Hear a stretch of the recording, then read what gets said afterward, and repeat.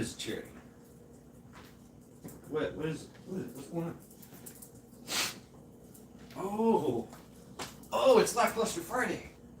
Of course. I almost forgot. It's Lackluster Friday. Oh shit. I guess I better do a live then, Sherry. Yeah. But first I need coffee. Yeah, coffee. Because if I'm going to talk shit for hours, I need coffee. That means you need your pound of flesh. Is that right, Charity? Yeah. Let me get my coffee. I'm sure that they've already started without me. I think Bonesy started the live. That's right. Get your ass over here. Let's do some Lackluster Fridays. That's right. Thumbs down, fuck yous. All you guys and gals out there.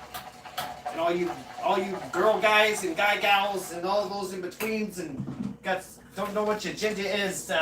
Here's a hint. It's one of two. It's a 50-50 shot. Okay, just saying. I ain't got no. My name is Bonesies and I ain't got no genders. All right, Charity. Here you go. All right. Enjoy it. Wow. Whoa, what's going on? Quick, everybody hide. Greetings from the Erie Coast. This is Mad Shad. And Bonesy, I guess. Holding it down here, Bonesy. That's right. Okay. Yeah, I feel like I'm on a cooperating move right now. He's cooperating. That's right. It's got got my old Muay Thai set up here. I've been practicing Muay Thais, and I've been standing on one leg for 3 days. 3 days. Well, kinda. So I've been just kind of hanging on the wall with my leg up in the air. Is that right? Cozy. That's right. Yeah, watch this. Wait, I got some mad kicks here. Yeah. Watch this teep. Ow. Yeah, I got an interesting teep here. Hey guys and gals out there, make sure you do your push-ups. I eat 3 push-ups a day. So yeah, do your push-ups. Yeah. Hey, what's up there, Rip Curls? Yeah, Rip Curls. How you doing? I see.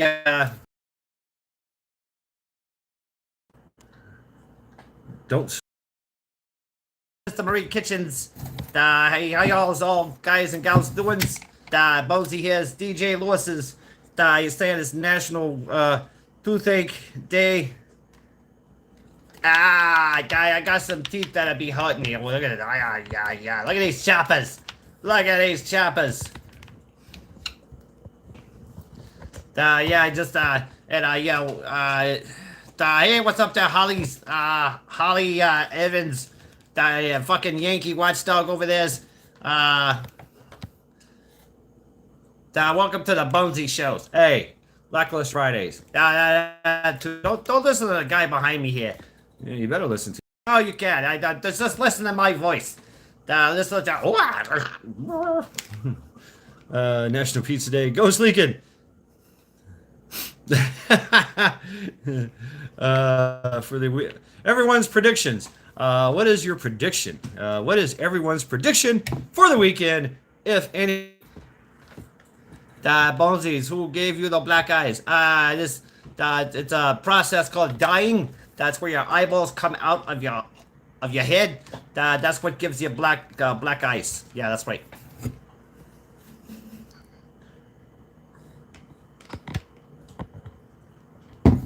The sun will rise again tomorrow. Where the Majik says world peace.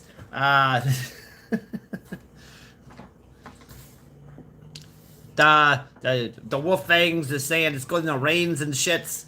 I don't know.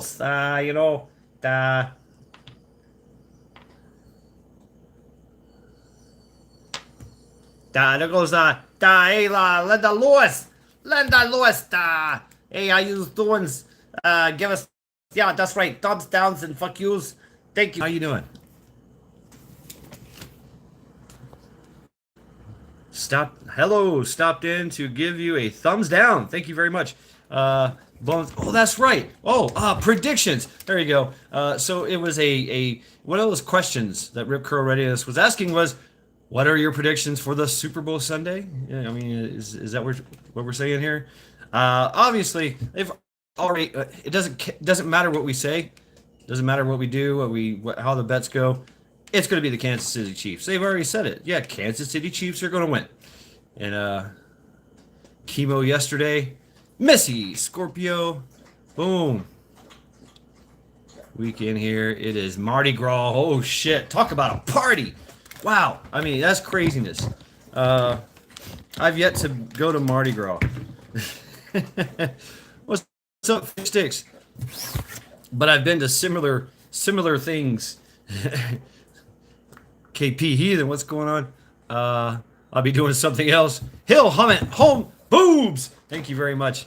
What's up, Jack? What's up? Thank you very much for giving us the gift of boobs. And of course, because you're from the future, you have guaranteed us that we have one more day, folks. One more day. Guaranteed. Wow. Thank you very much, Jack. How are things down under? Hell yeah, that's chemo yesterday, and this is wow. Tomcat, yo, what's going on, brother? So yeah, folks, welcome to Lackluster Fridays. Congratulations, you survived the week. The weekend is now yours. Wow. Yep. Linda, she had chemo. Now she's got the whole weekend. You know, she put in her work. So please hit that thumbs down button and fuck you. Brother Rooster, what's going on? Thumbs down and fuck you. That's right. Someone's pissing you off. Something's pissing you off. Give them the finger. It's also very acceptable greeting around here. Hey, how you doing? But yes, definitely give me all the thumbs down. The thumbs and downs is Hunter heading home, and then I'll be on. Okay, right up that Hunter. Heading home. He's on the commute. Outstanding. Next chemo in 3 weeks. Wow. Okay. New stuff, huh? So you get one now and one 3 weeks later.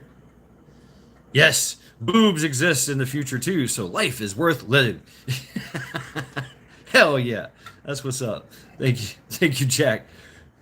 Hey, Madly Shadley. Skull, everyone. I'm drinking coffee and a little bit of hot chocolate in there. It's pretty good. Only 4 scoops of Cafe Bustelo. It is warm here in Cleveland tonight. I think it's like 6. It feels like it's almost 70. It really does. I got the doors and windows open. I've already put out my plants. Right, Yankee? Yes. Oops. So I think it's gonna get cold next week, though. I think it's gonna be some rain and some ice and maybe some snow and stuff like that. So I don't know. But for now, everybody's just running around, getting in everybody's way. That's good things, good times, especially at the park and intersections. Me and Charity just went out and encountered 3 dogs. Boom, boom, boom. Just here you go. We're coming through. Everybody's fine ass prepping peeps gather here tonight, listening to some fine words of wisdom. That's very debatable, Rabbit. Skull.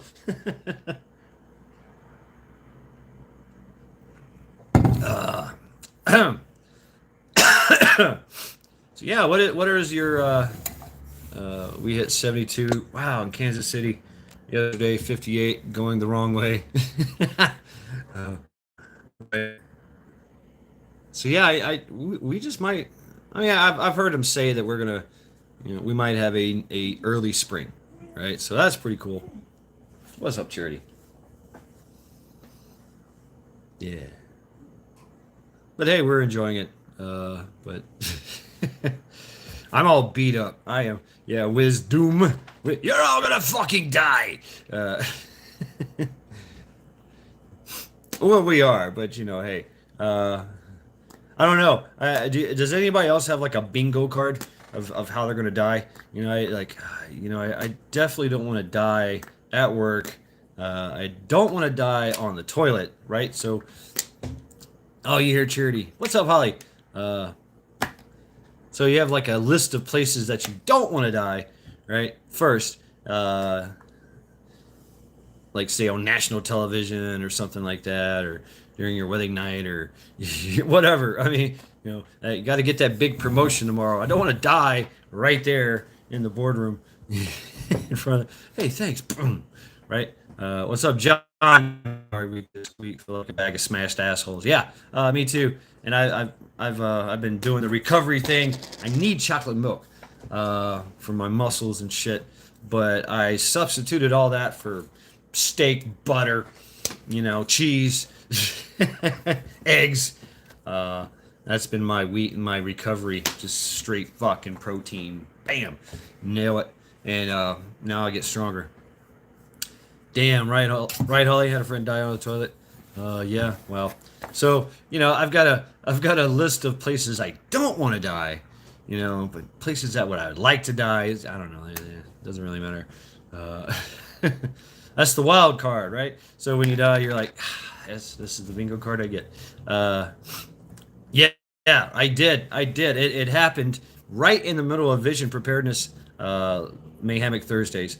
I was there, and then I wasn't. I woke up drooling, just drooling. I slept for like 10 hours.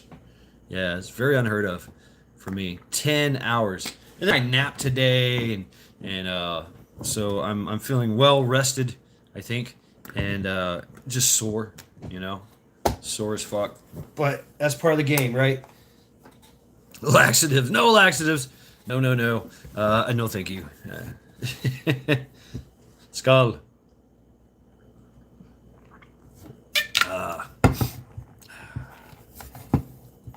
No. The best nap I had was when I was anesthesia. Oh yeah, right, Missy. Yeah, that count backwards from 1 to 10. And you're like 10, 9. You're done, and you wake up fucking 14 hours later. Huh? And you're high as hell on heroin. Ooh, ooh. Hey, you just wake up. Your whole body is just like, oh yeah, wow. Because your body just totally just relaxes and starts to rebuild itself. What's up, Eric? How you doing? Zombie Force. Waka waka waka. Terry Johnson. Boom. Yes. Welcome everyone. Thumbs down. Fuck you. Yes. Come on in the house. Have a seat. Or stand and rant and rave if you wish. Totally up to you, right? Yeah. But it felt good. It felt good to get a good freaking workout, right? Like a whole week of a workout and then a good recovery. And I kind of planned out my my days at work so I could work on my legs or I could work on my upper body. Always working on the upper body because that's what the job entails, right? So, but there's sometimes you can use your legs as well. But so yeah, welcome folks. Congratulations, you survived the week. The weekend is now yours. I think so. But I don't remember. Yes, I want to, Tomcat. I do. Yes, indeed. Trouble X. Stone Cold Crazy by Queen. I don't know that song. Maybe I do. Maybe I did. Yeah, sing it for me, Wolf. No, wait. So, yeah. Lots of things. Listen to some good old vinyl tonight. Panorama right now. Love the Cars. Oh, shit. It's on her. What's this? Coffee brewed. So yeah, Alexander Soros is our special guest for TBA for Trial by Axe. Zombie Force called me out on one of his videos. He's just like, "Fuck you, Shad." So I I do apologize sincerely for depriving you of Trial by Axe. and we will strive to get back on task this Saturday night. Yes, this weekend, this Saturday night. So right before the big Super Bowl thing where the Kansas City Chiefs win, and Taylor Swift says, "Hey, Joe Biden is the coolest thing since air," right? Or sliced bread. Wait a minute. And he's, which side of the toast is buttered is irrelevant. Yeah. So, boom, that's where that happens. Sunday, I believe, right? Sunday. Right.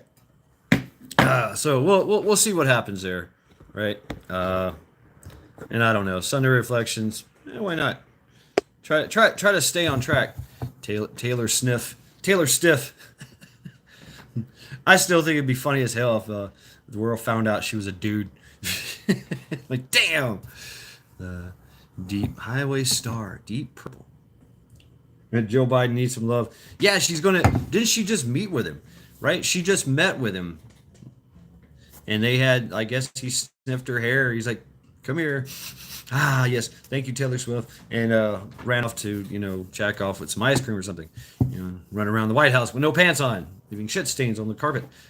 She's a Disney clone. I mean, there's so much. It's funny how so much came out about her. Like, she's like Anton LaVey's. She's like the spitting image of some LaVey. Anton LaVey's daughter, I think it is, or his wife. I'm not sure.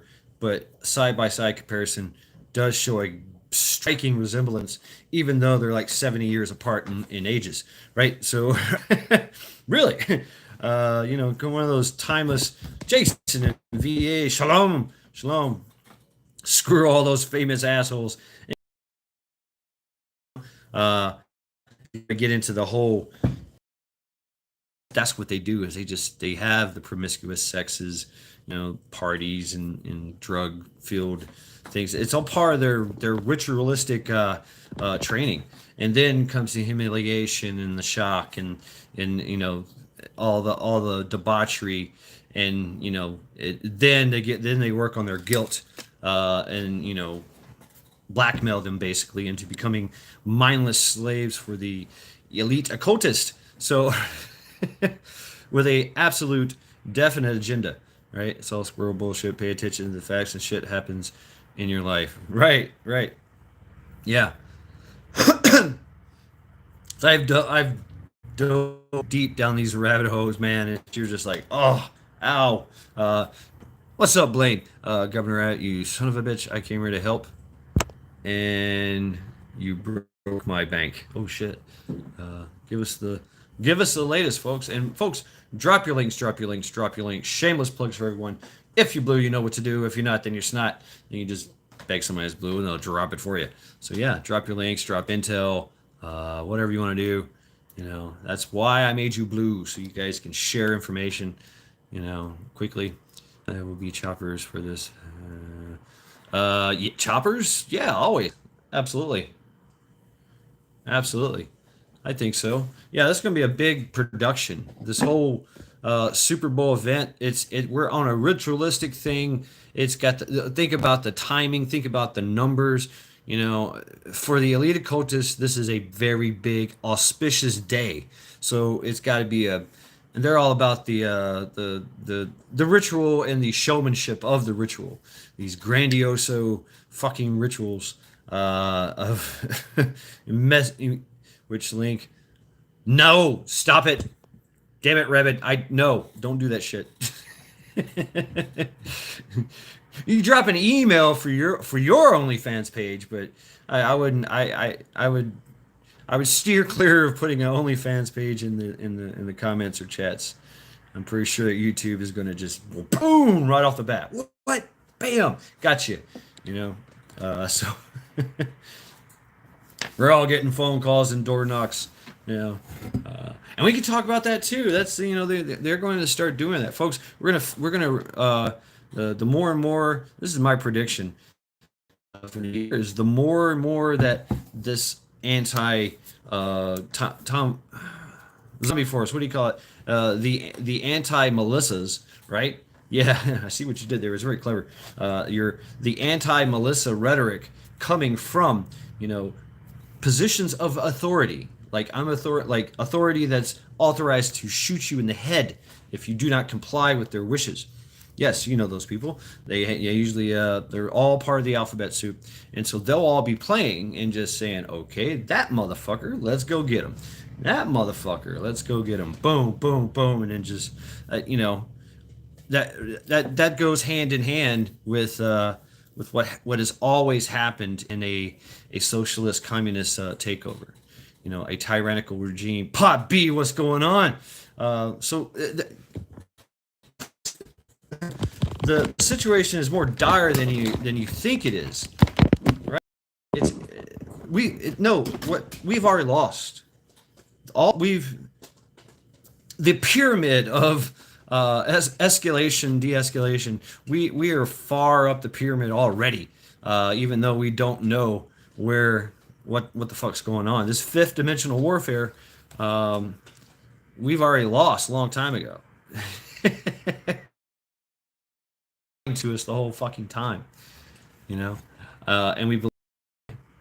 that's the thing. We've believed the lie so much that could never happen here in America. It did, like 4 years ago. It's already happened. It was already signed over, already done. It was it's all legal in their eyes, right? That's what they do. They try to make their legality. We already took you over. We've already won. Now you have to do what we say. That's at the point where we're at now. And so they're just going to come for you. They're just going to come for your social media. They're going to come for your work. They're going to think, this is part of the social engineering. Is you show up with jackbooted thugs and shoot dogs and put people in black, put little black bound in gag, zip tied, put little black bags on their head, and you throw them in the back of a van. That's it. There you go. And you're now being interrogated 24 hours a day, 7 days a week, right? So until they're done with you, and they either take you out back and shoot you in the back of the head or front of the head, or just let you loose, after they give you a fucking lobotomy or something. Your life is ruined after that. The Constitution didn't last 100 years. Wow.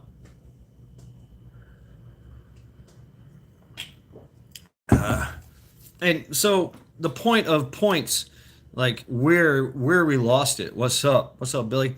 Bad that you beg to comply, right? So yeah, we're going to be, what we always fear, that knock on the door. He who knocks on the door. What? I'm not going another fight. Da da da da da. And what can I do? It's just they have, and they're going to tell you it's going to happen, and they're going to report on each and every one that happens. Boom, we got one. Boom, we got another one. Boom, we got another one. So it's now we got to watch. Now you're walking on eggshells. Now we're all walking on eggshells. What's up, Bob? Bob, what's going on, brother? So everybody's walking on eggshells. Nobody saying the thing, but everybody's thinking it, right? That's part of it. And then the shock and the humiliation comes of watching your neighbors. What's up, Michigan at Outpost? Boom. The shock of your neighbors getting dragged off. What's up, Lady Smith? How are you doing? Uduke. S.J. Alexander. Who is S.J. Alexander? Welcome to Lackluster Fridays. Please hit that thumbs down button and fuck you. That's right. Seeing a lot of new folks coming in here. Here's the deal. Thumbs down, fuck you. That's right. Please hit that thumbs down button, and your weapon's free for the fuck you emoji. Someone's pissing you off. Something's pissing you off. Give them the finger. It's also a very acceptable greeting around here. Hey, how you doing? Nice to see you. Hey, how you doing? Hey, how you doing? Ow. Hey. Right. So, when Bonesy says, what's going on, brother? What's this? It talks about dead people heard around the world. Right, yes. It's just absurd. The absurdity. That's how it works, man. That's how they twist and warp our perception of the world. It really, that's the master. They are masters at that magic. But they, instead of doing it, whereas in theater they had to do special effects, right? Physical stuff. But they would do it, right, to pull their You know, they're making their own reality. Are you going to vote for Trump? Don't know. Link to Backwoods video. Boom. Thank you, Tomcat. So, you know, it's interesting. It's interesting how, you know, we know the process. We've studied the books. You know, we what's up, Teresa? You know, a lot of this shit was taught to us in school. Homesteader Rachel, welcome. A lot of new folks coming here. Please hit that thumbs down button and fuck you. See, it just kind of goes right together. Thumbs down, fuck you. Your weapons free for the fuck you emoji. Something's pissing you off. Someone's pissing you off. Give them the finger. It's also a very acceptable greeting. Please hit that thumbs down button. Thumbs down, yeah. You know, like, share, subscribe. No, just hit the thumbs down button here. You know, boom. And congratulations, you survived the week. The weekend is now yours. Men, we know what you do. You come in the house, you kick off your boots, you drop your trowel, you kick it over in the corner, grab yourself a tasty beverage, prop your feet up. Boom, the weekend is now yours. Ladies, y'all do it a little bit differently, I guess. You come in, what's up, fed up? What's up, bro? Good to see you. Ladies, you come in, you drop, you kick off whatever medieval torture devices that y'all call shoes off onto the corner. Hey, what's going on? Meat puppet. You take your purse and throw it all across the couch, and everything goes everywhere. But somehow, someway, you find relief, ladies. The bra comes shooting out from underneath your arm, hits the wall, hits the cat. The cat goes meow, and promptly sets in the bowl and licks himself clean. Ladies, go ahead and grab yourself a tasty beverage. Prop your feet up. The weekend is now yours. Skull. Welcome to Lackluster Fridays, people. Pot B, you get no thumbs down, good sir. I don't have it in me to dislike your radio. I'm weak. I don't know why I had to do it in that voice, but it seemed appropriate. Thank you, Pot B. Majik, yes, so there we go. Press 1 if you're not wearing pants. Press 2 if you're not wearing a top. Press 3 if you're just butt-ass naked. Press 4 if you're butt-ass naked, covered in cream cheese. Press 5 if you're just wearing a gun belt. Press 6 if you're...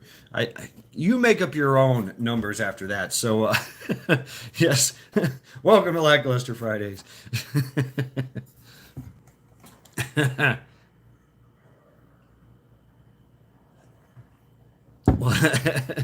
Rabbit, of course. 3, naked with a cigarette. Hunter, yes, just in time, Hunter. How are you dressed today? Everybody else is like, walking around with no pants and shirt cocking it or shirt vagging it. So what's up, Shane?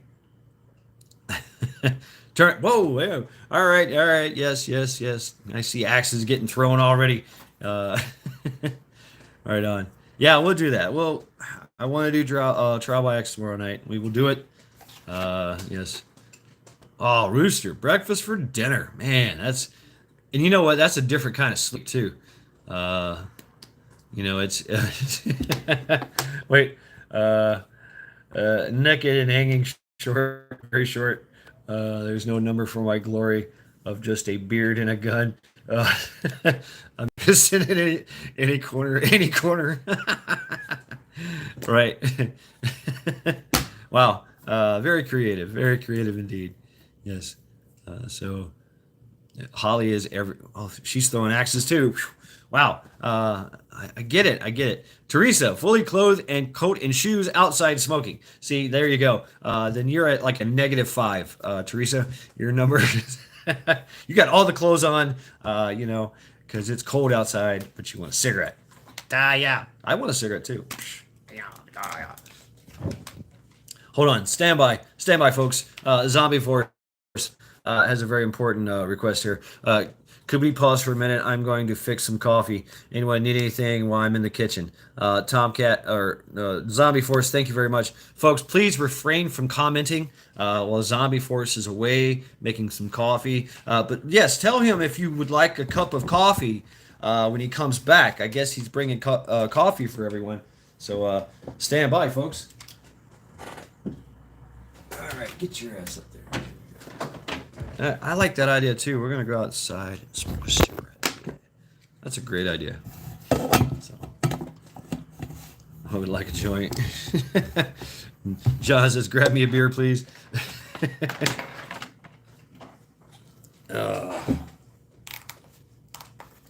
right, throw me a brewski. More rum. We'll see what we can do this run this time around. So we're working hard for your thumbs downs. This is the lackluster of Fridays. So that is my goal. Oh, it's kind of warm out here, folks. It's pretty cool. It's got a nice feel to it. Put out the plants today. The sun was out. Oh shit! Hunter's gonna start drinking in joint naked and clothed for outside. right on Debs. Coffee please. Goes all right. Rooster's having. It's perfect. What is it in wait, Sister Marie? What is in Bonesy's bug out bag? That's a good question. You guys tell me. He doesn't need anything really. He's immortal and impervious to most destructive means. So I don't know. Maybe just a bag, just so he can hide in.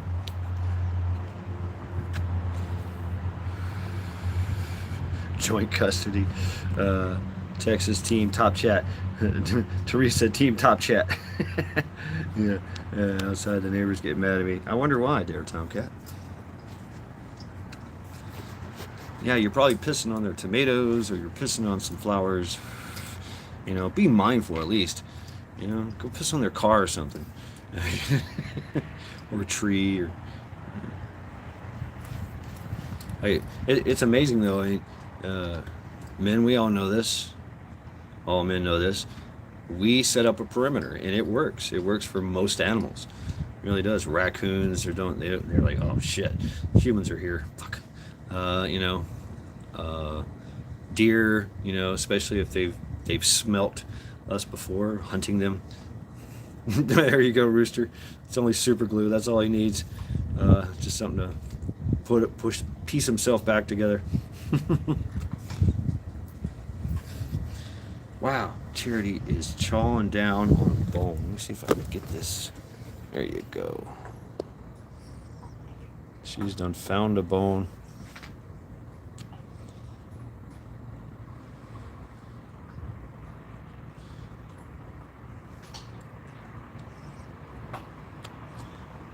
Ooh, really, Teresa? What are you cooking?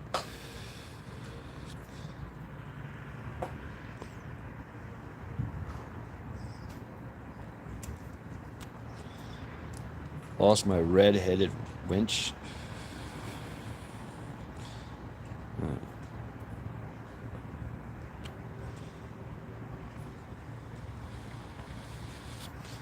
There we are. I guess she's done with it. Okay. Yummy. Majik, I don't have a red winch. Red wrench. Yours is blue.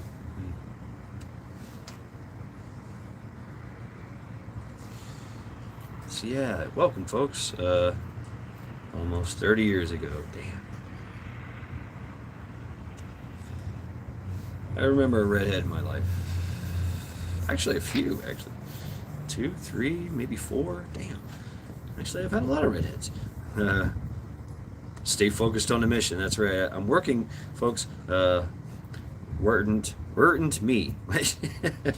We're not me. Oh, chicken fajitas with chipotle peppers is going to be the gift that keeps on giving. Right. Man, I've been loving it. I've been chowing down on some steaks, man. Me and Charity. Steak. I call them tacos, but it's you just take a tortilla, soft tortilla, heat it up, put whatever you want to on it. There you go. And I chose steak and egg and cheese. I had some salsa.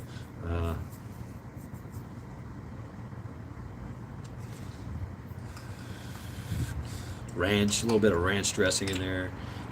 Yeah. Hey, yeah, right, folks. Eric. Eric has been getting some kind of. He's got like a. Check out Grimfrost. They sell some high end, actually authentic stuff. Goes Lincoln, legendary stuff, soft tacos, right? I've been starting to like keep them on the frying pan a little bit more and let them crisp up, so they kind of blow up in my mouth. Crumbs go everywhere. What's up, Tiger? Holy shit, Tiger 454. How you doing? Good to see you, sister.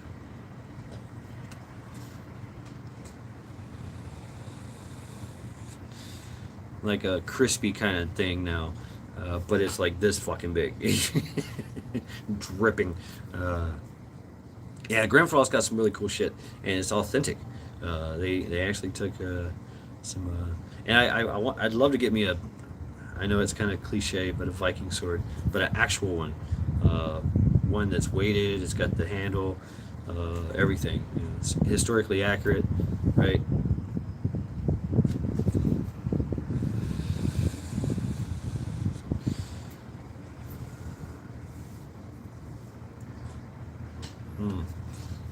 Damn, Tomcat. Wow, badass, Eric. I mean, and Eric has been showing me pictures. So yes, okay, thank you. Yes, I see the pictures. You want an arm ring, but I don't deserve it. Ha ha ha ha. Wow, interesting. Hot B. That's an interesting concept. There's also another guy. What the hell? He's a magical. He's from Norway. I forget his name, but he started his own shop as well. And he's basing a lot of his shit off of historical magical stuff as well. So if anybody knows about Old Norse and Vikings and all that shit, the fucking there's a lot of misnomers, right? Things we don't know, but a lot of people claim they do. It's possible. It is. Like Seether magic was passed, and everything in the Norse Norse way of life was passed down, by someone telling you. They didn't write shit down. Nothing. Seriously, the sagas is all we get. And some small little things here and there.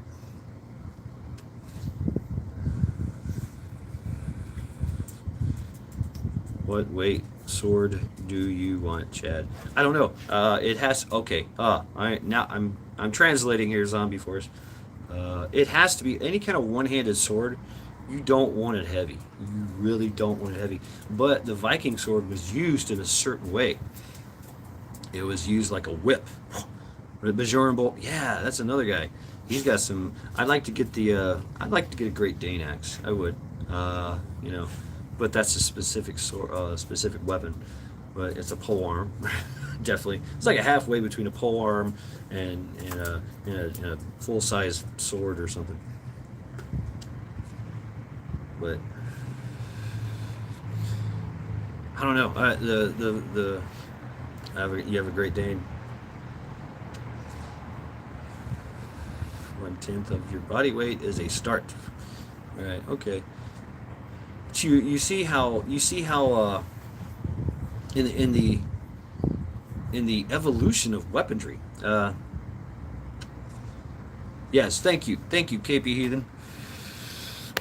Right. So, but we have to understand that. Hold on. Let me get you in here. We have to understand that there was no record of how this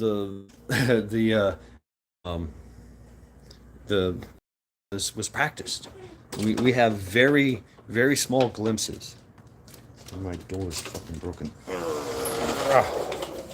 Go ahead and drop all this shit. Hey, I'm working for these thumbs down here. All right. So yeah, let me close everything up here. All right, Charity wants something, so hey, we get to. Yes.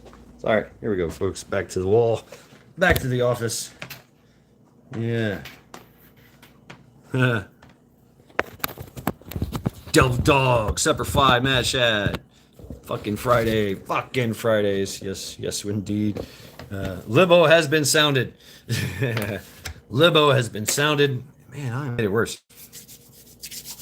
I need a lens. Do I have a lens? I might have a lens. Ah, lens clear. Aha. Stand by, folks. Right. So, actually anything. And the Viking sword had a length to it. It had a very interesting length. It was just about unwieldable. So, but it was used in a specific way. It wasn't grasped. You could grasp it, but they cupped it. And they would whip it they would whip it, or they would push with it. So it was really, really made really effective at two things, and that was like the wrath whip and the stabby, because they could transition easily with their shield, right, with the sword. That's how, and they would work their sword off the shield and use the shield as more of a weapon itself, and how to gain entry, get inside, and be protected, right? So the Norse were, man, they were badass. They spent long, yeah, whip and poke. I still do it. Right. Yeah. I mean, I want to play now, but I got this little one here. So they like to whip it, but they would grab it like this, and whipped it, and they had like that handle. That pommel was like a handle that gripped onto it, or you could grip onto it and hold on and whip it. Damn, I still don't have room. But you could whip it, bam. Or you could also just put your hand behind it and push. If you're in transition, So I don't know. It was a very specific connecting. Reconnector. Here we go. Yep, there we go. Widow's Diary, artist and poet. Boom. Good. Right, Podby, and that was the weird thing, because the axe. No, you're right. Yeah, that evolution, into, okay, hey, that makes sense. That's a good idea. When they met the Celts and the Welsh, right, and they had these massive fucking claymores. Like, what the fuck? You're a Viking with a shield going, what the fuck is that? That's a big fucking sword. Boom. Right? And these guys are painted blue, and they're fucking, most of them are naked. They fight naked. It's like they just walked into an island full of berserkers, naked berserkers coming at them. They're like, fuck. Shit, this whipping thing ain't gonna work. So then they went to more pokey, right? Double-handed weaponry. Your axe probably would have done really well. The axe always does really well in any conflict. But I think at that point in time, Podby, is when the Frankish developed an axe that was short handle and longer of a fucking head. So when they threw it, it would always hit with the axe side up. Boom. And it was heavy enough that it would, and short enough that it would bounce and tumble. So they would throw a bunch at them. Yeah, leave it to the French, right? But but the more the evolution came about, to the point where, okay, now I need to do protection. Now I need to walk around town. I live in a city, or I do business. I carry my goods and services to a village, right? I live outside the outskirts of town. I'm going to need something, because I got bandits, I've got wild animals, right? That was a hell of a way to die there too. Archers, right? Now you're talking about armors, and okay, how do you do that? And of course started the more evolving. So how does this weapon defeat armor? Right, so there's a race, an arms race. What's up, Bug Out Adventures? Welcome. But a good hand and a half sword, or a carry sword, if you had anybody with you, like you had your sons or whatever, and they were big, right? They could carry the pole axe, or they could carry the spear. You know, you carry the fucking archery. You know, oh, you just right. Was oh, rabbit. Fuck it. Put on some headies. Ain't digging for deep purple right now. Okay. What's your problem, people? There are 17 likes. It's supposed to be like 0. It's fucking dumb. Thumbs down. Fuck you. Get on the program. Change it. Change it. Ah! Tell him, Devil Dog. Tell him. Tell him. Thumbs down. Fuck you. That's right. Thumbs down. Fuck you. Please go back and hit that thumbs down button. We're all about the Lackluster Fridays, and I'm trying to present such a lackluster show that I deserve your thumbs down. Yes, I'm doing everything I can from just talking shit. I have a fucking skeleton that I make talk. Okay, I'm a fucking loser here, folks. Just show your fucking, please, just show me you recognize me as a fucking loser and give me your thumbs down. You know, so thank you, Devil Dog, for the rant and rave. He just went right into knife hands and just started just reading everybody like a drill instructor. Thank you, Devil Dog. So yes, Majik No Shield. What's up, Prepper Book Club? Yo ho ho, like them lusters. Yo ho ho, and a bottle of rum. Loyalty, hate, discontent, people. Thank you, Devil Dog. I love that. I do. I have a hunting bow. It's a bear compound. I've had it for years. Yeah, I'm pretty good with it, you know. But love you as well. Boom. Thank you, Willow's Diary. I wouldn't mind having a breakdown. Trebuchet. I can make a trebuchet. I've always wanted to make a. Fuck yeah, let's make a trebuchet. I can make a whole bunch of trebuchets. Yes. But yes, cannons. But yeah, I love bows and arrows, and got my bear whitetail yet. I mean, it's just a good bow. It used to have all the bells and whistles on it, and the only thing I want is a whisker biscuit, and that's all I want. I want to try the whisker biscuit out. I've never shot with that thing. It's all the rage. I want to fucking do it, but it's like $100. Maybe one day I'll get a few, or $50. I forget how much it is. But install that. But it had all the sights on it, and I played with all the fucking sights before, and I found it. I stripped all that shit off. I just stripped it all off. I just have the bar. I've got like a little rectangular bar on it that I use as like a fucking quick little range finder. Like a leaf sight for a fucking because it's a lot like a grenade launcher. It's an arrow that you're shooting. But right, I even made some arrows and shot it out of them, out of that thing. What is it? 80 pound? I think it's an 80 pound. Yeah, 80-pound bow. Yep, I think. Don't quote me on that. Maybe 70 pound. I don't know. 70 or 80 pound. It's enough. It's perfect. I can still make I can. You're not gonna get good range out of a bow anyway. Osage orange is the best wood to make a bow from. Right, and that's what I want, Rabbit. I want that 3-piece breakdown, something and it's got like a bolt or whatever. Everything's like wood, fiberglass, just beautiful, right? I have a Chihuahua for home defense. It's really lacking luster. Charity's looking at me. What's up, Charity?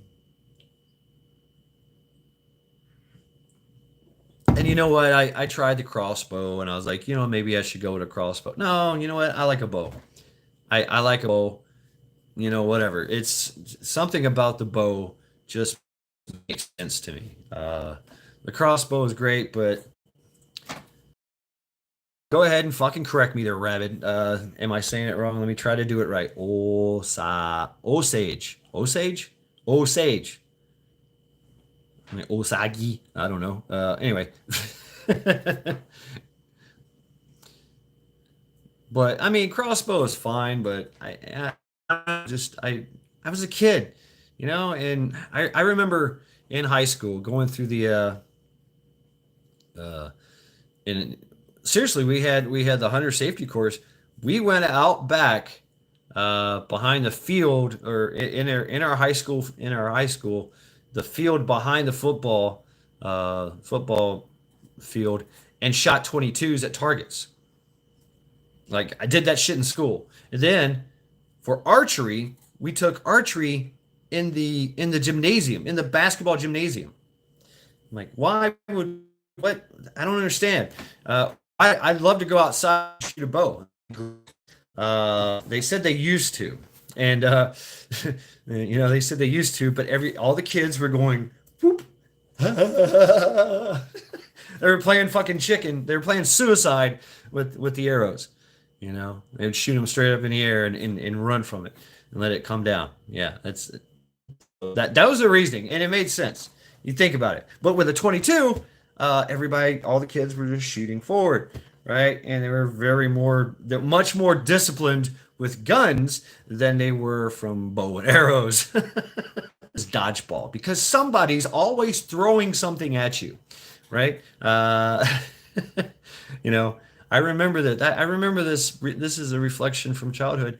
I'm either throwing something or somebody's throwing something at me constantly, in school, on the bus, in the bathroom, right? The hallway, in the woods, right? Whatever, wherever the encounter was that you and a bunch of kids were, somebody was throwing something, or you were, maybe in retaliation. Eggs on the bus. Oh man.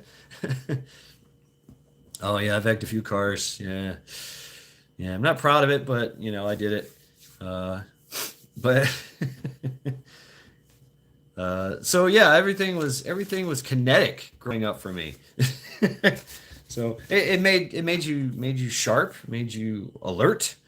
Yeah, you had to be alert. I mean, even your family. I've got scars on me for my sister threw something like a tool or something at me in my wrist. She threw a freaking pair of needle nose pliers at me and stuck me right in the wrist and chunk. I had a freaking pair of needle nose pliers sticking out of my wrist, going, Cauldrons of Tar, Greek Fire, old school baby. Yeah, right. Yeah.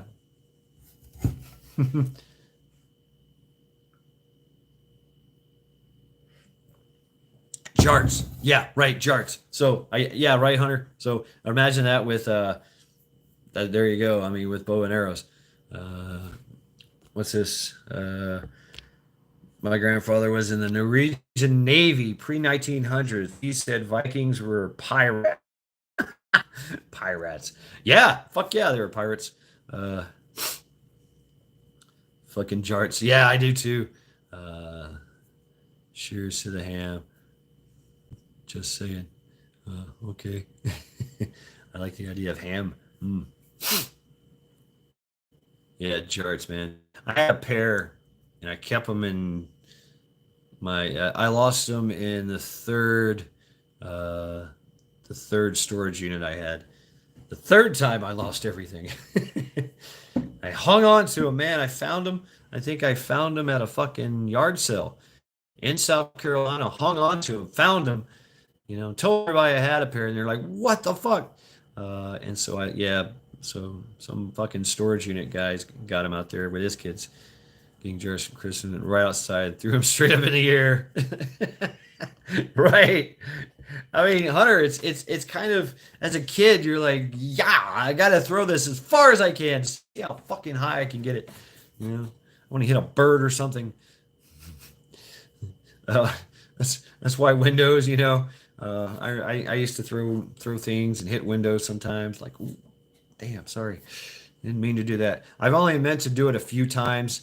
Oh, they dry rotted. Oh man, yeah, that was the beginning of plastics, if I'm correct, right?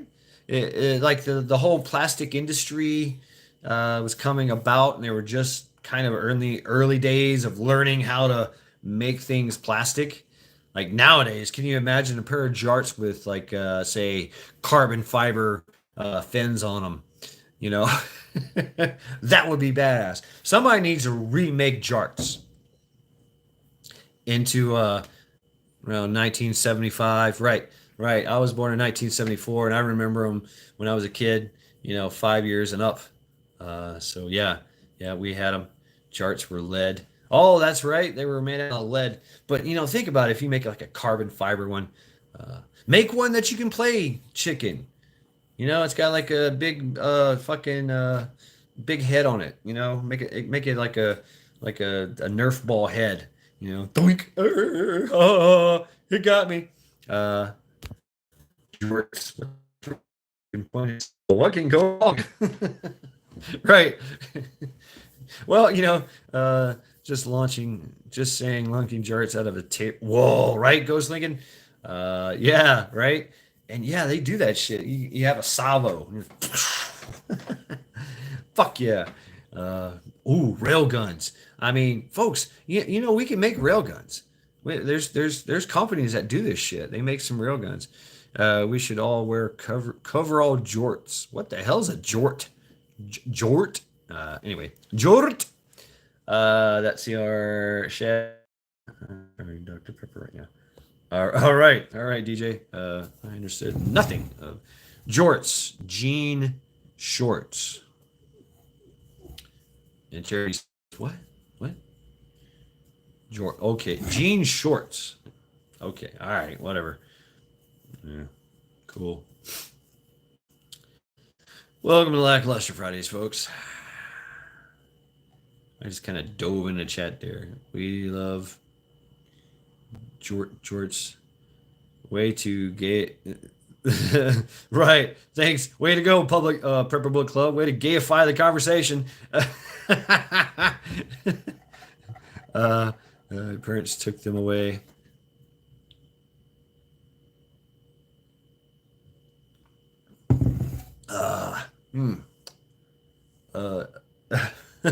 It's what I do.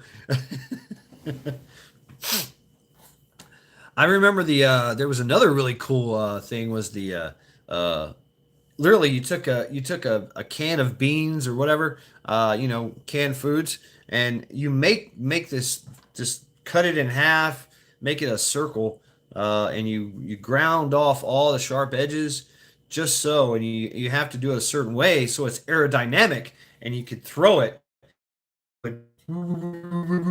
It would fly through the air, like this, and then you'd catch it on your finger or something. I remember those, and all the adults thought that they were literally cans cut, and that they were sharp as hell, and they were going to get us killed, and they would grab them and throw them down and stomp on them. Hunter, Viking swords, jarts, chemical warfare, Prepper Book Club jorts, Daisy Dukes. Yes, conversation could go anywhere at any time. Just stand by, you never know. Cleans lime rust buildup, CLR. Gardner Josh, howdy. Lach luster conversations have turned slightly into Stabbers and Anonymous. Stabbers and Anonymous. Hi, welcome to Stabber Anonymous. Everybody's sitting around like right.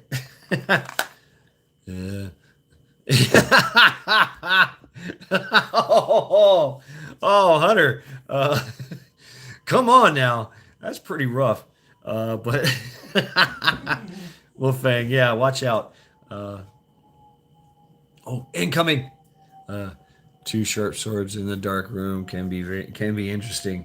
Damn, right? That would be interesting. Yeah, right, zombie. And remember, imagine some of that training. You're blindfolded, and you've got two. You're fighting.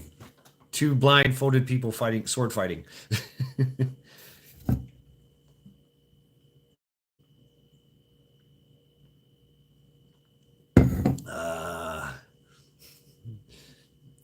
I don't, Hunter, you might want to be careful. Prepper Book Club, he'll make a meme about you. You'll be a meme or something, and then boom, he's got you.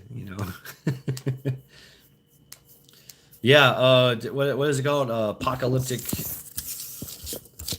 Fallout. Oh, Fallout Fridays. Yeah, Fallout Fridays. Yeah, Fallout Fridays.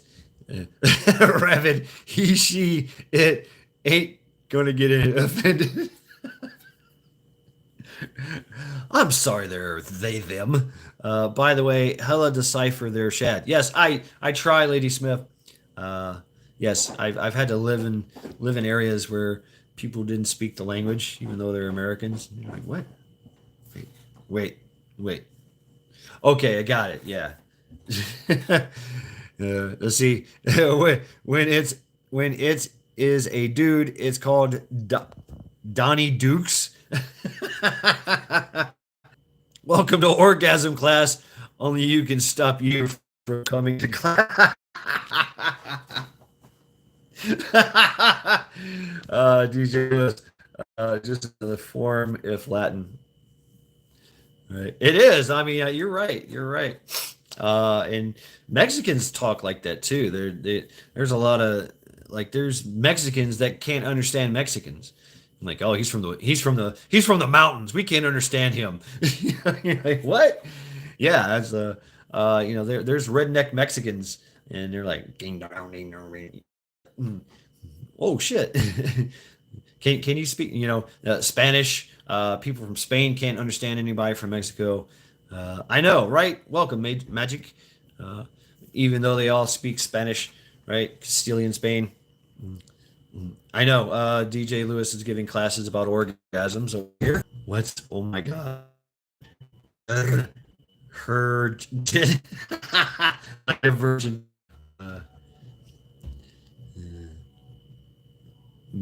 Mammogisms. Oh, good burp on live stream too. Just egg.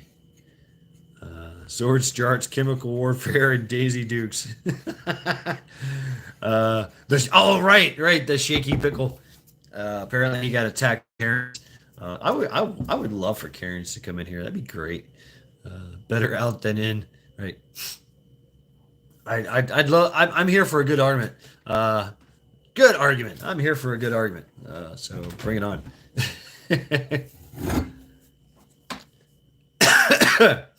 And I'm gonna call and fart, and probably cuss too along the way. Thank you, Majik. But we did notice that you left. Yes. And we can all see you didn't wash your hands, Majik. Yeah, we all know. We all know you did not wash your hands. Sorry to break it to you. Yeah. Majik's got dirty pee hands. Orgasm class teaches both out and in. Wow, DJ Wolfang chimes in with "Come as You Are" from Nirvana. That's what's playing on Wolfang's side over here. So yeah, here we are about the fucking orgasms. Yeah, we didn't care, right, Rabbit? We're just letting you know. We know. It's all right. It's okay. Yeah. Wash your dick beaters, right? Wash your dick beaters. Yeah, you have to. You got to.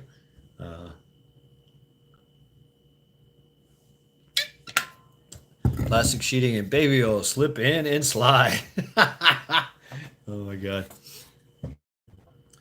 I have to say, what a scalding coffee. Woot woot. Yeah, good stuff. When I worked in pest control, you had to wash your hands before you went to the bathroom. Like really, really good. Really wash your hands good. And I didn't do that. And I was playing with something called Demon Wettable Powder. And it had capsium olacellum in it, like a high percentage of capsium olacellum. It moving around, that's what you want to see. And so I got it on my hands, and I used the bathroom. And yes, I touched myself, and it burnt for a whole 24 hours. Intense burn, 24 hours. Yeah, down there. Yeah, and I've probably done it twice or maybe 3 times in my 12-year career as a pest control. And I've done it to my eyes, I've done it to my face, and it's pretty bad stuff. No touchy. Yes. You learn real quick. You're making my balls itch. Well, mine were on fire. I know. I didn't read the warning. Mr. Mountain Dick Burns. Milk or vitamin E. I tried everything, Lady Smith, and it just. And they told me, they said nothing will save you. There's nothing you can do. It just has to wear off. Because what? Because there's the chemical that it has it penetrates any type of membranic material that bugs have, and your twig and berries down there are very similar, so it soaked right into the flesh of the members, and it stays in the skin for at least 24 hours. And yeah, it does get into your bloodstream. Absolutely. Yeah. So I chemically exposed myself to a highly volatile chemical through the way of my dick. And yeah, you do kind of feel kind of woozy. You're like shaky and woozy, like you're about to have a fucking seizure or something. But in low doses there. Ooh, I wish like Buddy Holly. Oh, and Mary Tyler So 5-he antediluvians didn't have those issues. Antediluvians didn't have those issues. Okay. Not sure there. What's up? No. Texas on the back 20. Yeah, it was a definite weenie roast. Yeah, I roasted everything, and yeah, I remember I put my I was driving home, and it was early in the morning, and I'm driving, and my eye was itching, and I just did this. Oh, that's all it took, just getting something out of my eye. Boom, my eye was on fire. It was inflamed. I drove myself to the freaking emergency room hospital. I was like, my eye is on fire, and it was all puffed up and shit. And they were like, what happened? And I was like, probably got some chemical in my fingers. What's up, Faith Fuego? Welcome to Lackluster Fridays. Please hit that thumbs down, fuck you. That's right, thumbs down, fuck you. And the doctor was like, just flush it out, and good luck. Yeah. He's like, just good luck. It's going to burn. It's going to burn for 24 hours. There's nothing you can do about it. Once it seeks into the skin, it's there. The burn is going to happen. Congratulations. You just now have a 24-hour intense burn. You're perfectly fine. You're perfectly safe. Yeah. You might twitch a little bit, depending on how big of an area of exposure you got. You'd feel it too on your face. In the old days, we would spray up sometimes, and you'd have to be careful of splashback, and it would hit you on your face, and you feel it on your face just burning, just. Damn. Zombie Force. I like the minty one. It's nice, and it's kind of, I like that mint cooling, minty freshness going on down there. So I do that. Yeah. Pat me a tune, smacks Wolfie on the nose. He probably needed it. He said, "Down boy, eucalyptus, right?" I don't know. I don't want to go back and test it anymore. What's up? Kill it and grill it.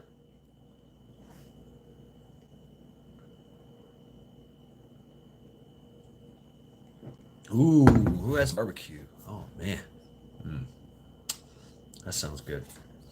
Hell yeah. December by Collective Soul. Anthony, boom. What's up? What's up, you? See how it just goes together? Boom. Yep. How you doing there, Jack? Jake. Jack was in here earlier, so we all know that we made it to the future, and Jake is here now from Texas. So yeah, give us some updates about what's going on in Texas, there, brother. It's got to feel like it's go time in Texas right now. You know what I'm saying? It's starting to feel like that everywhere. But if you're a Texan right now, I'm betting money that you are within distance of some type of carbine, definitely a pistol, plate carriers, you know, night vision goggles, all at the ready. Heward's army's on the way. What is Heward's army? So yeah, you got anything about that? Please feel free to drop it in chat. Waiting for the lead to fly. Yeah, I mean and that's the thing. Texas is like, okay, you sure you want to do that? You sure? I'm asking you. I've asked you 3 times now. Army versus the Guard. That would never happen, man. That would never happen. It would have to be another country, another, probably the Feds. Maybe if the Feds got together, maybe if all the alphabet soup got together, maybe just maybe they might have some. Right, exactly. Texans don't give a fuck. They just, what? Really? Yeah, okay. Let's do this. Come on then. Yeah, so that's what I'm thinking, KP. Like maybe a NATO country, because that's the truth of the matter is, folks. This country was signed over a long time ago. It is no longer the United States of America. It's property of. It's property of fucking, the UN, the NATO. I mean, that's why everything is being allowed. Everything is happening this way. Why is it happening? Because we've already lost, and we refused. We chose not to fight back. And now they're just circling. Now they're just going to say, okay, these are the policy changes. What's up, Kentucky Survival? Yeah, well, I know Bug Out, and that's why we're here, is because we've been too nice. We were too nice back in the 2020 or whatever. Oh yeah, of course. And so everybody's coming to the party, and we have front row seats.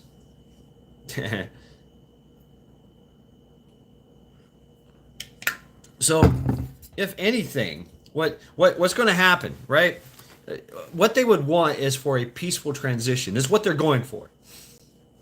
The transition has already happened. Things have already transitioned.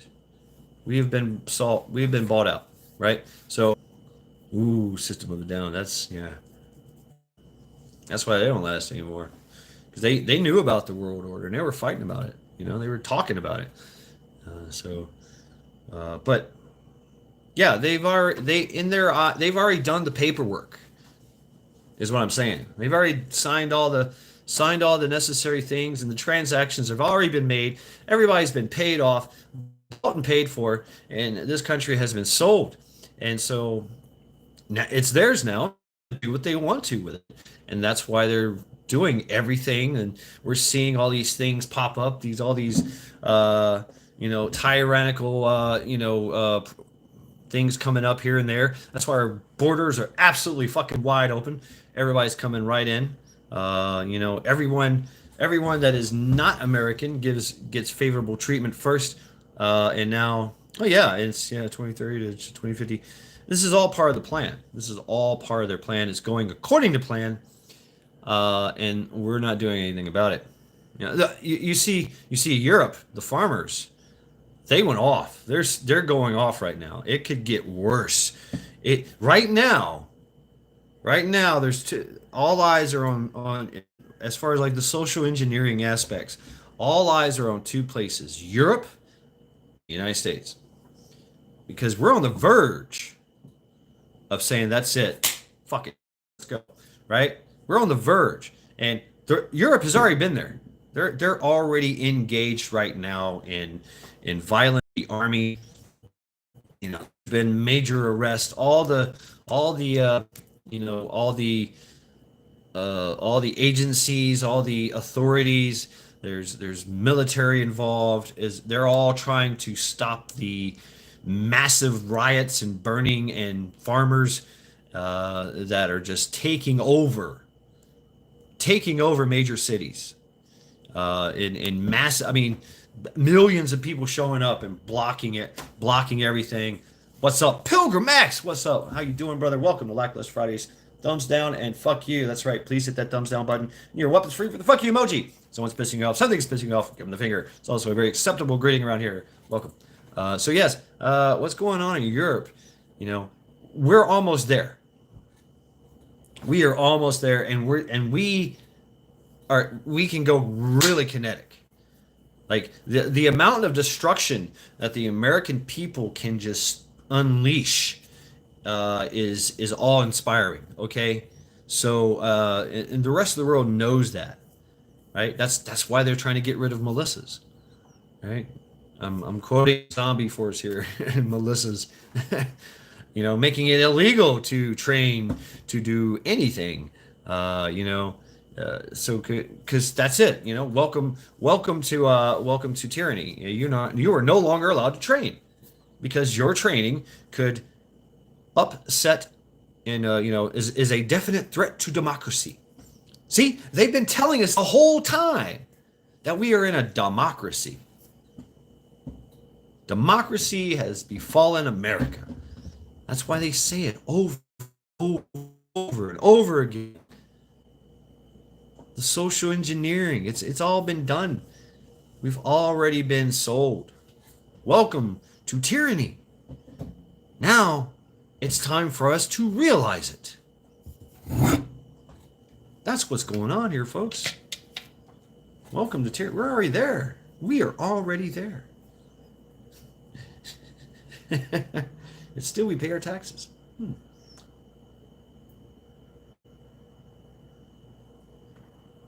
So they have full authority to do whatever the fuck they want. That's what they're telling us. That's what they're showing us. They're showing us that they are going to do anything and everything, and they have the authority to do it. They're going to round us all up. They're going to shoot us. They're going to cut off, you know, food.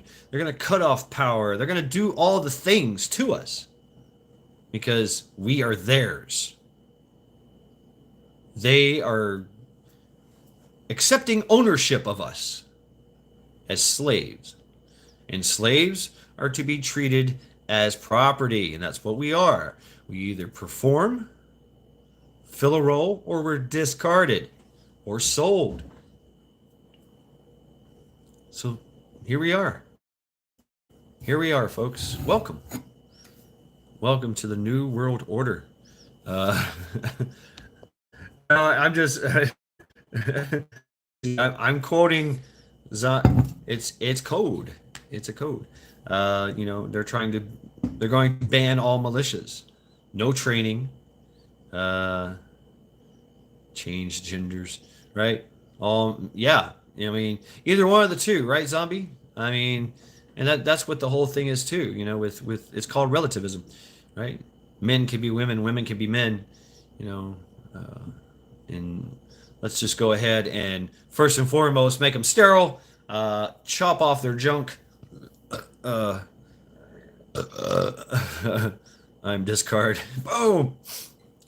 You know, it's through that relativism that they're gaining the depopulation, and it's part of it, you know. Because it's harder to fight a grown ass man, but it's easy as hell to change him from becoming a grown ass man. Yes, right, Kentucky survival, and so that's the point, is that we're not a constitutional republic anymore. I'm a fucking lesbian. Let's get that shit straight. Right on. I respect that there's Zombie Force. Yeah, let's call it that. That can do whatever they want. The difference is enforcing it, right? And so they don't want to really enforce it. They just want to say, here it is. Here's the rules, and we comply because we mostly do. We mostly do comply. As Americans, we comply a lot because that's what the system does to you. You got to play the game. You got to pay to play, and to play you got to pay, right? And that's the rules. And so everybody plays this game. You work the you work the salt mines. You work your fingers to the bone, right? You pay your taxes. You get your registrations. You update things. You update your driver's license. You do all the things. Oh, you have to have insurance now and all these requirements and all these bullshit, right? And you got to believe that all this is yeah, all this is the most important thing that you can do to survive, so that one day you can retire and die peacefully in your brand new home with your brand new car. So, from day one, we were lied to. But we were complicit. We didn't fight for anything. We didn't say no. We did not say no. We did not say, I don't like this. Fuck you. Willing participants, yeah. We didn't do this. If we did, it was very lackluster. Yep, I watched it, Tiger. Yeah, I did. I think I shared it on my community page.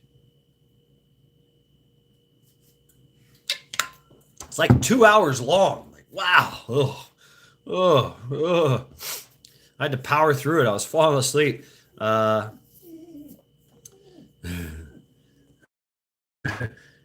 Pay to take it in the ass. Shops closed. Right, Rooster. Majority Rose here in Rainbow Unicorn Land.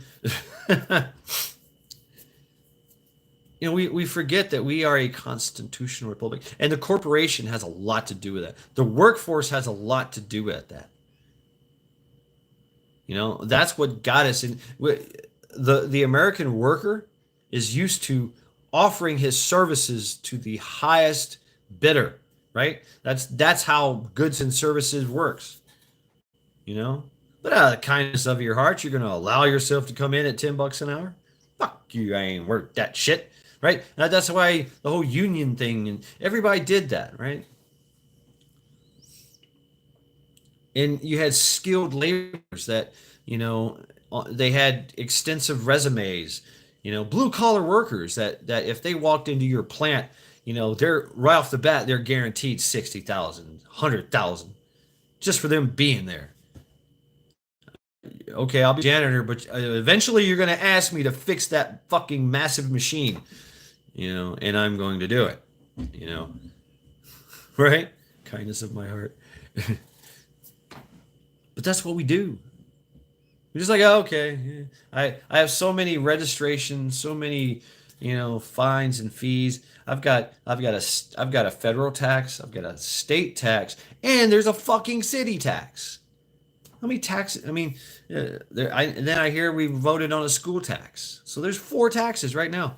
Not to mention all the other things I got to do and pay. I'm like, fuck. Really? Why? Why is that? Why? So I can just, be comfortable here? Fixing, right, Ghost Lincoln. So that's what I'm thinking, I mean, the highly skilled labor, the absolute geniuses of their fields, they walk in and they command that right off the bat. They're like, this is the deal for me to work here, to me walking on your place, you give me this. That's, or I'll go over here, right? And so somebody's going to hire, exit the system. Yeah. How do we do that? Lady Smith? How do we exit the system? I think I've tried before. Just wound up being homeless.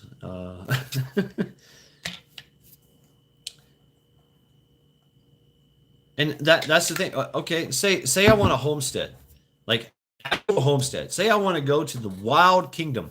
What's up, Metal, for breakfast? What's going on here? That's right. What the fuck is wrong with you people, right, Metal? Tell them. Oh yeah, there's a death tax too, and I have the power. It's just so much. Even if I went out to the wild, well, say I went to Alaska. There's just open land out there. It's rough land, and I walked out in the middle of the woods and said, boom, this is mine. I can do that. And I do the homestead. I claim this land for mine. As soon as I do that, boom, they start hitting me for taxes. Like, okay, I want it. That's your land. So basically, I'm paying taxes. It's the same thing as feudalism. You know, you got to pay taxes to your lord to operate on his land. He's giving you permission as long as you give him a tax. We've already been manipulated. It's already been just pushed in there, where you get arrested, right? Or you get arrested. Yeah, maybe they don't want you there, but there is places you can go legally and say, I want to claim this. I want to do a homestead. And boom, But and you're like, no, I don't want to do water. And later on, when population, civilization creeps up on you, then they're yelling at you because you don't have water hookup, you don't have power hookup, right? What do you mean you don't have cable hookup, you don't have high speed modem? You got to get all that shit, right? And you're just like, man, I just want to be left alone. I can take care of my own power. I can take care of my own fucking water, sewer. I can take care of all that. I don't need you. And I damn sure don't need to pay somebody. Fuck you. Right? What happened to that? What happened to that type of mentality? Now that we have the technology, now that we have the know-how, why are we not just going out in the middle of the woods and saying, boom, I'm going to build me a fucking mansion right here. Boom, right on top of this mountain. It was covered in trees before. It was hard to get to. Bam. Right. Cable, water, sewer, grid. There's still places in the world like that.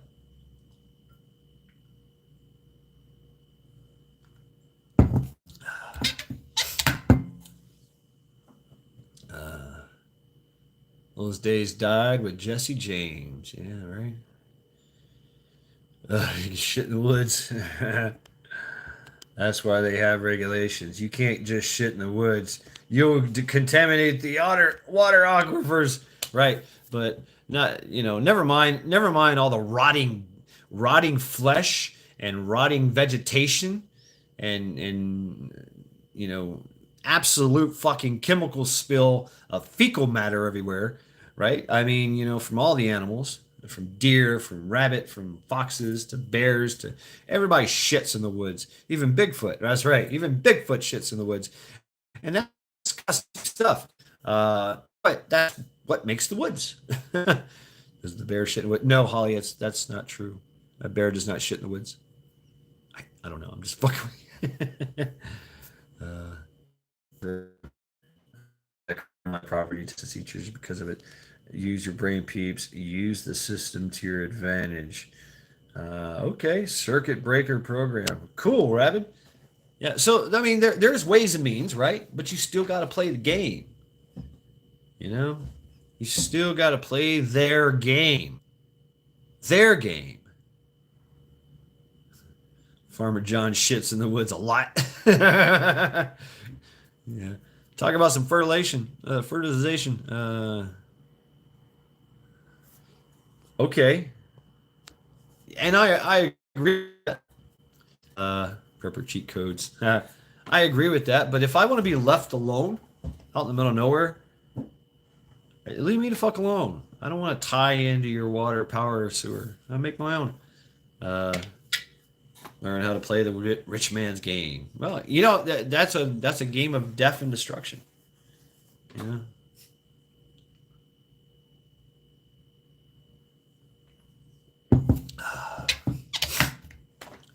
All we can do is prep and pray.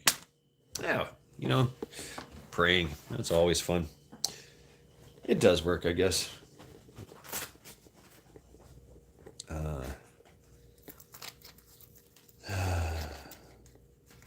Yeah, that's true. I mean, that is true. I must agree. I've taken advantage of some of these things, and I've heard of a lot more. of people doing stuff like that. I think it's pretty cool, but what if I don't want to do that?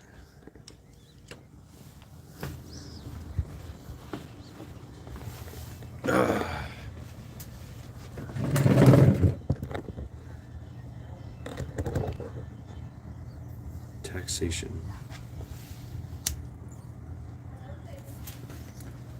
The more you, I don't know, it's just, it pisses me off.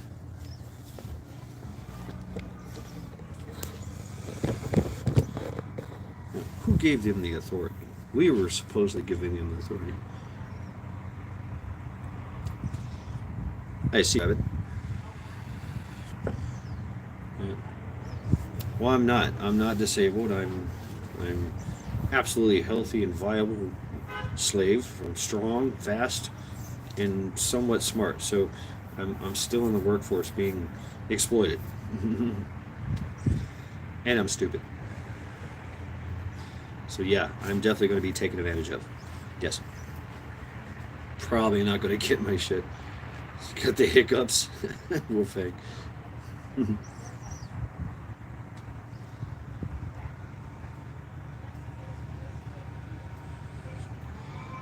I can be knacked and not be afraid.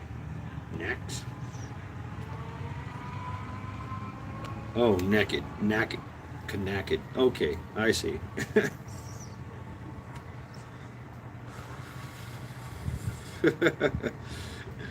Faith is yelling at Wolfang for drinking in her pond.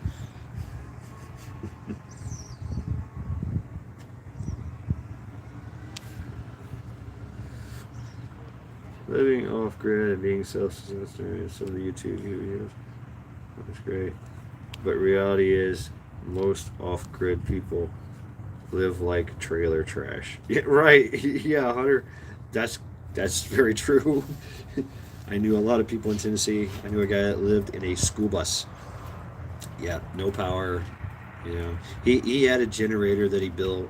You know, he would run his radio. He had a big fucking CB radio and a base station radio. Or he would steal it from his neighbor with fucking extension cords, running through the woods. I mean, so yeah, I totally agree. I totally agree. Call those people rednecks and hillbillies. They've been doing it all this time.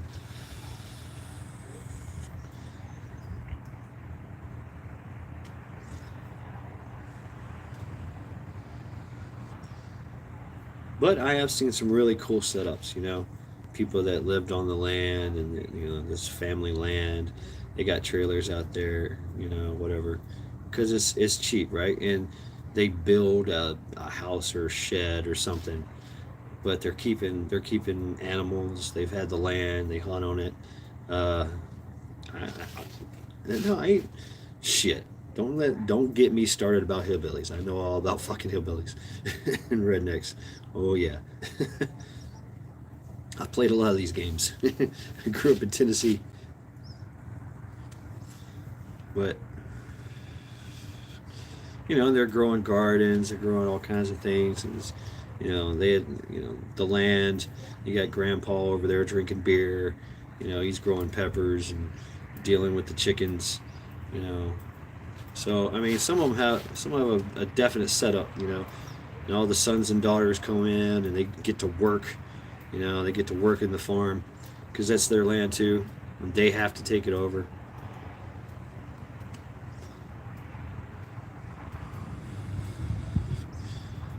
My mom is from Kentucky and my dad is from Mississippi.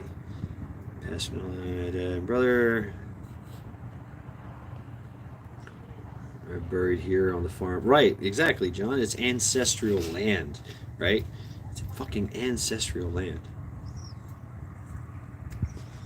If people live within their means, right? And that's what they've done, is they've tempted us with this and we have really enjoyed a lot of prosperity, you know. A little slap in the face, boom. Torchbearers wanted. We've progressed to the point where, you know, now it's just It's been weaponized. It was tempting, and we have the quality of life, the best quality of life in the history of the world, and we're squandering it away. And not only that, it's been weaponized against us.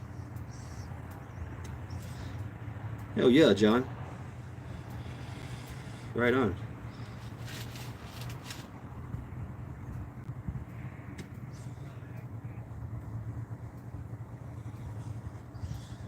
Uh,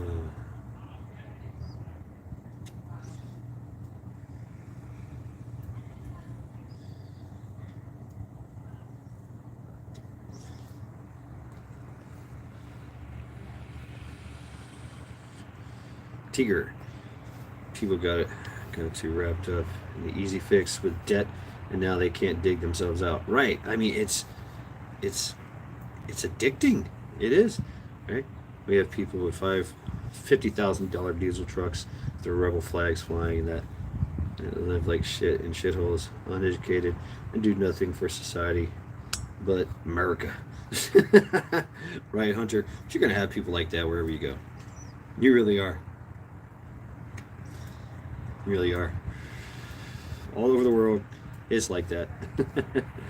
It's like that. Like darting your cousin. I have to pay $308 a month for my medical crap and have co-pays for the doctor visits.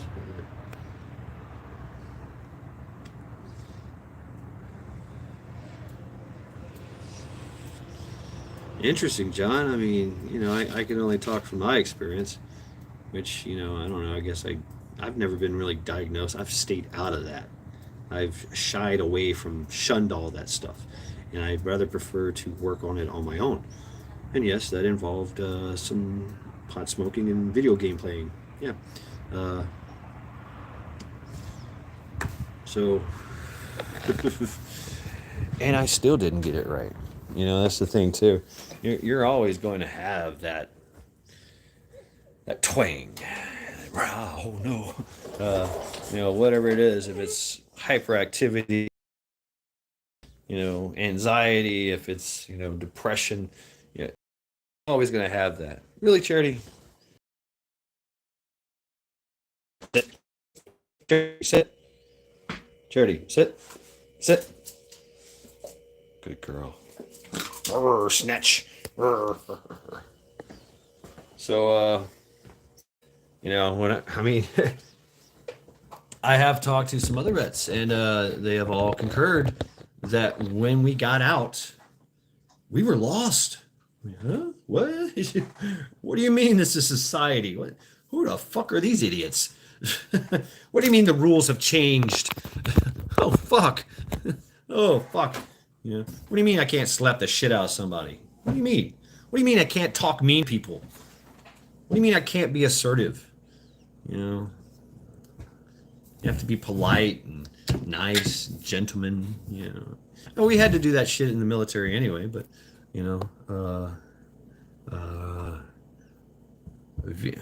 wearing VR. Whoa, KP Heathen. That's crazy.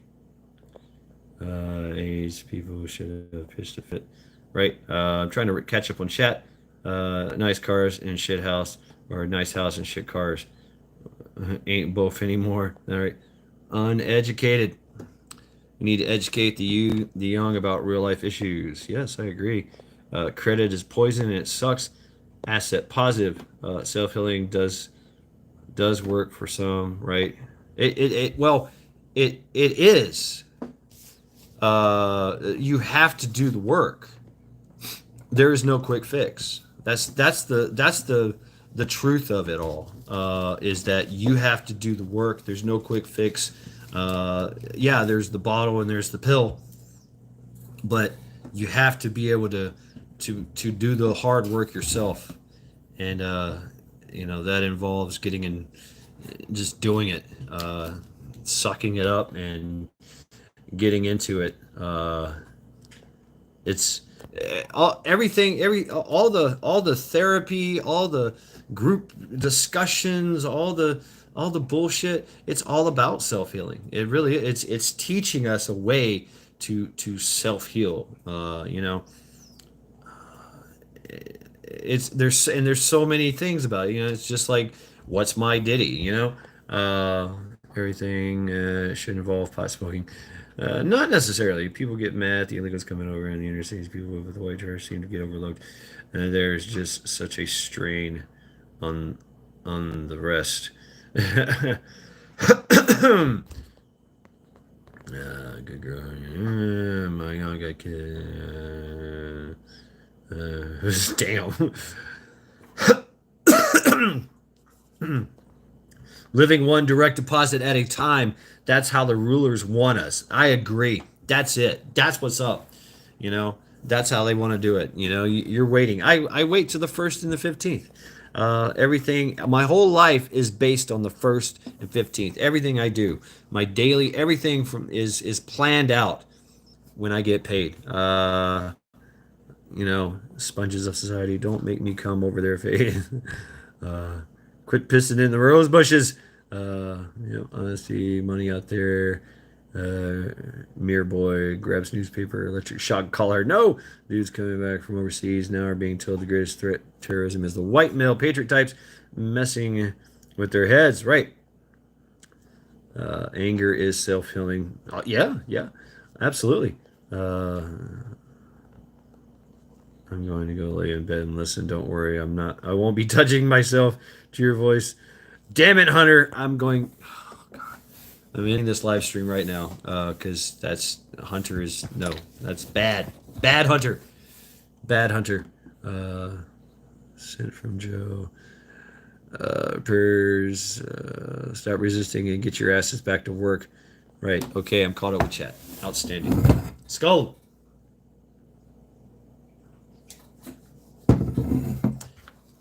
And I learned this from going through the drinking. Will you have my baby? No.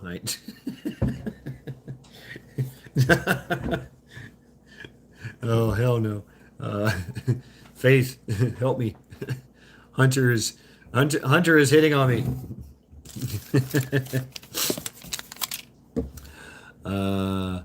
I got a registered coon ass sticker for all badass KP Heathen. Yeah, interesting enough. Where I grew up in Tennessee, West Tennessee, there's the National Coon Hunter Society down there, and they have some coon hunting events. Thousands of people come down in the down to the holla, down in the holla, and they run their dogs and they coon hunt, and it's some of the best coon hunting in the world is right there in West Tennessee where I'm from. I've been down there once. I never participated, but it's exactly what you think. It's a bunch of old men in overalls, straw hats, and mud boots and shotguns and dogs and beer and whiskey and moonshine, and yeah, it's crazy. It's and it's big, and they've got guys with megaphones, and they've got a leaderboard. So it's a competition. This is dead on. This is real deal. All right, well, Fang, take care of yourself. Thanks for hanging out with us. Lackluster Fridays. There's concession stands. There's it's real deal.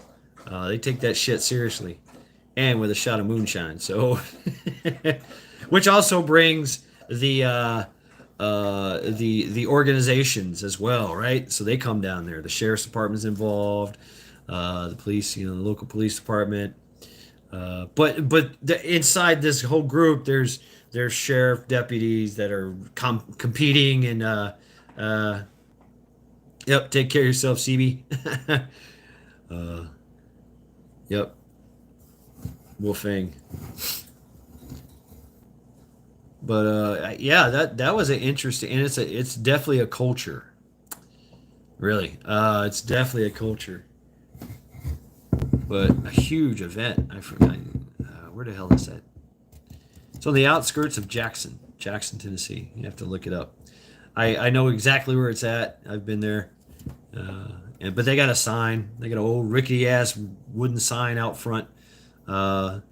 and you literally drive past the sign to a gate, and gate opens up, and you go down into this holler of woods.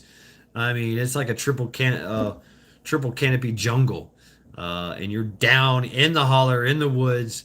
There's little creeks and shit down there, but I forget how many acres it is, but uh, lots and lots of coons, big coons.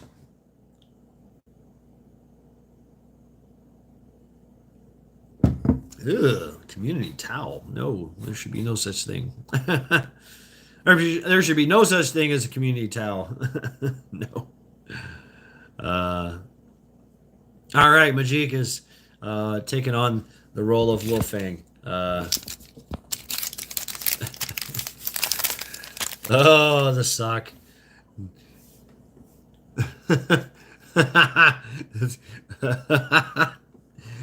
Yeah, that's horrible. That's absolutely horrible.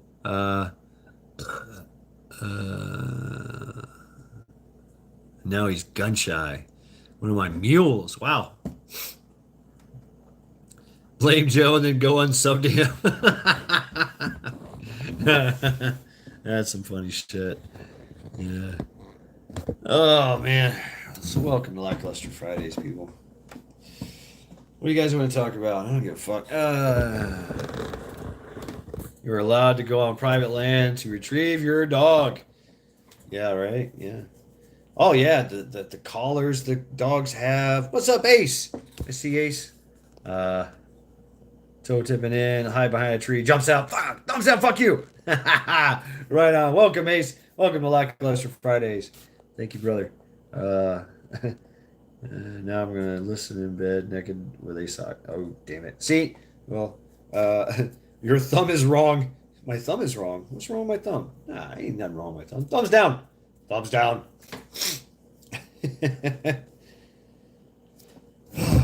Wow.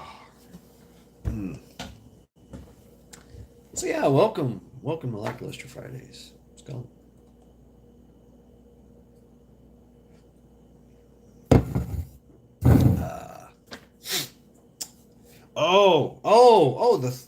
Oh shit. This is Kentucky Ballistics. Yeah. Just put a thumb in it. Right. So yeah. Damn it, Hunter. Hunter is there. Is there a full moon over there, Hunter? Did you like eat a bunch of Viagra, just to see what would happen? Okay, meatballs. What meatballs? Ooh, Tigger. Meatballs in the oven and marinara is on the stove. Wow, woo. Yes, that sounds really good. Hell yeah.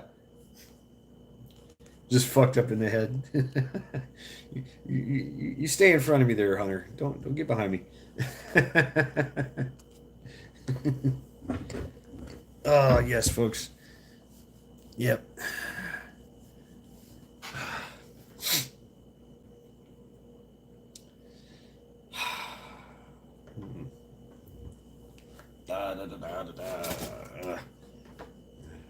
Stuffed meatballs.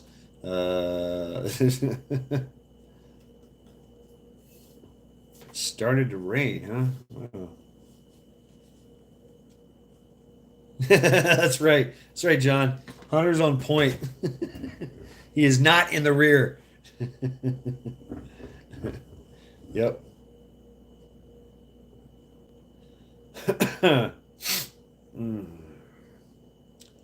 I could take another nap. That's where I am right now. I really am. I really am. But I'm drinking coffee and I'm hanging out with you guys. Uh, Stuffed meatballs with cheese. See, wow, fuck yeah.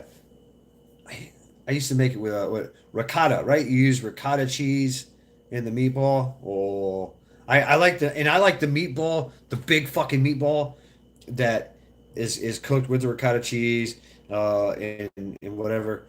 And then you do all that, and then you sear it on the outside. Oh, if you sleep, Bonesy will come. Food poon. All right, Holly, take care of yourself. Thanks for stopping by, hanging out with us. Lackluster Fridays. Take care, Holly. Boom. Damn, I want some meatballs now. Snacks for Sunday. Yep, right. So you'll feast out. You'll pig out today, and then snack on the leftovers for 2 days. You know, so that sounds really good. Yeah. The unknown. What the hell? The unknown knowns by what? By Voivod. Wow, that's a hell. I remember those guys. Thumbs down. How are you? Is this the unknown knowns? What's up? Yeah, I haven't heard any Voivod in quite some time. Welcome, unknown Voivod. Welcome to Lackluster Fridays. Please hit that thumbs down button and fuck you. That's right. See how it goes together. Your weapon's free for the fuck you emoji. Someone's pissing you off. Something's pissing you off. Gum in the finger. It's also a very acceptable greeting around here. Hey, how you doing? What's up? But definitely hit those thumbs down. Rabbit. Hated the numbers. The unknown. Yeah, you're okay. I'm still trying to follow. I get it, unknown. Yeah. Meatballs, toasted ravioli, stuffed tacos, chicken wings. Oh, wow. That's right. Now that's the great thing about Super Bowl Sundays is, you know, because it is bread and circuses, right? It is. And we've bought it hook, line, and sinker. No metal. No. Kick yourself in the nuts. Now, food is definitely not overrated. Humans have evolved food, okay? Before humans, everything was raw. Yeah, everything was raw and no spices. Now that humans are here, we have food that is cooked to perfection and spiced and all kinds of stuff. Oh yeah, right, John, right. Taylor Swift's going to be there. She's the fertility goddess, you know. So yeah, Sunday, Super Bowl Sunday, bread and circuses. But we have taken bread and touche. I like my beef raw, but that's just me. No, not the mutiny. No, back up. I have to call my secret police and get after you. But yeah, the food. I mean, get together. As far as I'm concerned, almost a holiday. Don't gotta watch the game. Yeah, and I, Tiger. I've been a part of those. Where I really don't give a fuck, right? You know who about football, about the Super Bowl, whatever. But the camaraderie that you're with a whole bunch of people and you're hanging out, you're eating. I remember those times as good times, right? Everybody's yelling and screaming. There's. And man, talk about the tailgating, right? I've yet to go to a tailgating event, and so I'd like to do that. I have an off-topic question, Hunter. Well, we're all about off-topic around here.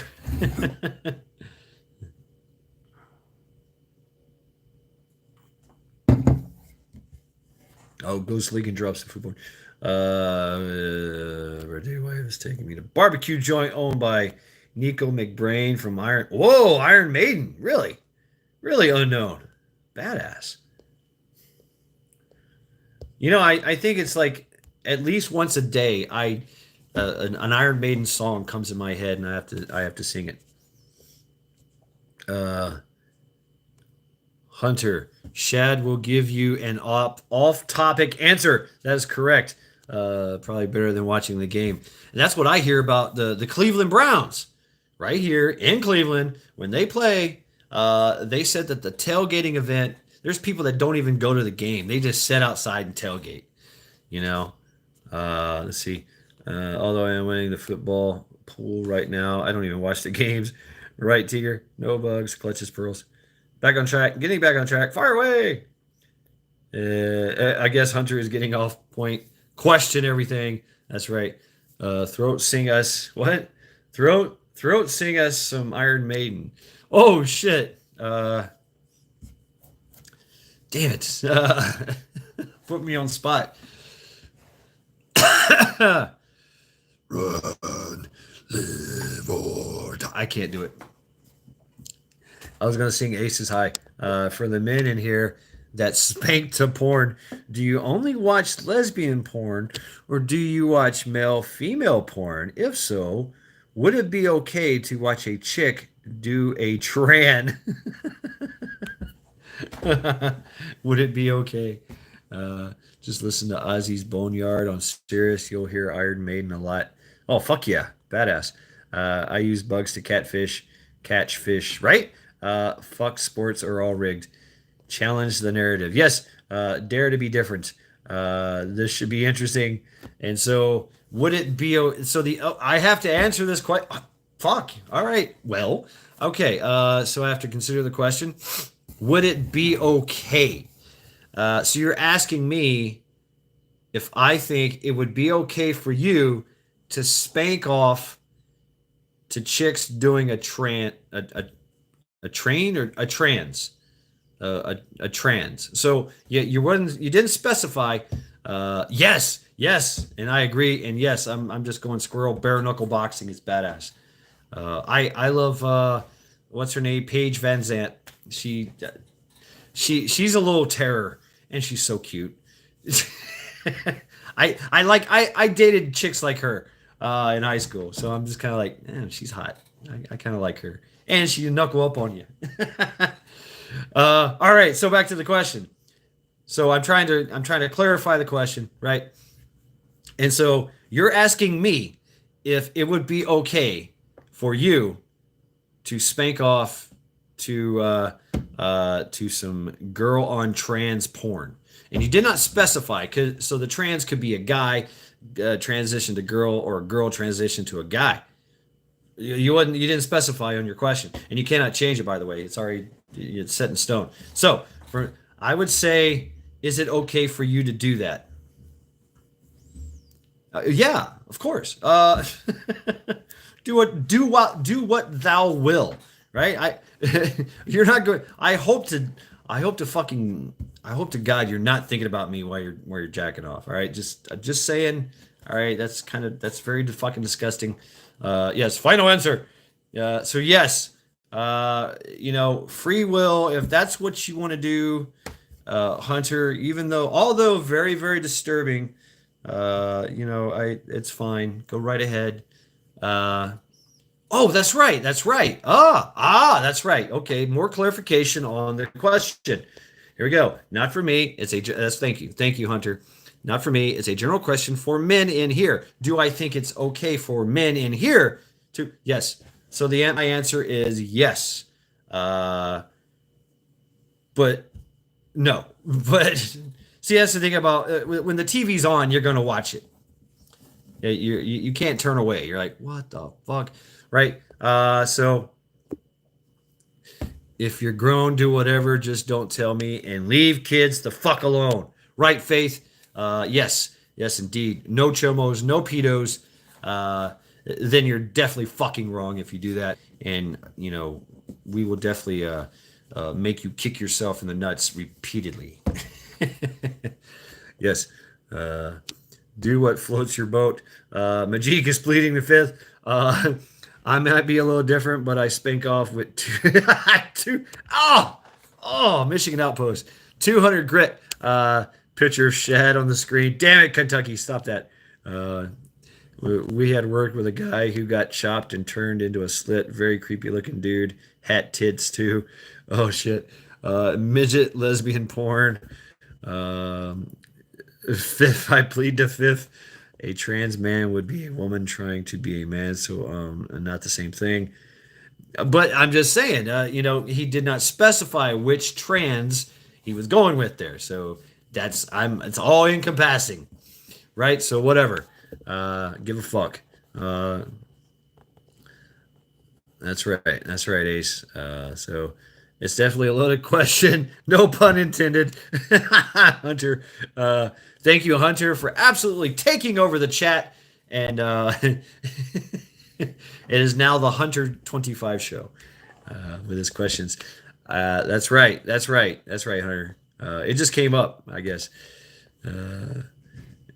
That's right. We have no sympathies. No sympathies, Faith. Weapons free. Yeah, Hunter went weapons free. Right? He's like, fuck it. I'm gonna rock this thing right now. This one definitely went sideways and upside down. Yep. I was just asking what people thought about it. A straight man can bang a chick and you'd watch, but a trans man banging a chick makes you a homo. Yes, it is. It does. Yeah. So yeah. If you're watching trans, you're probably homo. Deploy knife hands. But is it? Should you? No, you shouldn't. But that's the thing about sex. I mean, sex is one of those things. It is debauchery, and that's what they use. They use the whole debauchery system to entice you, bring you over to the dark side. And next thing you know, you're sucking two dicks.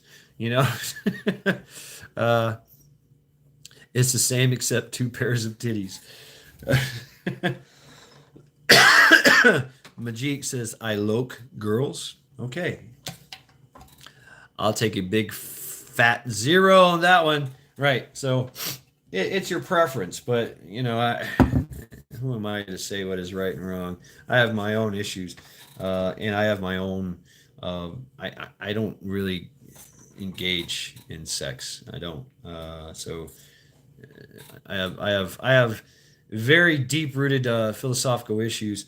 With it now at this point. I have philosophical issues with just about every fucking thing, including existence. I've transcended sex, I guess. But hey, if it just happens, it happens, I guess. But I'm just not like whatever. I've kind of adopted a monotheistic lifestyle when it comes to sex, but because I've done a lot of it, right? So, and I've seen a lot of it. It's crazy. But what you take away from it is it can be overwhelming, and it is a tool that is used. Sexual torture, sexual, I mean, think about Freud. The Freudian, what's his name? Sigmund Freud, right? So everything about him was sex. Everything about him was everything is rooted in sex, and it kind of is. I pull my hand out of my, what the fuck? Yes, so he did a lot of studies, and they used these studies in torture. They've been doing it for years, for centuries. And look at where we're at now with the Epstein. He used sex with kids, and is to pervert. It is weaponized. This is nothing new. If you have sex with the wrong person, and it's known publicly, boom, you're done. Joni Jacobs Friels, hey, welcome. Haven't seen you in a while. Welcome to Lackluster Fridays. Please hit that thumbs down button, and fuck you. That's right. Thumbs down, fuck you. Salute. Tracy Lords. Yeah, I remember her. Yeah, porno star turned actress, and then producer, and then she made some movies, I think. I remember some of them. Yeah. Right? Tracy Lords. Are we thinking about the same one? I don't know.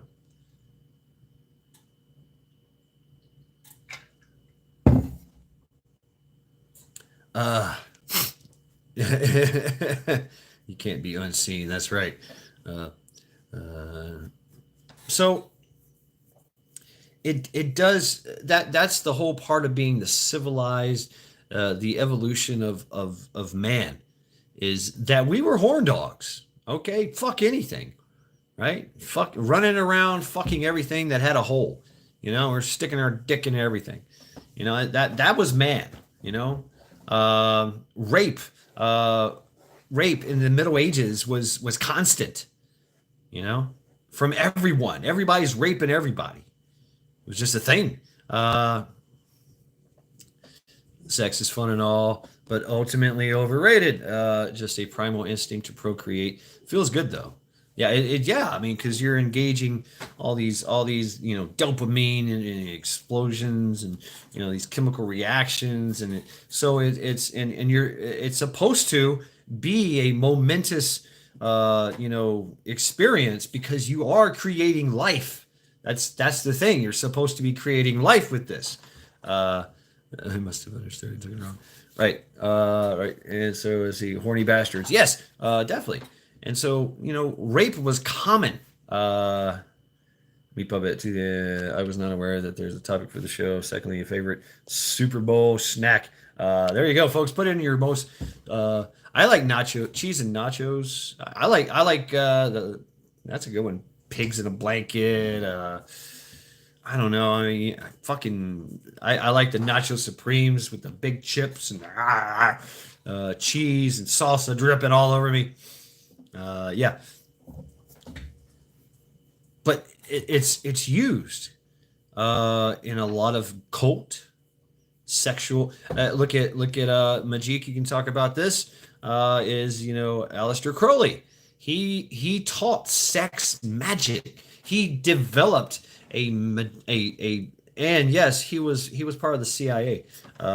He developed a sexual training course that would turn people into to brainwash people. Trafficking, that's what happens. Is there's so much sex involved, that the men and women that are engaging in the trafficking, sex trafficking, they just boom. It's second nature for them. They know what to do, right?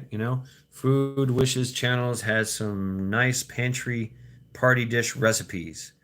Food Wishes channel. Drop the link there, unknown, folks. But yeah. So yeah, Sigmund Freud did a lot of experiments. It just all kinds of stuff. I haven't seen my sister all week. Had to go to AFK. I don't know where that is. But it comes a point in your life where you're just like, well, when you chase your desires, right? When you allow yourself to be overcome by your desires and sexual desires, you see the social engineering in the music videos and in the artists themselves, and it's a perversion. What's that? John, the one guy that did the fucking, I forget his name, but anyway, Petra. Also, him and Petra were doing, walking around in sexual explicit lingerie. Men and women just looking like, a very debauchery kind of feel. What's up, Pennsylvania? You don't know if men are women and women are men, and everybody's being sexual. It's a very sexually charged thing. These are targeting kids. You understand that? Targeting the youth. John Legend, I think. Yeah, that's his name. John Legend. Am I right? I don't know, but I know the chick, which is a dude. His name is Petra. Is actually a homegrown fucking. That's what they like to do. They've been doing this shit for fucking centuries here, folks. Thousands of years. They'll pick a boy, turn him into a woman, just and be a perverted high priestess, because that's part of their occult belief, and it's the embodiment of Ishtar or Isis or Inan. Love is get me a beer. Sex is can I buy you a drink? Right.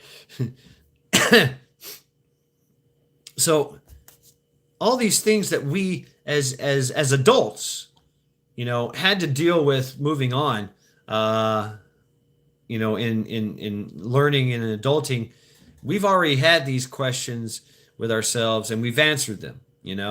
What is your sexual preference? Boom. Yeah, the lesser gods worshiping, right? Right. Yeah. And so we've dealt with these issues as adults, and we're like, yeah, whatever. Moving on. Like, ooh, I don't want to see that. I'm no part of that. No, thank you. But now they're giving it to the kids, and now the relativism being interjected with the sex. That's the part of that's the very powerful thing for a mind, for a young impressionable mind, as kids are involved, and that's sex, because they're coming to that age where sex is an exploratory thing. It's a new discovery. Yes, indeed, Pennsylvania.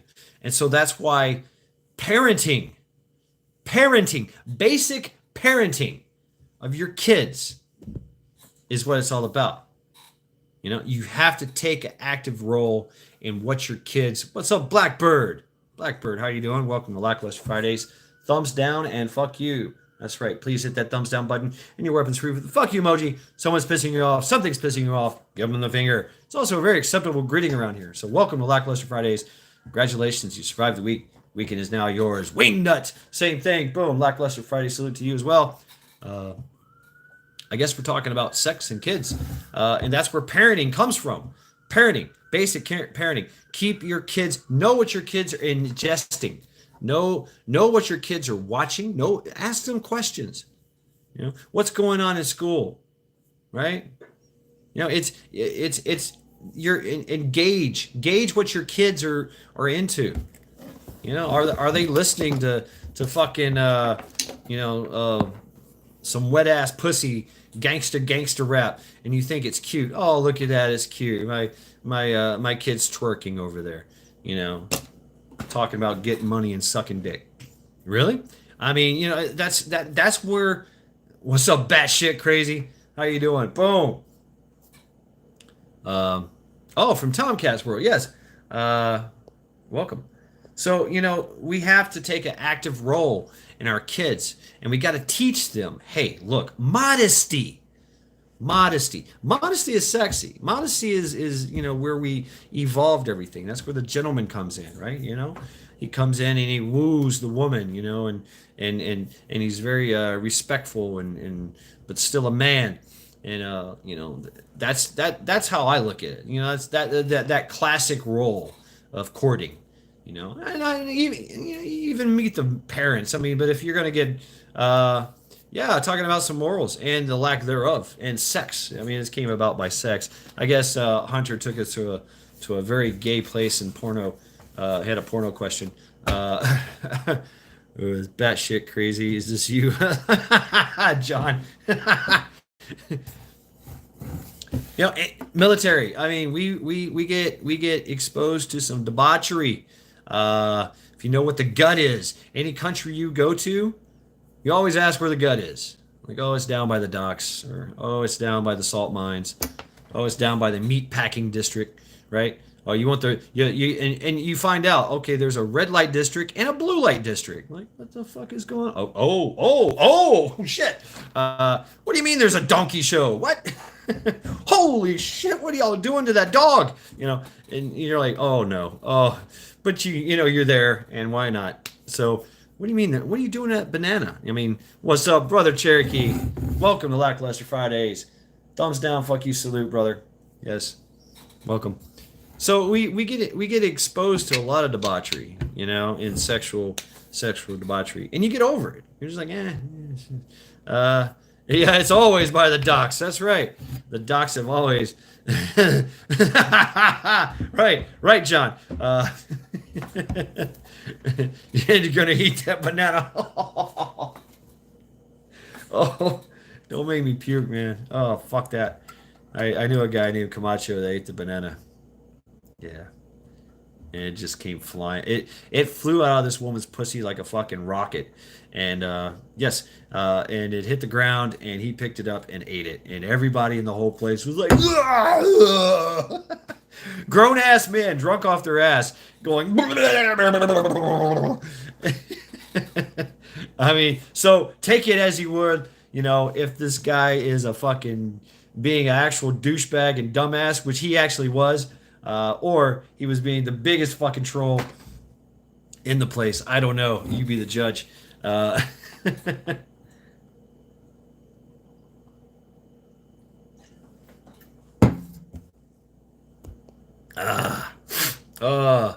Problem. Okay, Tomcat. Problem with these soft, sad fuckers who think they are parents nowadays is they want to be their child's friend. No, fuck that. Be a parent, because we see what friends is doing now. That's right. I mean, you got to put fear in a kid. You do. I mean, I had it put in me. You know, it's as part of the process. Um, and what's the saying? I saw a stripper do that in Canada. Her aim was good. Unless we were in Amsterdam, then it was Canal Street. I would love to go to Amsterdam, dude. I would love to go check that out. Now, I would love to go. Yeah, I would enjoy it more. I would. Yeah, modesty is hot. It is hot, and I like modesty now. I mean, no, I'm still a product of the '80s and stuff. Yeah, play ping pong without paddles. Yes, nice. But okay, Hunter here. My apologies for the topic. Next time I'll keep my thoughts to myself. No, it's all good. I mean, we talk about everything here, so but you got to watch out, man. You got to watch what your kids are getting into. You really do, because they are being targeted. They're actually being targeted. You know, so I never been to the Philippines. A lot of you vets in here have been to the Philippines. Have some great stories. I never went. In that case, I got some more thoughts. Great, great, Hunter. We might. I know, zombie. Never eating bananas ever again. Yeah, yeah. See, that's a good question, Ace. I'd have to say. Well, I mean, it was a show, so Faith is like, shut up, Hunter." Well, see, Faith likes to be the provocative one, right? But she gets a little violent with her newspaper, so I'd watch out. Telling you to hush your mouth, hush your mouth.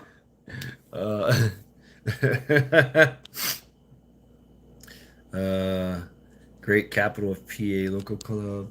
Uh, Most likely I'll start dating kids because I'm not done teaching the next generation yet. Right on, Tomcat. Uh, Dessert. What's for dessert? What's for dessert there, John? I don't know. Uh, a penny for your thoughts. See, Ace is encouraging. He's like, a penny for your thoughts. Rabbit. The Philippines. Saipan, Indonesia. I went to Indonesia. I went to Bali, through Thailand. But I did that after I got out of the Marine Corps. It's a little different. Anyway, check out the archives for that story. Australia, I did Australia. Canary Islands, yep, I went to Gran Canaria and Amsterdam. I would have loved to have been to Amsterdam, man. I would have loved that. But one of the best. I went Australia. I went to I was in Queensland, so we were there for Kangaroo '95 in the Marine Corps, and we went to Freetown. Was it Freetown? No, not Freetown. Fuck. Not Freetown. Townsville. Yeah, Townsville, Weipa, and was it Cairns? Yeah, Cairns. Yep. Coranda, and then I took a trip to Coranda. Then I took a trip out into the wood, to the bush. But yeah, we were doing Kangaroo '95 in Weipa area. Townsville was the where the Australian Army base was that we were playing with these guys, training with them.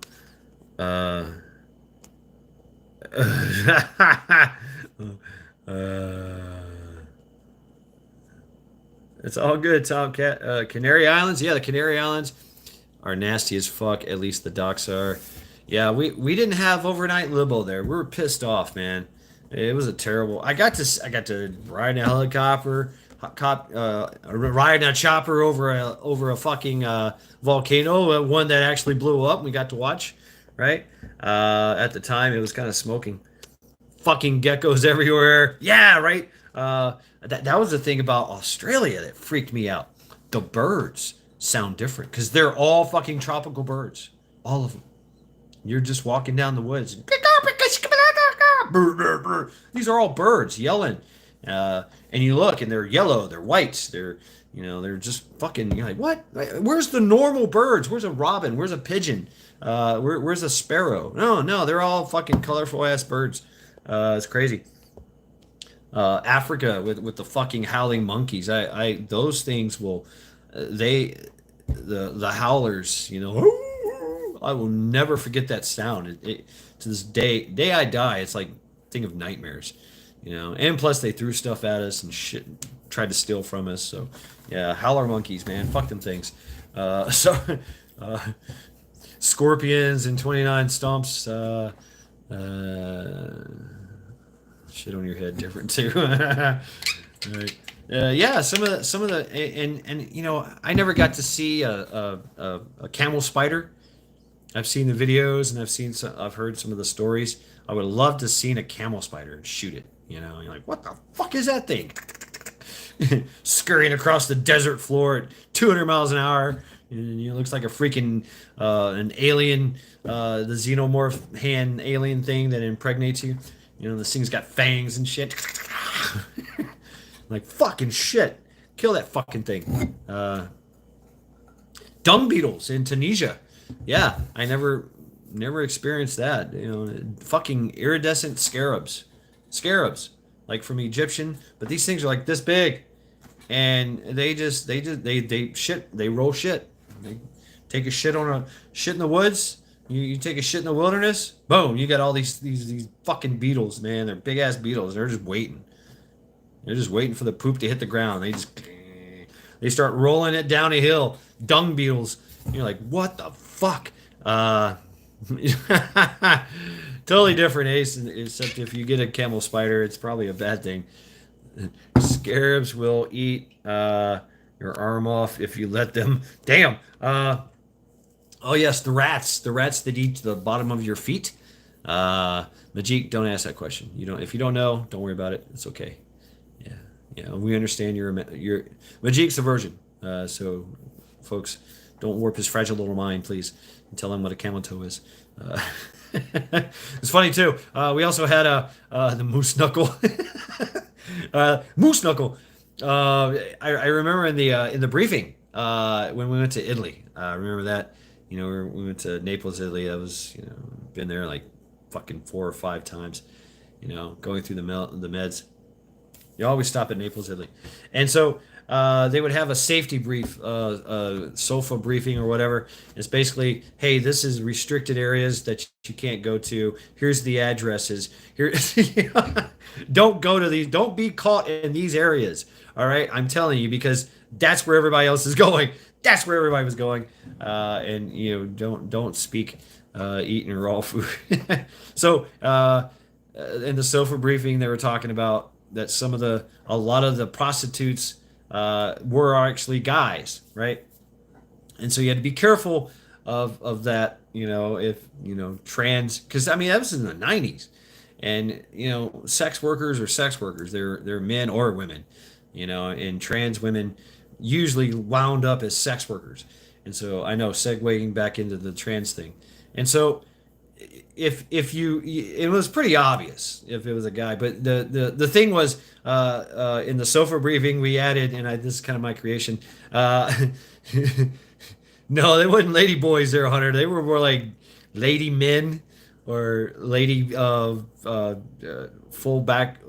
linebackers. Ming Ling is Ming Ding. Right. So anyway, get to my point. Is in the I created, be on the lookout for wop-sided camel toes. So now we're segueing into camel toe. So be on the lookout for the wop-sided camel toe, because it's probably a guy. Yeah, and you're looking at some nuts there. I know, Majik. So we're you know, like I said, travel the world. You'll find out a lot about sex, and a lot of it will repulse you. You know, you're just like, ugh, God, ugh. And it will give you a broader understanding of the sex world, the sex trade, and what sex does to a society, to a people, right? You know, and mind you, there's always going to be that house of ill repute. Men are always going to need to be able to be naughty, right? So even if it's just to sit down at a strip club and drink beers, trans people have camel toes. I mean, you know, they got to wear stints and shit, unless they're a trans guy. and then they have like, and it's a woman, they cut off a piece of their arm and tie it between their legs, and there you go. Yeah, and it'll give you a more appreciation for modesty. It will, because you're like, wow, we're very modest here in America.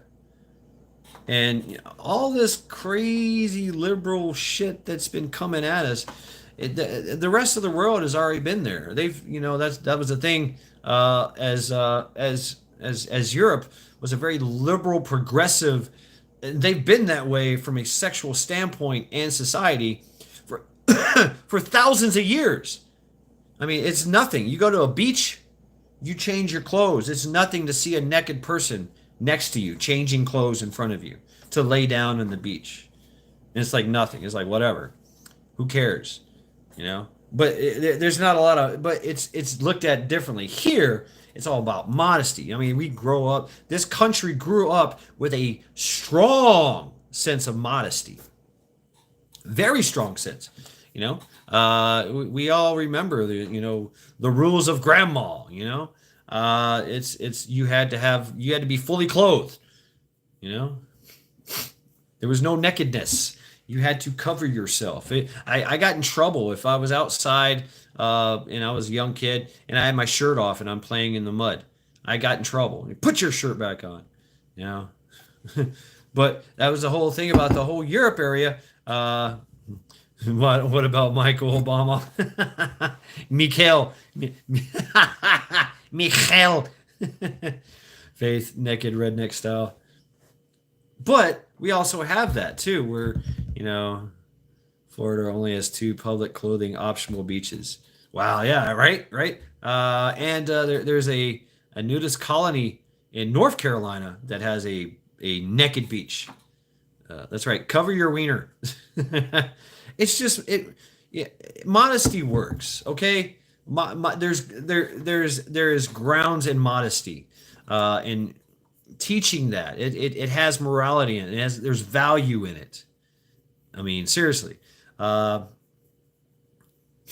it's to be over once you're exposed to all this provocativeness. It changes you. It does. It absolutely changes you, especially if you're a young kid, especially if you're a young, impressionable mind, and all this is thrown into you, and your mind is just overwhelmed.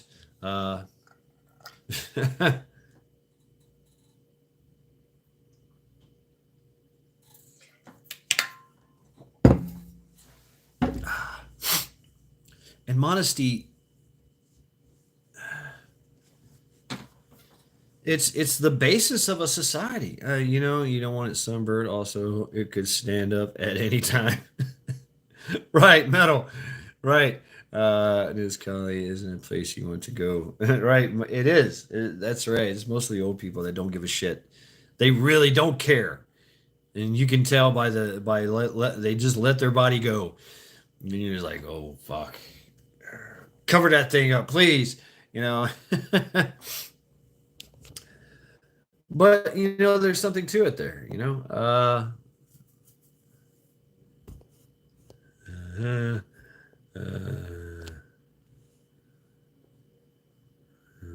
Makes us strong and more caring. Cool. You guys are having like some serious conversations here. Why do all the nudist beaches have all the nasty bods you don't want to see? Yeah. Well, that's Faith is not being a dick. She's being a strap-on.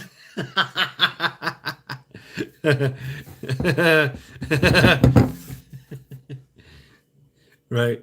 I can see that. Faith would be the one that would peg you, right? So bring a towel. There you go. Bring a towel.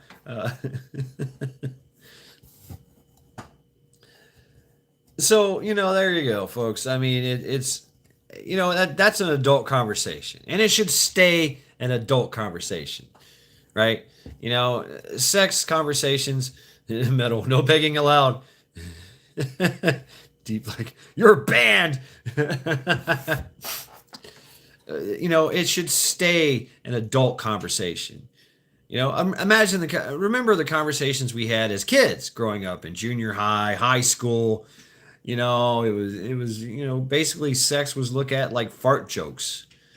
I mean, yeah, we were having sex and we were talking about it and we were getting exposed to it. You might go to a sleepover and you catch you get to read some of your friend's dad's Playboys that he's stolen or something.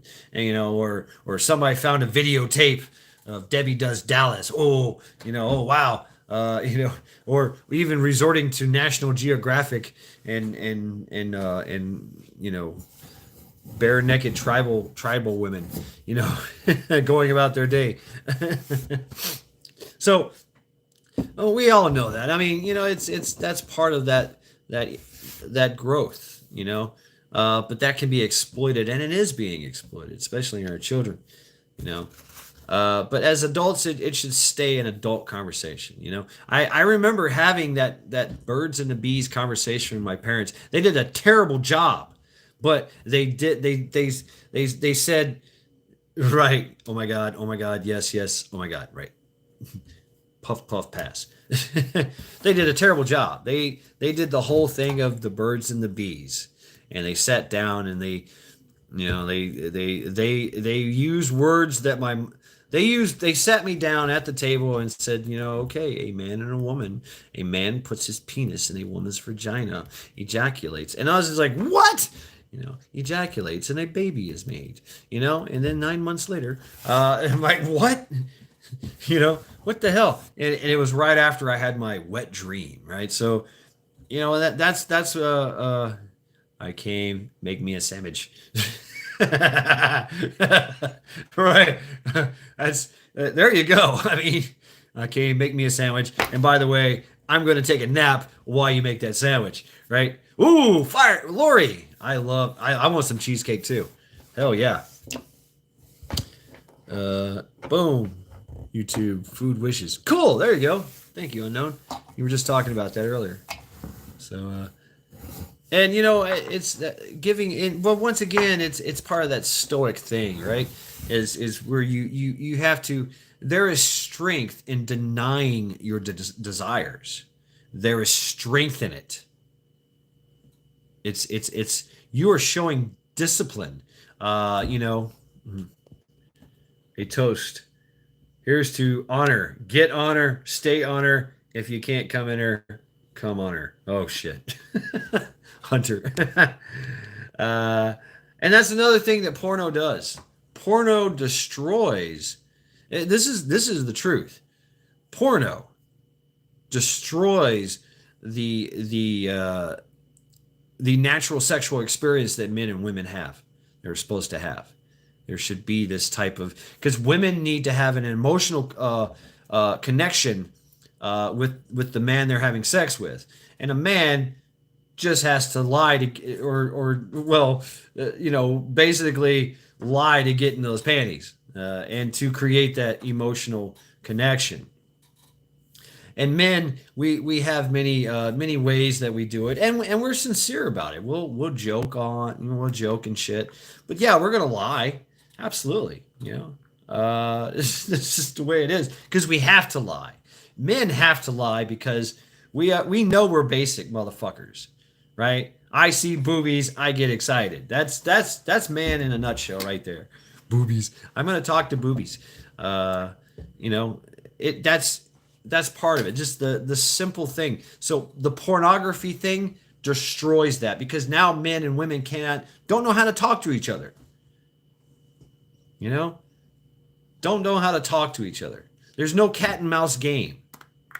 You know what I'm saying? That's part of the process. That's part of the process, that whole cat and mouse game. And yeah, I mean, you have to have some morals and some values in there. Remember the old courting days of the 1800s or Victoria times, where a guy would come, to the door of. I said come. Yes, we have curbed those animalistic instincts, those desires, the impulses, and there's strength in that stoicism. There's morals and values and ethics and shit and all those. And so when a guy would come to a woman's house that he wanted to court, he had to meet mom and dad in the parlor. They had to have tea and coffee. They had to, no, damn it, Faith, I will use my words wrongly because I wish to be, right? 53 today in Woodstock. Ooh, really? And the man had the woman, the daughter had to be over on one table, and the guy, the boyfriend wannabe has to, be on another table. There's talking going on. If they can lay in the bed together, but she has to get sewn into a sack. There might be a chastity belt involved, and so he's trying to court her. Not a big bacon guy. What? Father-in-law's permission for his daughter's hand in marriage. Right. So it's is there honorable intentions? A man has to be able to present that or lie about it. Exactly. That's right. And you got to go through the process, right? I've been there. I've done this several times. You had to meet mom and dad to date the daughter. And the daughter is horny as fuck too. She wants to fuck. Hey, let's go parking. Let's go drive around and let's park and let's fool around. But first we got to get through mom and dad. And it's all an elaborate scheme to get in each other's pants, right? And so you have to play the game. And even the daughters play. They're like, okay, this is what you got to do. They tell the boyfriend wannabe, this is what you got to do. You got to meet mom and dad. Dad's going to fucking scare the shit out of you. He's going to pull out his gun collection, and start asking you fucking very intimidating questions. Mom is going to, look sternly at you, but she's going to offer you something to eat or drink. But daddy's going to be the fucking asshole. And the game's rigged. Right, Paradise by the Bash Door Light, and so that was natural, right? That's a natural process to go through, and those are great times. Those are great times, as growing up, in parking, finding places to park and fool around under the bridge, in the parking lot, behind the Denny's or something, whatever.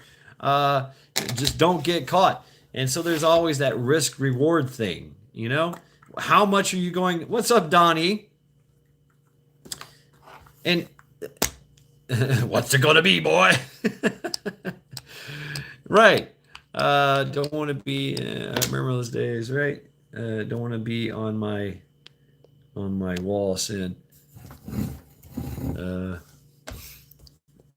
best be bringing the world with your ass to impress me. Right. See, and that right, Rabbit, and that's your job. That's your job as father.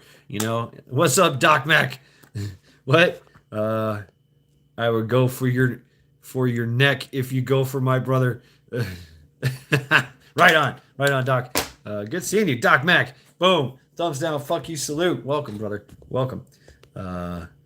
It's rough in here tonight. Yeah, but women want to wonder why no man wants to marry him. Right, Tiger? Yeah, things have changed, right? Yeah, if you get caught, I got caught too, man. I got caught by daddy. It was the most terrifying thing I've probably ever went through. I was 16. Yeah, I was 16. She was 15. I was 16. She snuck me in that. She arranged this whole fucking thing. She snuck me in the house on a weekend. She was spending the weekend with daddy, joint custody kind of thing, right? I met her with mommy. Mommy didn't care. Mommy's like, y'all do whatever the fuck y'all want. Daddy, of course, was being daddy, and no boys were allowed. Yeah, and here I am hiding in the woods, sneaking in and out, and he catches me and her. It was terrifying. Yeah. He never touched me, but he called the cops. I talked to the cops. I got off. He kicked me out. I was like, all right, I'm out of here. Fuck. I still asked her dad protocol, right? The dad protocol. You got to go through it. There you go. Yep. You got to go through it. And it was part of it. You got caught twice. Oh man.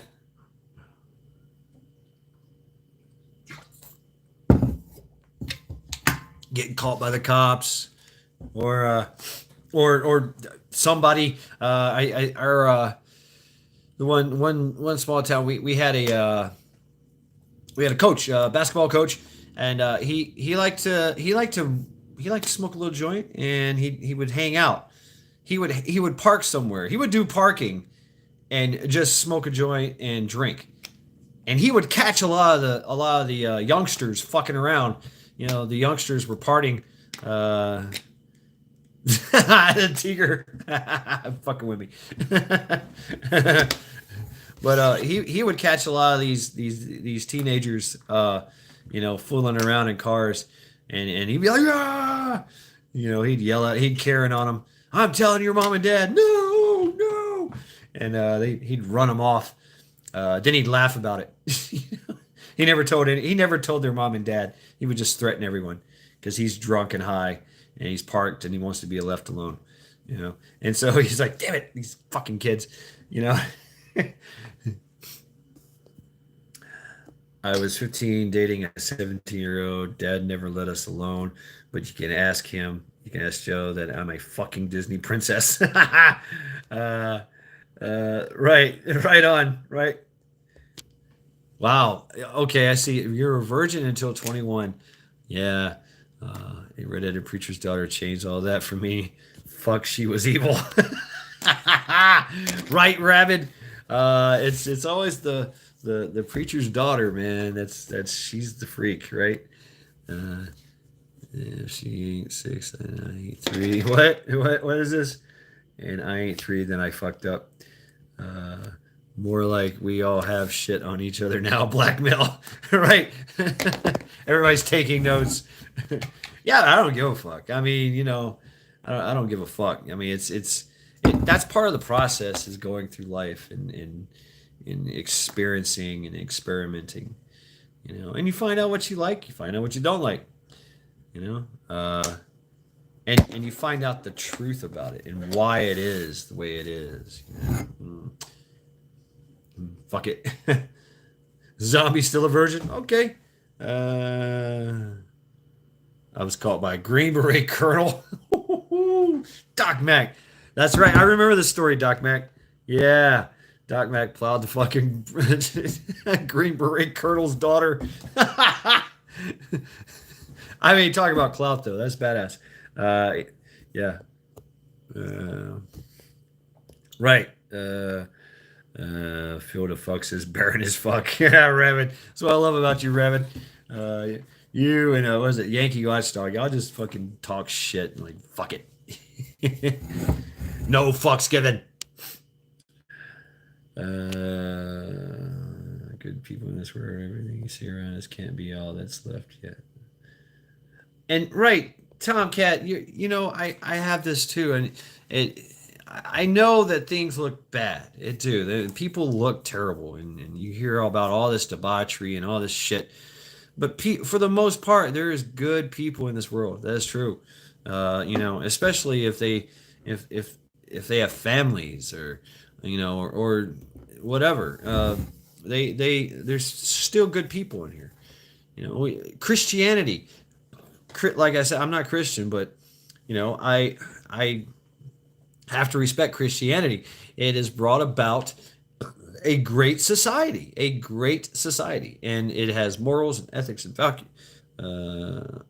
Dakist before the dawn. Right on, Magic. Dakist, Dakist, Dakist cycles. Right. Okay.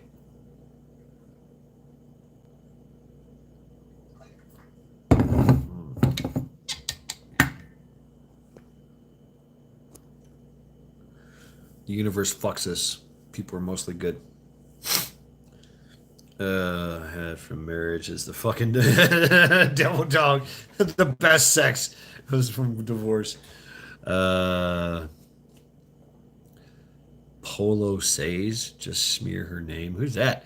I don't know who that is. Interesting. I want a cigarette, so here we go. Maybe.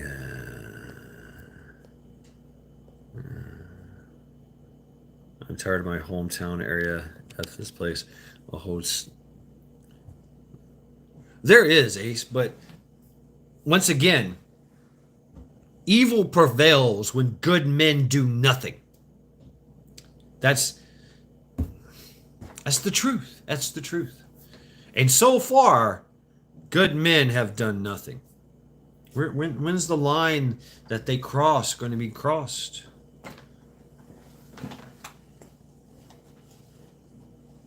I don't know. They've already crossed the line many, many times. It's obviously. They don't give a fuck about the Constitution.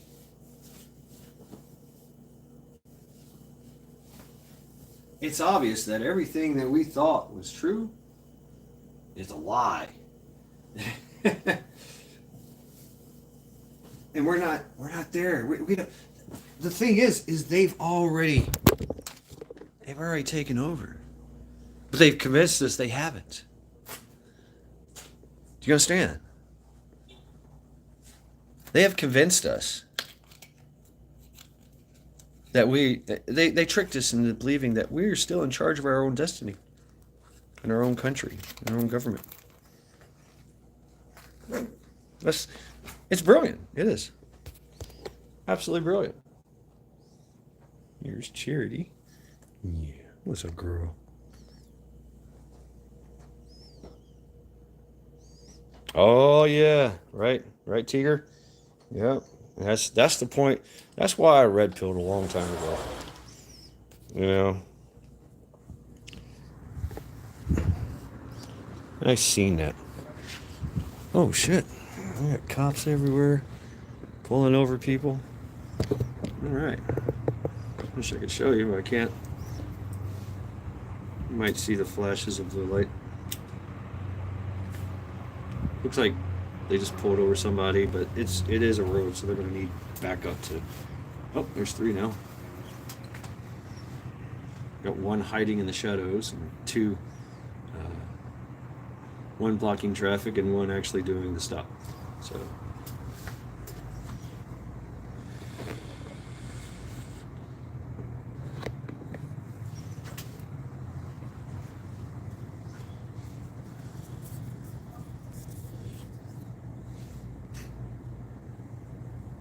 Oh, right on Tiger. Yep. Oh. Yep, Charity. Sweet Charity.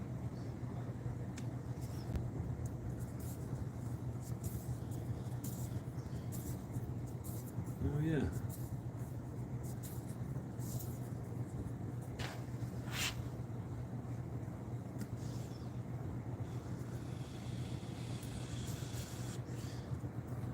Yeah. And see, what I when I look at these things, I think, okay, if there's some kind of shootout, you know what I'm saying? How am I going to react here? I'm going to hit the deck. Am I going to jump off the balcony? Hey, Charity. There she is. What's up, girl? How you doing? Yeah, come on out here. There you go. Yeah. She's watching the cops too.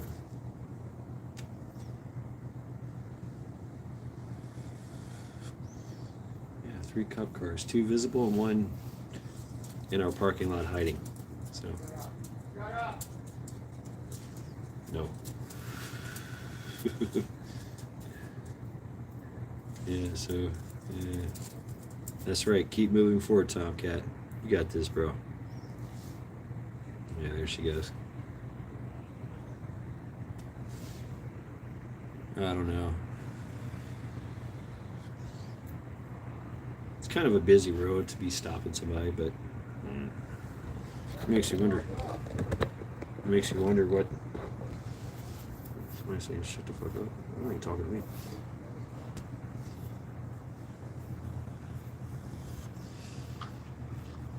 But yeah, who knows? Who knows?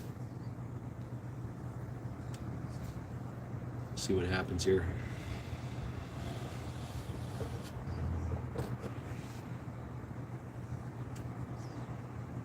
Yep. can't see the car. There's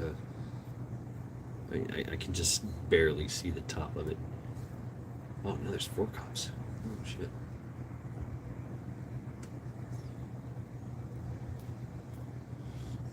Might get spicy. Who knows? Who knows these things?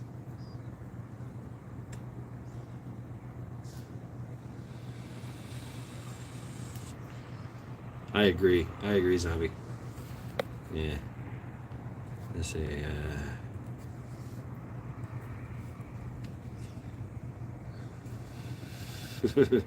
Right here. The woman world is crazy.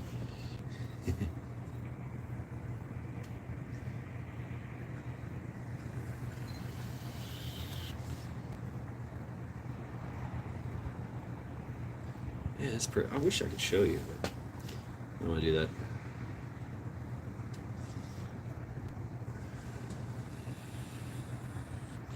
What is an $18 Big Mac? That's crazy. All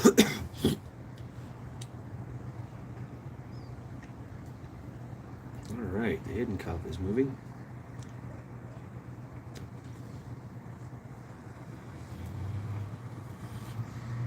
All right, he's out. Got one out. Oh, double dog. Let's see. Make Bonesy a sandwich. Think about making me a sandwich.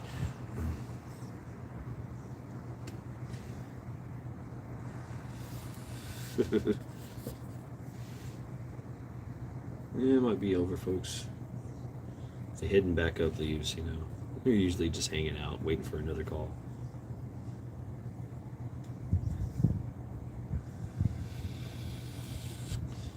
Was a good sign to see him leave.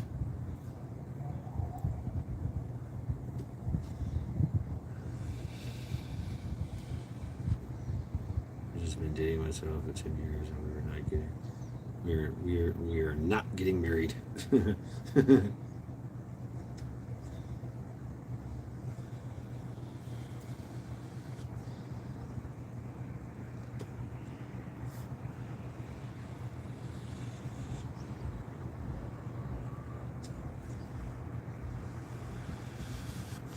Welcome to Friday night in Cleveland.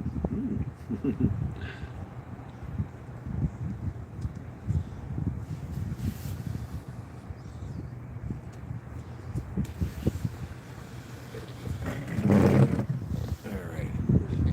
I want to continue to monitor this situation. Yeah.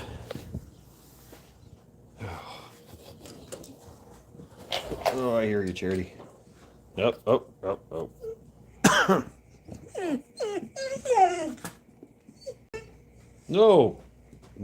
No. We've had enough. Milkmaid, what's up? What's up, sister? Listening my last few minutes before bed. Oh, okay. Welcome, Milkmaid. Welcome to Lackluster Fridays.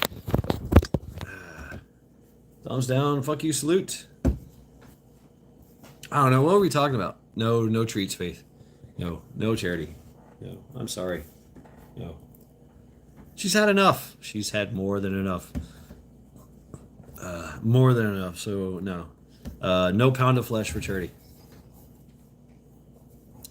Right. Oh, so talking about Tomcat. Yeah. So yeah, Tomcat, dude. Yeah.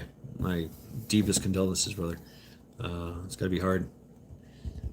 But yeah, like they said, man, you take a day at a time, I guess. Boom. Thank you, Milkmaid. Yes. Hey, life happens, right? Life happens. Drop your link. Hey, folks, drop your links. Shameless plugs for everyone. If you're blue, you know what to do. If you're not, then you're not. Then you just beg someone that's blue, and they'll drop it for you. Yes. So drop your links, folks. Milkmaid has a great channel and quite the Milkmaid is quite the mind. She has quite the mind too. So I love the conversations that she brings to the table. Boom, there's the links. Yes, it is going to be Alexander Soros. The son of Soros. Yeah. I've already made up the games and everything. I just need to do a little deep dive. He was a bit of a party animal back in the day at Pierce. He was the rich son that just did what he wanted to. You don't have much of a channel anymore. Yeah, but you're still on the live streams. You're still on the panels. Tom Milkmaid. So you know we still get to hear from you. 10-hour live in a week that was deleted. Damn, really, Doc Mac.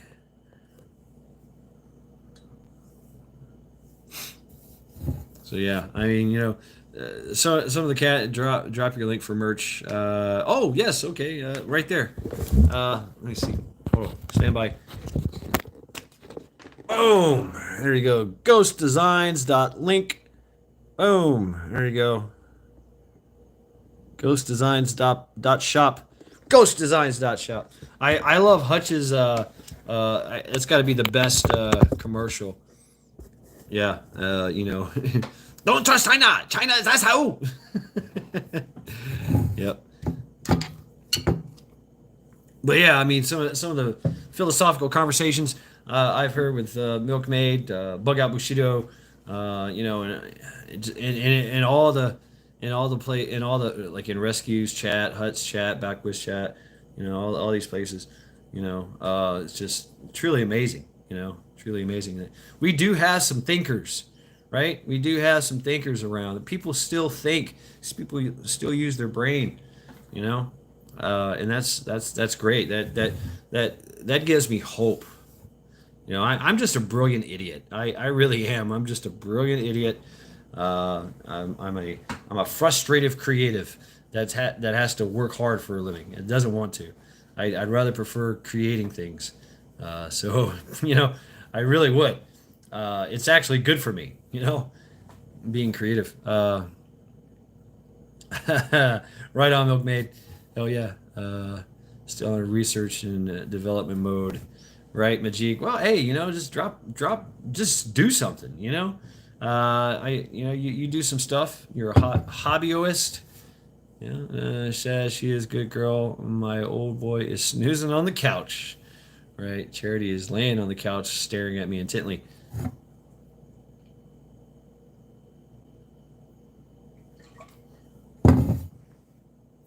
They changed your phone. Yeah, but I'm a brilliant idiot and mostly an idiot most of the time, Rabbit. So, yeah, John. Yeah, Milkmaid is definitely a farmer. uh, Definitely a farmer. Yes, I remember watching you like one of your early videos where you literally moved. I learned so much, and I was fortunate when I grew up that we had a farm that we kids had to go to. We had to go to it, for a lot of things, and it was the family homestead, I guess you can call it. That's what they call it back at the homestead. Family, thousand of like almost 1,000 acres. It started out like 1,000 acres. It was a huge production. You could tell, like there was buildings with all this old gear in it. Uh, I used to love going into these buildings, man, and seeing all the old block and tackle and all just rotting wood, rotting leather saddles and all this old tools that everybody used back in the day, from like 1800s to now, and it's been on that farm forever, and the ancestral freaking potato field that we used to go get potatoes out of. Sawmill. Oh man, I used to work at some sawmills. Yeah, that's your happy place. So yeah, if you like history, check out my playlist. There you go. Yep, the animals in the garden, right? And so there's so much freedom in that. Old horses bits. Here, my neighbor's barns when I was growing up. It's a freedom. It really is a freedom, farming. But man, is it hard ass work. It requires a determination and a dedication that most people do not possess, but we used to. We you know we choose to dedicate ourselves to other things, and we forget that we could do this on our own. So that we used to, that our family used to do that. Our forefathers did this. I mean, you go back anywhere in time in your lineage, and there's a farmer somewhere. Freedom isn't free. That's right. Say it ain't so. Say it ain't so. It's not. I still got 4 pair of harnesses from my draft horses. Wow. Yeah. So I remember growing up in this shit, man. I remember as a kid having to do fencing, mend fences and work the fucking, tighten up the barbed wire, and having to deal with horses and their hooves and getting kicked by horses, and having hogs knock me down while I'm feeding them and while I'm tagging their ears, picking stones. Yeah, right.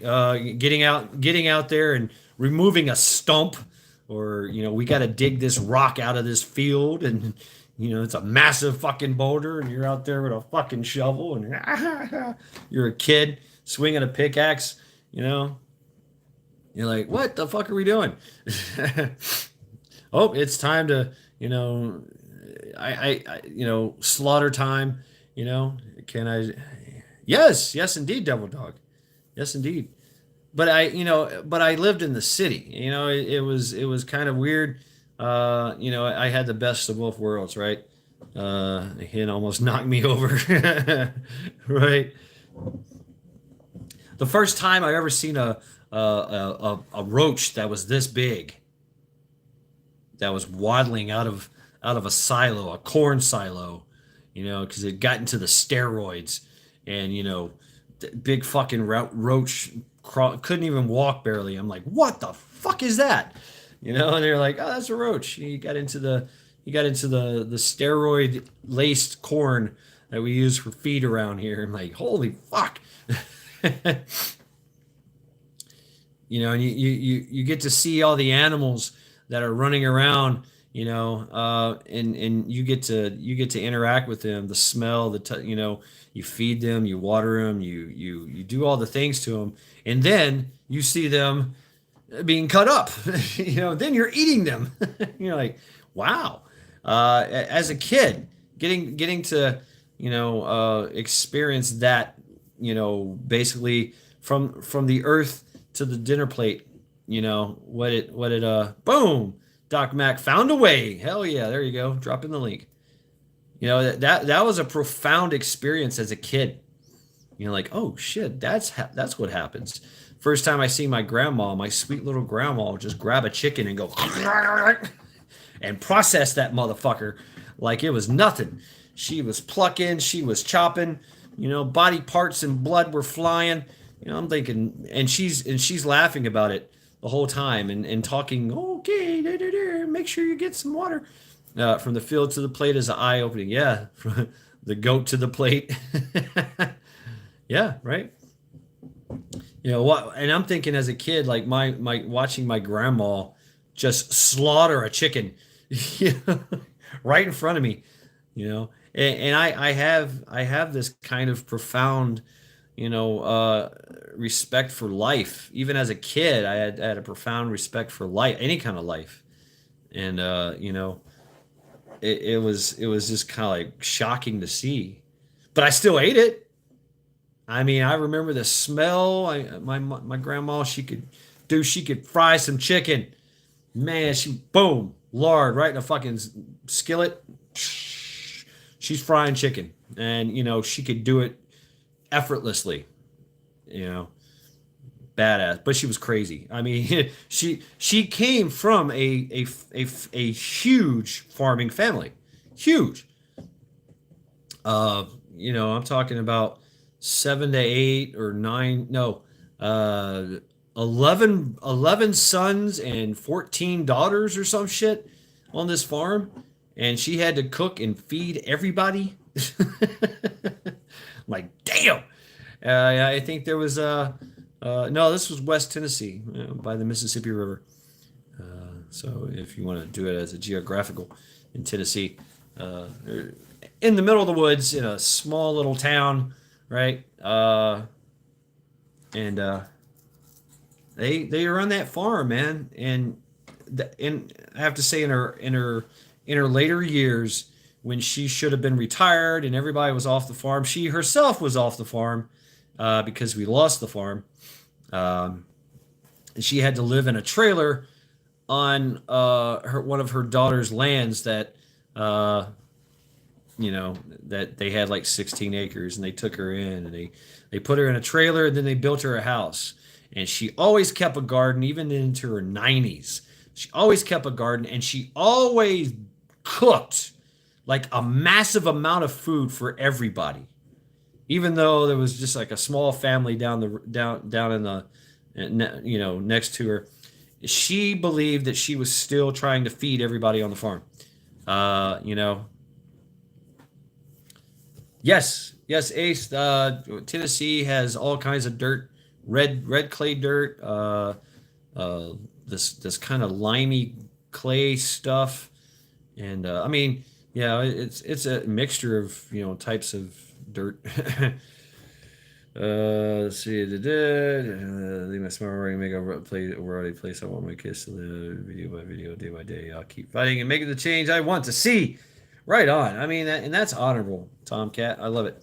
Yeah, the red dirt. And funny that you mentioned red dirt. Some of the things that pregnant women crave when they're pregnant. One of the things my mom used to tell me, she tells this story often, is that she craved red clay dirt when she was pregnant with me, and she asked the doctor, and the doctor told her to take some red clay dirt and sift it in a cast iron frying pan, and there you go, eat it. Just kill all the all the stuff in it, and eat the red clay dirt. And that's what my mom did. She ate red clay dirt when she was pregnant with me. Yeah. I remember, I don't know. I remember her cravings with my brother and sister. It was the classic pickle and ice cream thing, which I enjoyed because we got Neapolitan. Right. I know that explains everything. Right, Zombie? And I was born in a blizzard, right? One of the great blizzards of 1974 in Tennessee, I guess. It was a blizzard. I don't know. I was born on that night.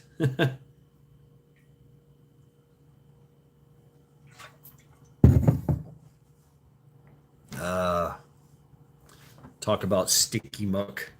Right, and I've had family in Mississippi, and I've been to Mississippi a few times in my life, quite a few times, Biloxi and all that, and red clay dirt everywhere, red mud.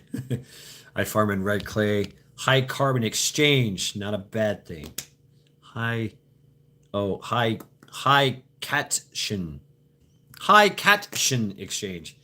When I get land, when I get soil, KP Heathen, yeah, I have only 3 plants right now. But I would love to buy a house with land and make some kind of little garden. I don't know. Cat Ion.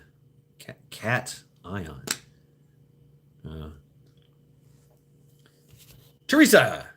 I was born the night before the blizzard of '78 in Ohio. Wow, Teresa. Hello again. Yeah, so very cool. Very cool. Yes, welcome to Lackluster Fridays, folks. Teresa finally got the kids today. Got the kids in bed. That's right. Put them little heathens to bed. Yes. Hope you tired them out.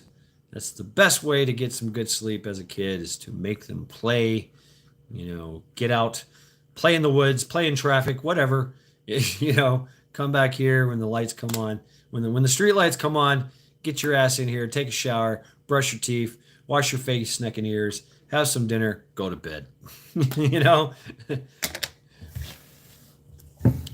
That means the electrical conductivity is great if moist. I think you did that just to make me say moist, Milkmaid. Yeah. Congratulations. I said moist.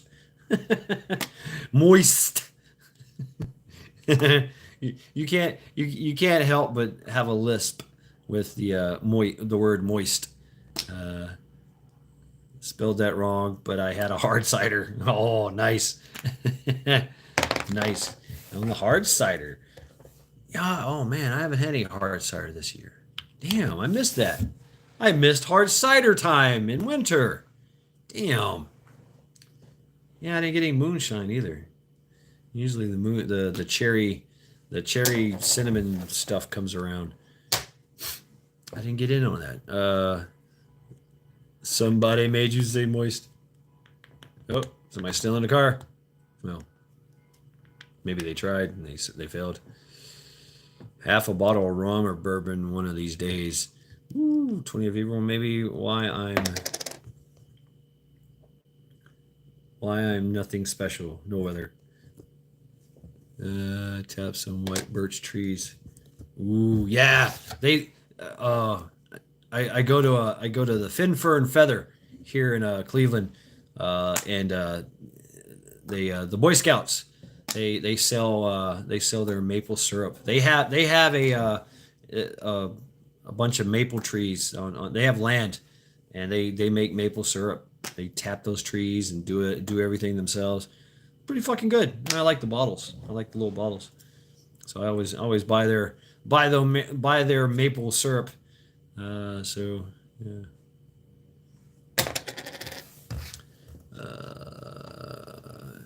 Maple syrup. Yep, made orange dreamsicle moonshine. Woo, Tigger. Wow. Hell yeah. Get back with me on that. That's right. Yeah. Dickens cider. I've been down that road. No.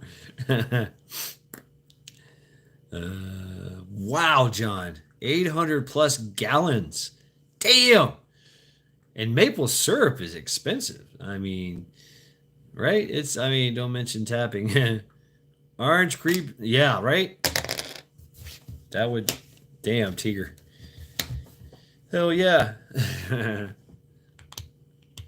Like warm apple pie. $75 a gallon. See, what the fuck? I want a maple. You know what? I just want land with maple trees, and I'll contract it out. I'll call the Boy Scouts and like, hey guys, go ahead. I'll sell it to you $25 a gallon. Whatever.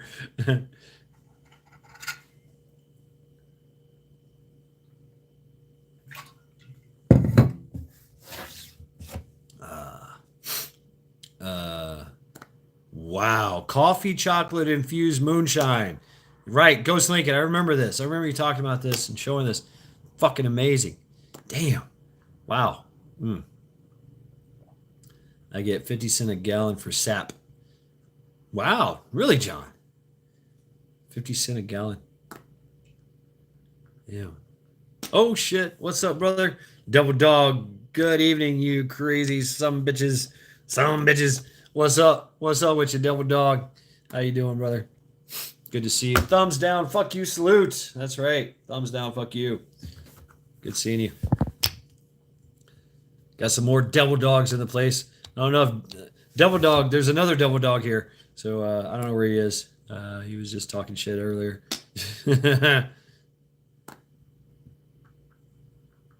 Breakfast coffee.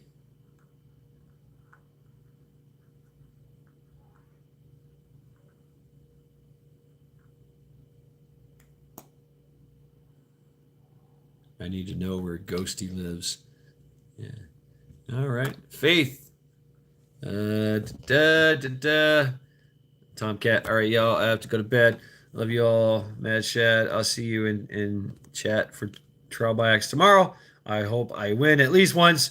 I'm in a dry spell. Good night, all. Good night to you, brother Tomcat. Take care of yourself. Thanks for stopping by, hanging out with us. Lackluster Fridays. Have a good night. Tigger. I have some coffee extract and chocolate extract. Not done moonshine with it though. Right? Ghost Lincoln. FYI, my coffee infused moonshine is a night ender, but it's so good. Right?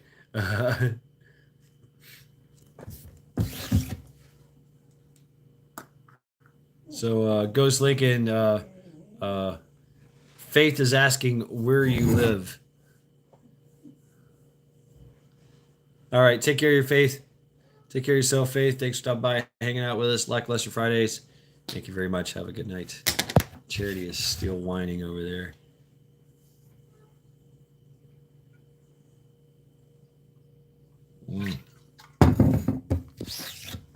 Guten Nacht.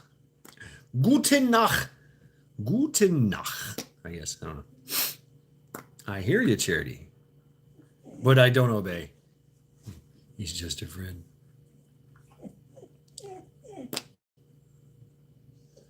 The night has just begun. I know, Charity, look at this.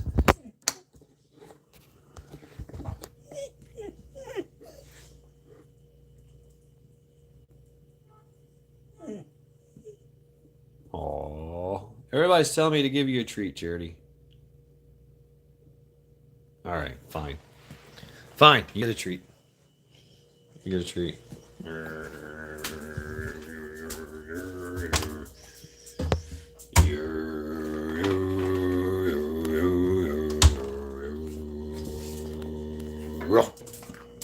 Good snatch. All right. Snatch a grab. Ah. Warriors up. Oh, yes. Yep. Ghost Lincoln is in Ohio. O-H. Been up since 4:30. Wow. Nice galley. It's not bad, John. It's not bad. I got some, I like my cast iron, right? I've been working my cast iron here, cooking fajitas and, oh man, all kind of steak fajitas. Here it is. I-O-O-H-I-O.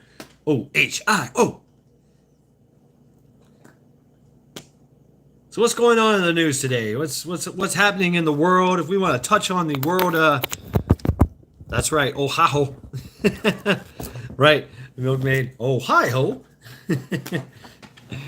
That's how I used to say it, like, oh, you're from Ohio. Right? Been up since 4, gym at 5. Oh shit, right on. That's right, eat raw meat, lift heavy things. That is the way. This is the way. So yeah, welcome to Lackluster Fridays, folks, where I'm lacking all the lusters and I'm working for your thumbs down here, folks. Thumbs down. I see I've already lost. I've been on here for 3 hours and 24 minutes, 25 minutes now. I've got 25 people in chat, and I've had a whole bunch of people come through.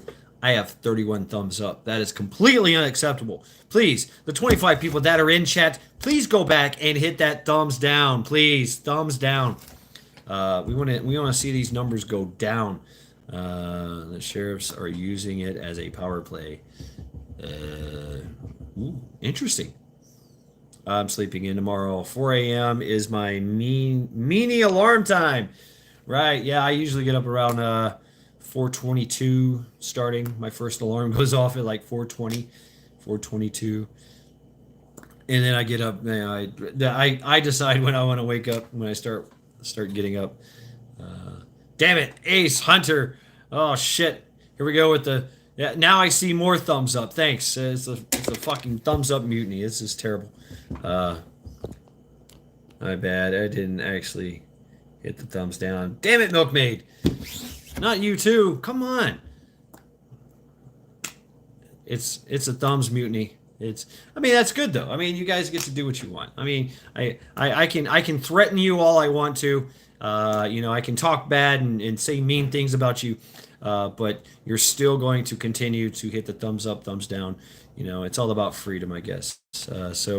Oh, is Eric out too? Thanks, Eric. Stop by, hanging out with us. Lackluster Fridays. Faith is not left yet. Thank you, Rabbit. Thank you very much. I can always count on Rabbit to give me a thumbs down. That's what I'm talking about, brother. Thank you very much. Yes. I fixed it. I hit the thumbs down. Thank you, very much, Milkmaid. Okay, all right, all right. Yeah, here you go, Faith. I'll loan it to you. It's not really an axe for throwing, but it'll work. It's more. You're gonna get a thumbs up like a no, damn it, Doc Mac. No, no, no. Oh no, no, not the silver bullet. I've never had the silver bullet. I'm proud to say. Hey, I just changed. Thank you very much, Tiger. Thank you, Tiger. Yeah. Ooh, Hunter's calling out Faith. Shad, your live stream is awesome. People will always fight the thumbs down. Always, always. That's great. What you think of the pictures I sent you? Okay. All right, Eric. I sure will. Yes. Yeah. What I've told you before. So Eric is he's got some interesting stuff. He's getting into some runes and charms and things like that from Norse things, and he's sending me pictures. Stu, what's going on? May all your thumbs hurt when you pull them out of your asses. Ouch! Thumbs down. Fuck you. Salute, Stu. That's yep. Your comment for the win. Thank you, Don. The only way you'll scare me, Shad, is if you threaten me with Bonesy. Here you go. There you go. Ace, if you do not hit the thumbs down, I will throw Bonesy at you. No, don't throw me. Don't dive. Ah! Ow. Yeah, I'm gonna throw you an ace. No, don't do it. Don't do it. Don't. Ah! That wasn't fun. I don't enjoy that, folks. Hit the thumbs down button. Or he's gonna be mean to me again. He's like, oh god, oh, I put my head back. Okay, let's read chat. I don't want to read chat. Okay, we're gonna read chat. John will bring his axe tomorrow night. All right, everybody's gonna bring Jax. When we meet, you will feel a little pinch. Doc Mac, I'm staying fucking 6 feet away from you.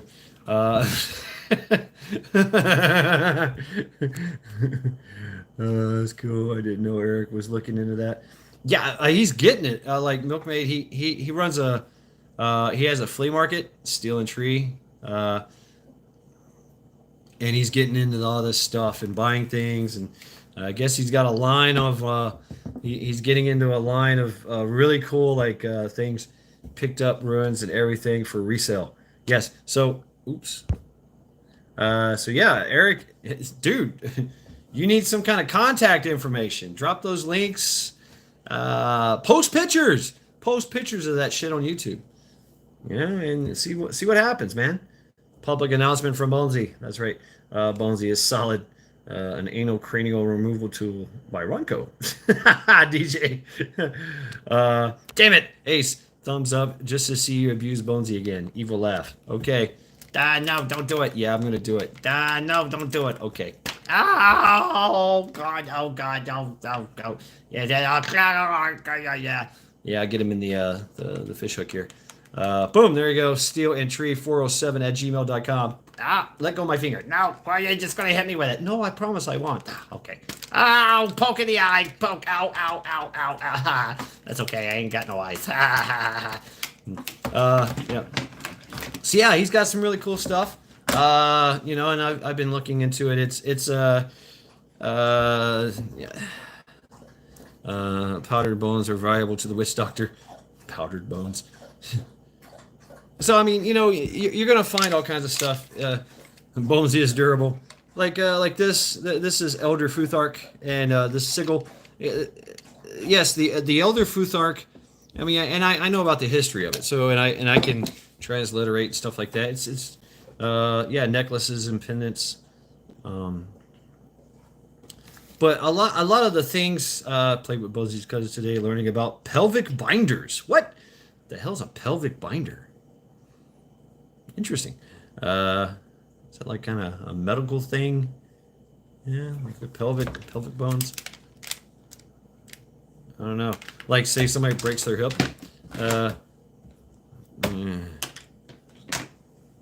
Right, there you go. So yeah, he's got runes that are well done. I have to say. I mean, it's really good stuff. The runes they're in yes, the helm of woe, right? The helm of woe, and it's a sigil that was brought up. They found it in grimoires. It's nowhere in the sagas. It's nowhere in you know the history of Vikings. There's the Seethers. There's nothing of that. It's called the Hell of Woe, and it was invented at least 200 years after the Viking Age.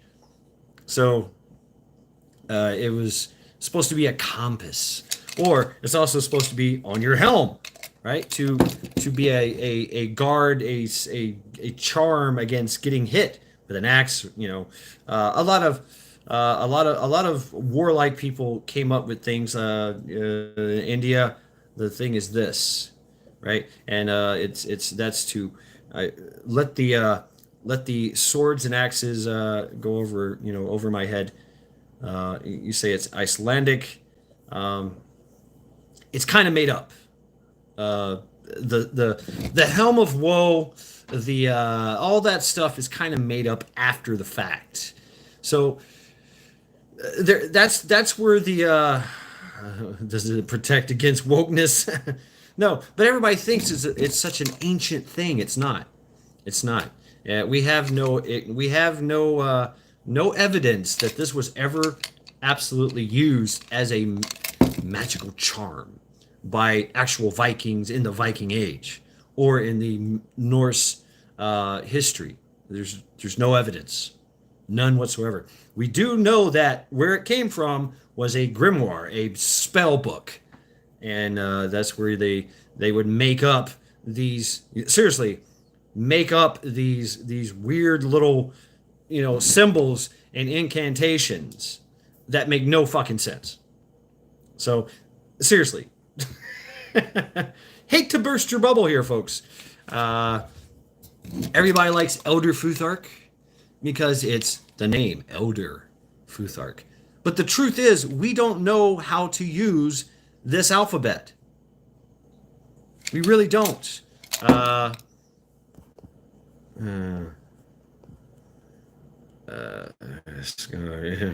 Icelandic for I smash your skull. Ég Brit. Horfolkenkupen Thina.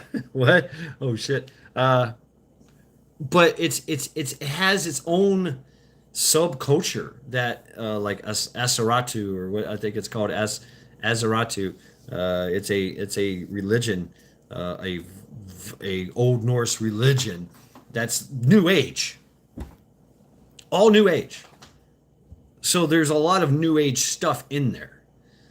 We only have glimpses, but we only have glimpses in the sagas, in other stories about the magic, the actual religion, and we still don't know how it was practiced. We know some things. There were sacrifices.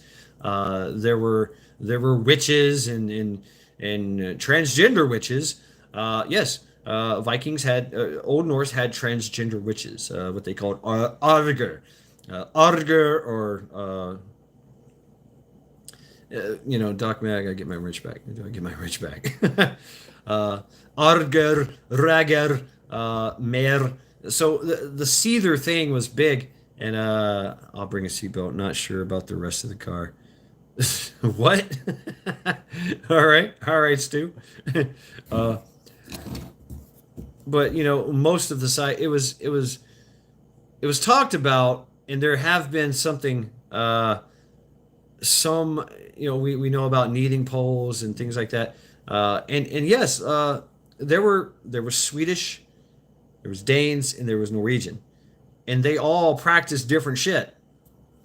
It was all kind of similar, but it was all practice. Yeah, right, Rabbit, like Snorri Snorrason. He wrote down, the Poetic Edda, or no, yeah, he wrote the Prose Edda, and it was hundreds of years after the Viking Age, and he was Christian. He was a Christian chieftain, Uh, right. So, and of course, Odin talks about, doing his ritual where he hung himself on the Yggdrasil tree to receive the runes and the magic of the runes.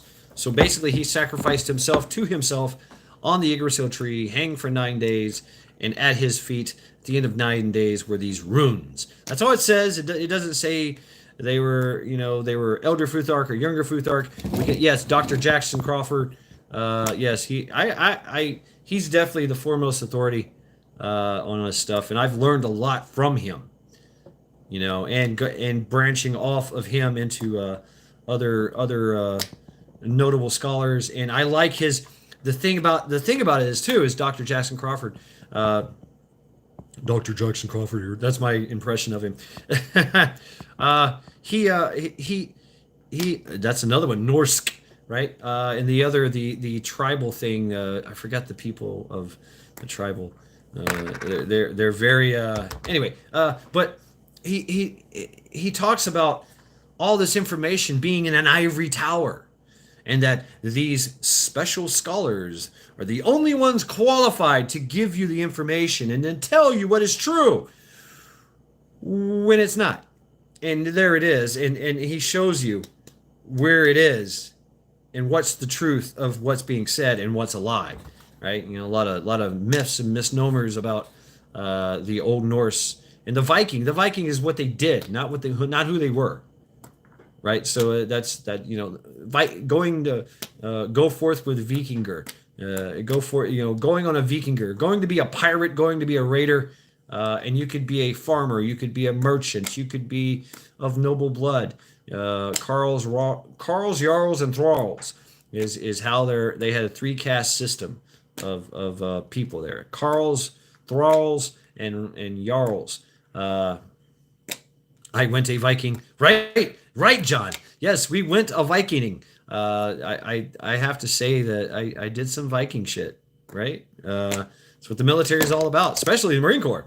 Let's get in a boat and go assault the beach line, right? So, but history is so much more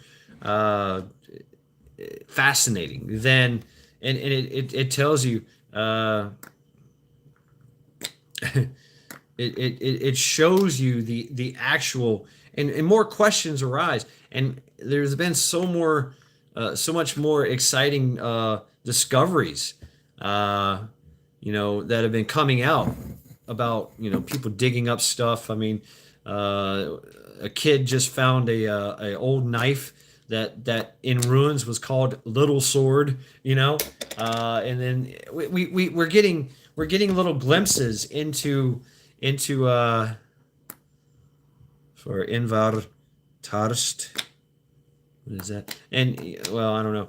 So there's a lot of cognates too. I mean, our language has a lot, in common with Old Norse, and it was part of the evolution of language. We went from Old Norse to Latin, and then we have Old English and Gothic, and modern English. Skull.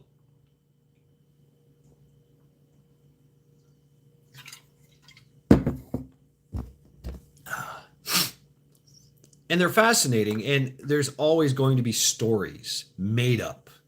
I mean, even in the sagas, a lot of them are pretty tall tales, man. If you look into Ragnar Lothbrok, in the story of Ragnar Lothbrok, it appears that in the sagas he was 700 years old. Like, whoa, and everybody claimed to be Ragnar. That it was a thing. There was a lot of people going, "I'm Ragnar, fear me," boobs. Breister, German, Bruste, Icelandic, Briost. Wow. Boobs. Thank you for that. That's very educational. Thank you, Ghost Lincoln. That's a great language lesson. Yes. Yeah.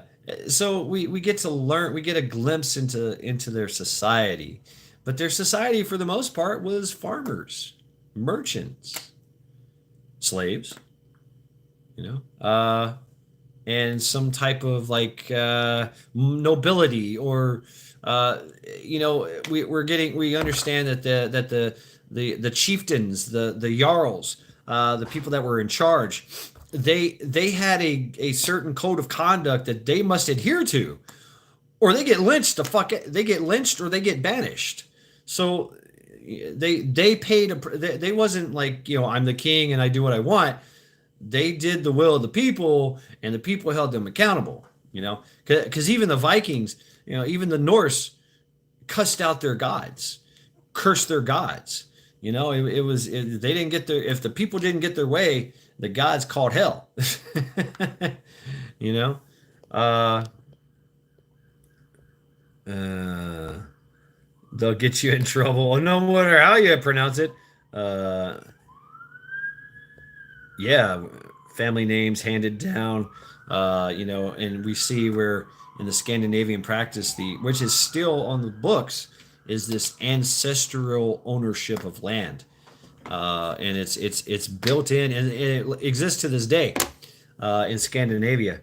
So you could be the last remaining ancestor of a family in Scandinavia, the whole country, whatever, Denmark, Norway, or Sweden, whatever, and if you're the last remaining, whatever, and they found you here in America, you have to go to that land. It is yours. It has to pass to you.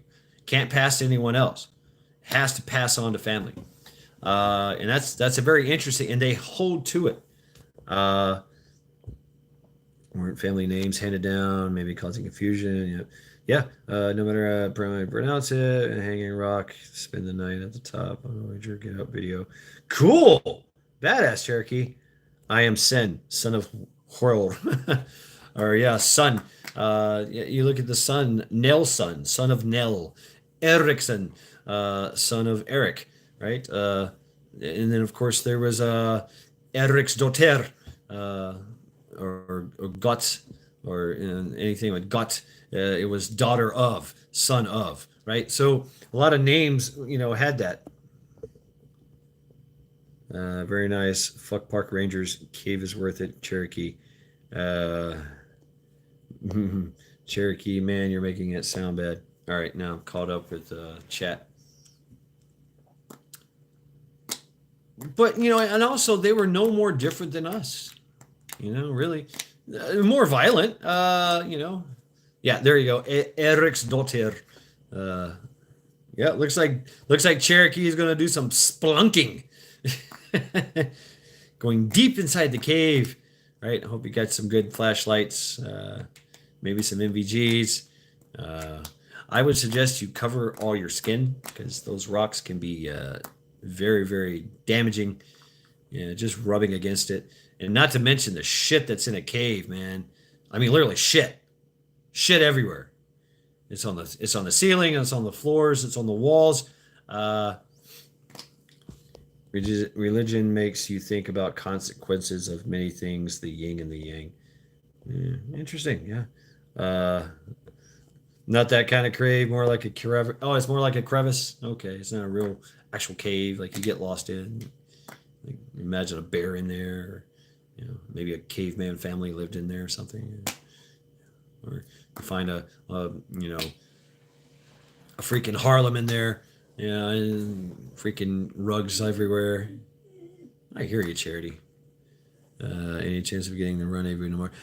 March, yes. So, in March, I would love to. I have another thing I got to do in March. We have to see. I'd like to. Yes, Milkmaid. I would really, really like to. I would love to.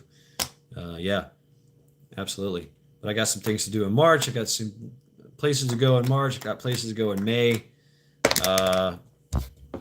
It's a bit of a drive for me. It is a trek, so I have to figure this one out. And plus with my car, zoot, whatever. So yeah, I got some planning to do. If I'm going to do this in March, I have to check it out. But folks, I'll be right back. I gotta use the bathroom. Here, hang out with Bonesy. I don't want to be with these peoples.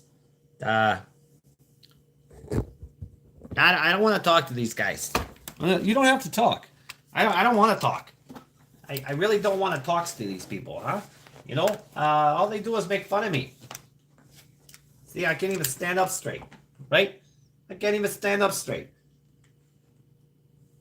Maybe I'll fall down. That's right. I'll be right back, folks. I gotta use the bathroom.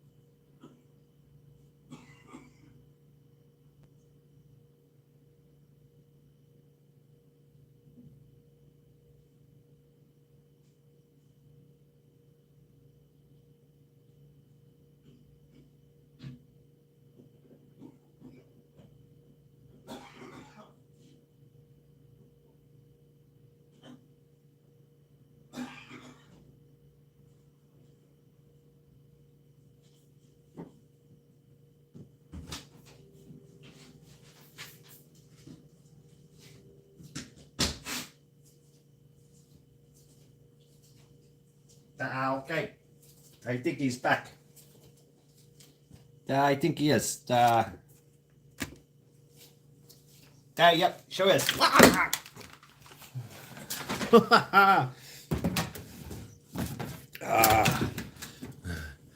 Bonesy would have deep thoughts, but he is being very transparent. I like that. I see what you did there. Oh. Oh, yes. Ah. Skeletal even.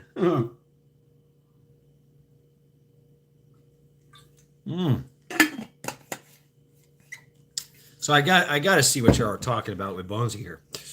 Yeah, what kind of conversations y'all have with Bonesy? Terry Johnson. All right, time to name 206 bones. Moved earlier, so I came back. I got lucky. I have a cabin at the meetup. 7 days. Ooh, I like that idea, Cherokee. I want to do that at Hocking Hills. Yeah. Yeah, Hocking Hills. I want to do they got cabins. So they say cabins. It's more like a fucking timeshare, really. When you get you do get a hot tub. You know, and you get to hang out. You get your own place. Usually small, but you know, but you got all these trails, man. And so, beep beep. Oh, cool. Thanks. Oh, excuse me. I gotta do this. Oh. Ugh. I'm still trying to blow all the stuff out of my out of my nose and lungs and sinuses. Oh, here's Charity. Sulking away because I won't give her no treats. My nail girl.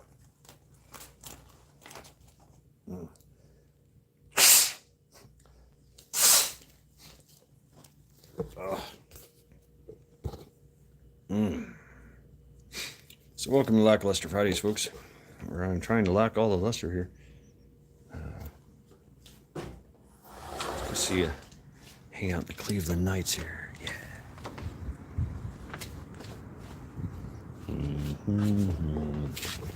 Boy.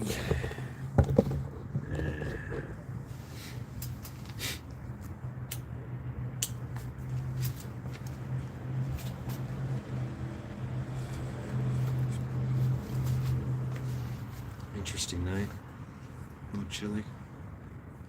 Can you guys hear me? Yeah, right, Gus Lincoln.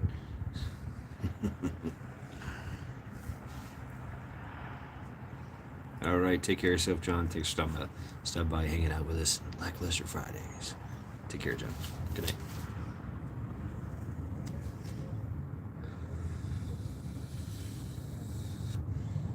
night. Cherokee. Milo, on the ready. He says, no, we can't hear you. What's up?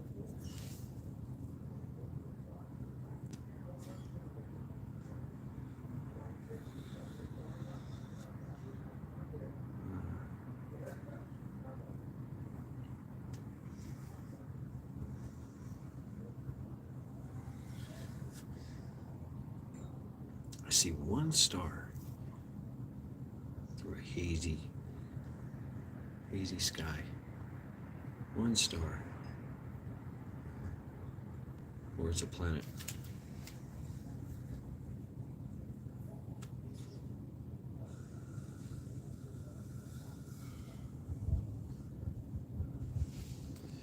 Yo. Mm-hmm.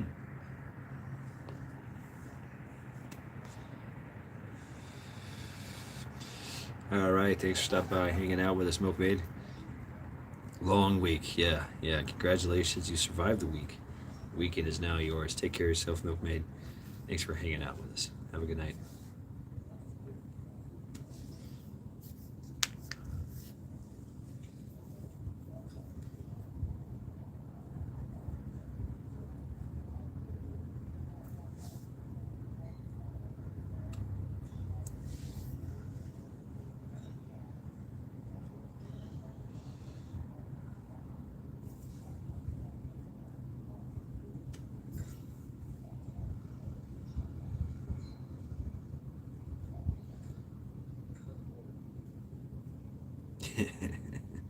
Magique. Cemix larticularius. The common bedbug. I can rant about that thing.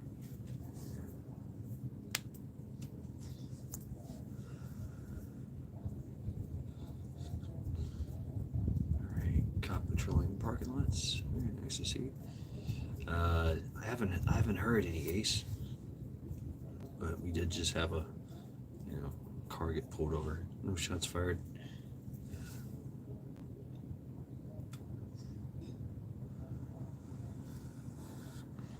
Yeah, it's been a quiet night here in Cleveland. It's good.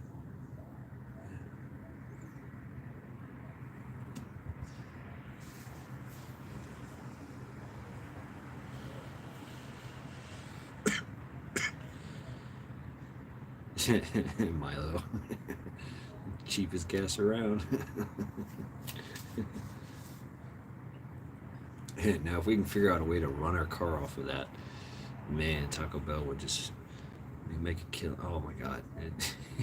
Everybody would be eating Taco Bell and driving their cars off their own farts. All right, Charity.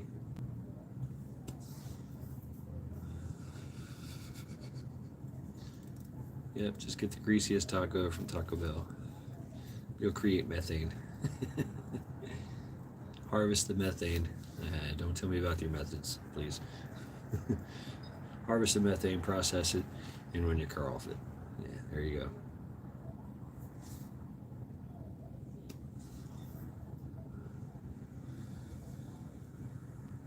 Wow.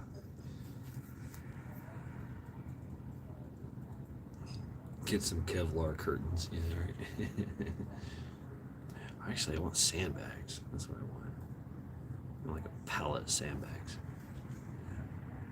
That'll be good.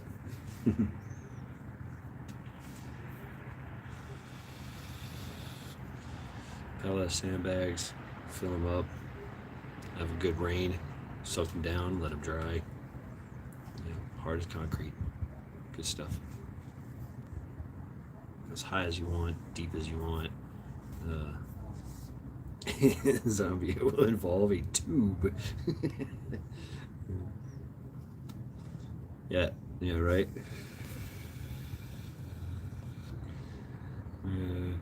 Yeah, right. Taco Bell farts is still in business. Mad Chad, Joe Biden memory. What problems? Sounds like mega old aging. Yes, mega old aging. I think beef stew tonight, and it has bacon in it. Ooh, Terry Johnson.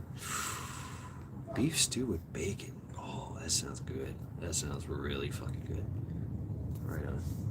Ooh, airplanes.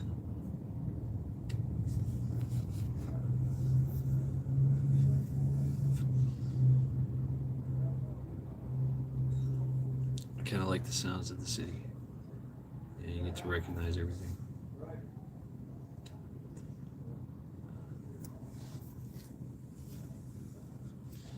There's constant noise. Really, Cherokee? Cherokee, or drop your link, bro. I know you're on the trail, right?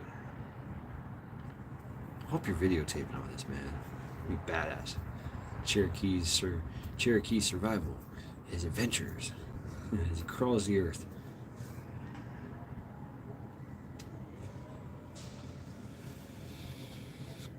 Not on the trail. Okay.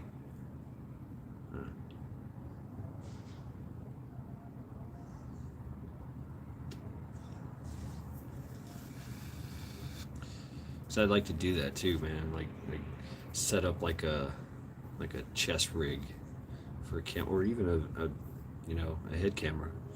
You know, I thought about a charity cam, but she's too old now. Yeah. She hates harnesses. She hates coats. She had to wear a coat most of the time during the winter, right? We still had problems. We still had issues with her feet, but she was still warm, but still freezing. It was cold. That might have been a gunshot. I don't know. Oh.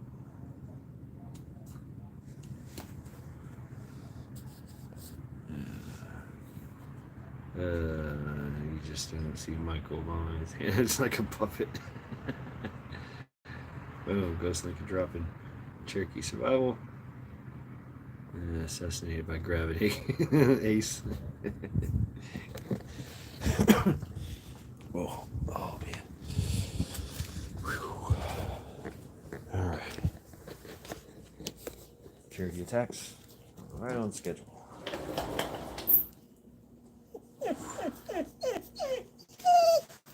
What? Come on. Look at this crazy bitch. That's the remnants of a peanut butter jar. Here, let's throw that away. Yeah, there's a spoon. She likes fuzzy peanut butter. For some reason. Right? You like fuzzy peanut butter. Kind of weird like that. I put it in her bowl, and she takes it out of the bowl and goes to the carpet. It's crazy. No. You get this. You get this. Oh, yeah. Check out my refrigerator. I do. I just piece of rice. Just plain rice infused with turmeric. Oh, there you go.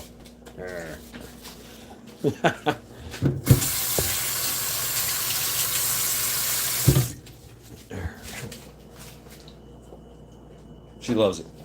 Absolutely loves it. Yep. Oh, yes. So welcome to Lackluster Fridays, people. Wow, I am like.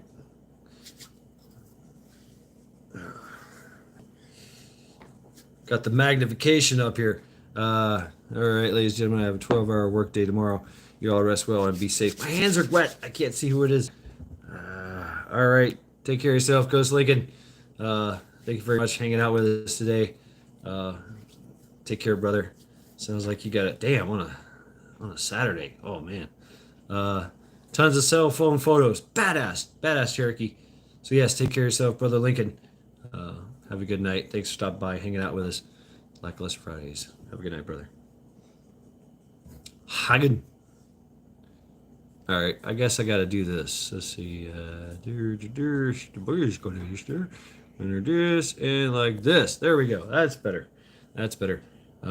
Anytime I flip the phone camera, what happens is when I flip forward, to record charity or whatever, and then I flip back, boom, the magnification is bigger on my end, and I can't adjust it. So the only way I can adjust it back to its default settings, I guess, is to flip the camera once again, and it gets back to this magnification, which is ideal. Naga. No, that's a Kwandao, a big Kwandao. I would like to have a Naginata. That's a badass weapon. Whew. Yes, the Naginata or the Yuri. Ooh, man. Those are fucking badass weapons. Think samurai sword on a pole. Or the spear part. Oh my god. The spear part of the Naginata. The Naginata.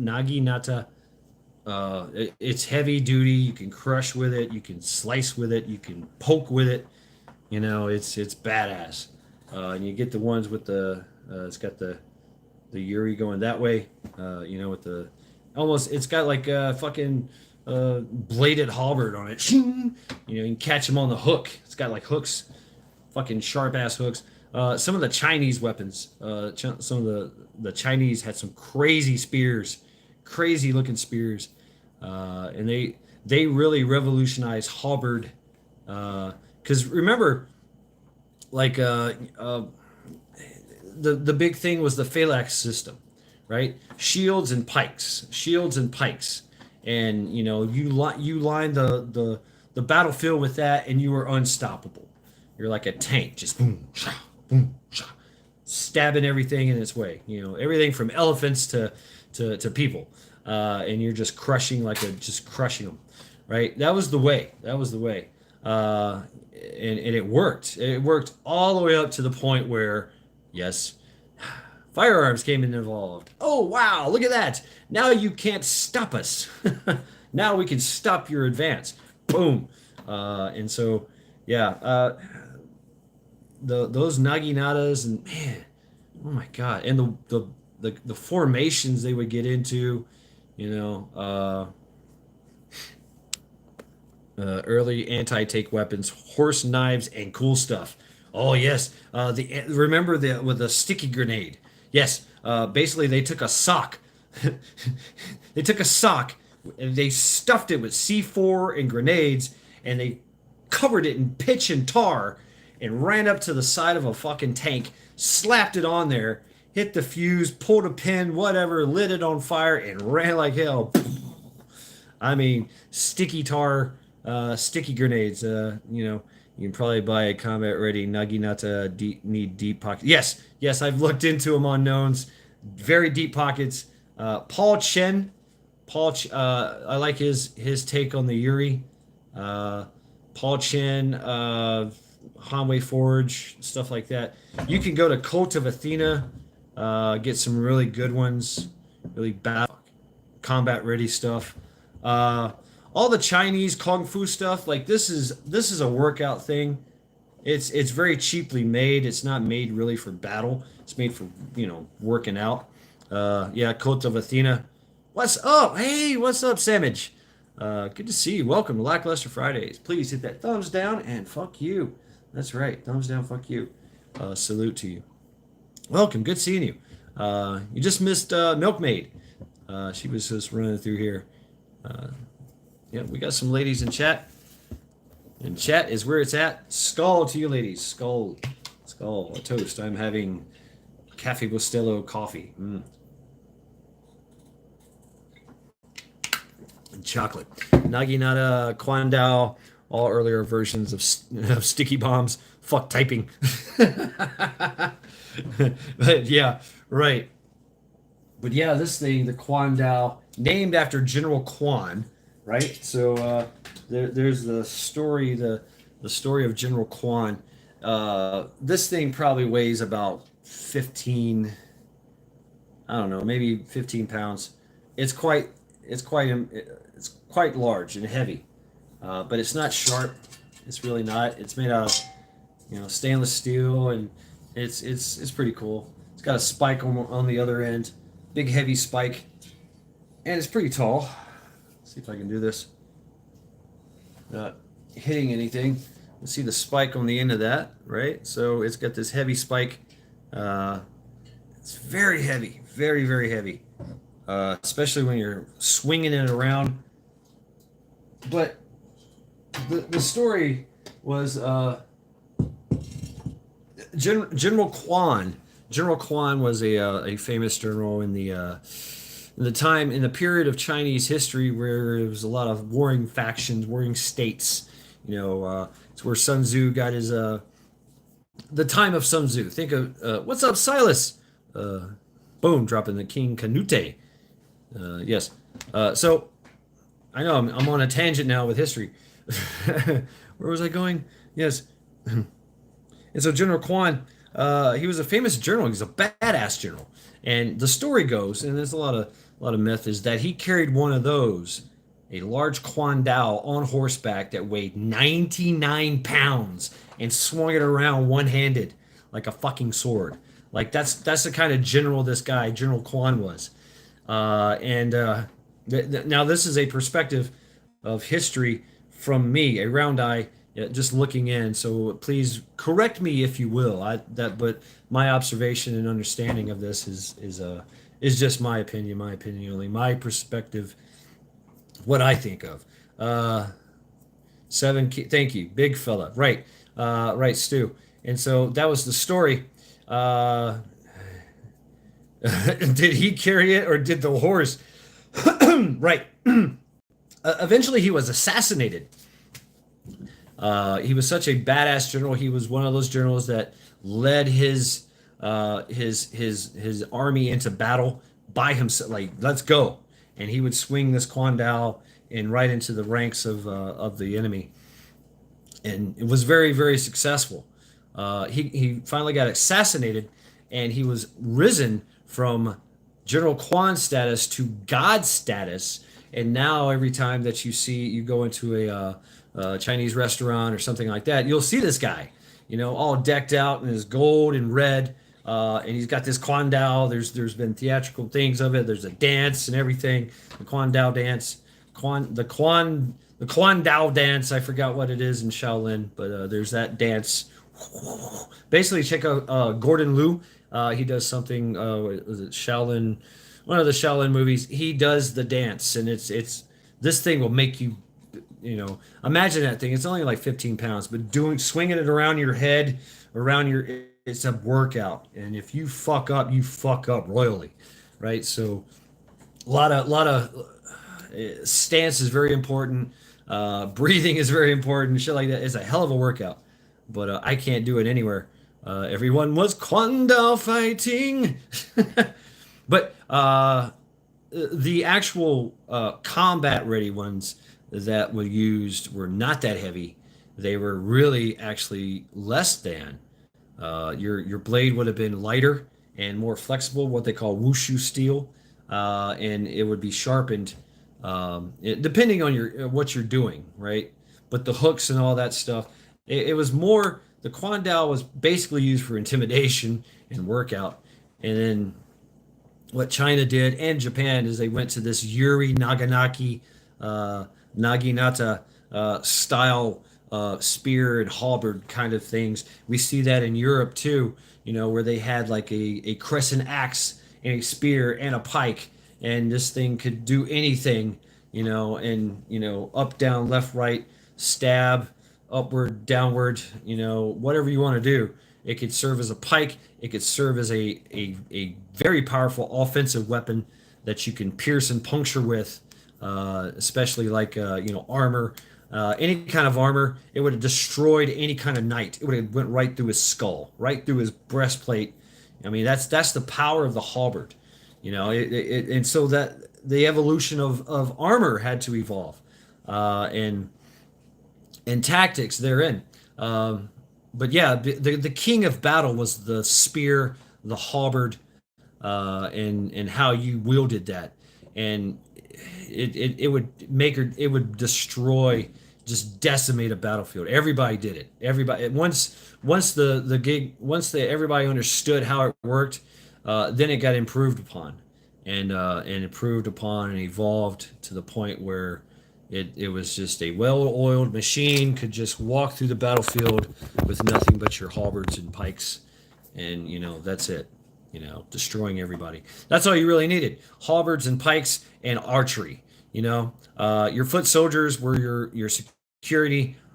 For the halberds and pikes and the archery, and they could also be used as a flanking or as a reinforcement, right? You can reinforce anyone because your infantry could do anything, right? Your basic foot soldiers, they could run the halberds and pikes, or they can go over here and assist with the archery, but whatever. And from there they would pull in the cavalry, right? And the cavalries were used for movement and pincher movements, flanking movements, so trying to get that angle, right? The angle of attack, and win the battlefield, or deny the enemy, so the halberd was a big part of that, big part of that. So welcome to Lackluster Fridays. Skull, as I drink the last bit of this coffee. Oh, it's so good.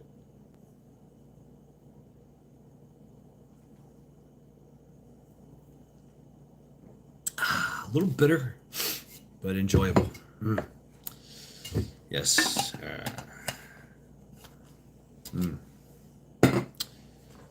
Even with all that coffee, I'm still tired.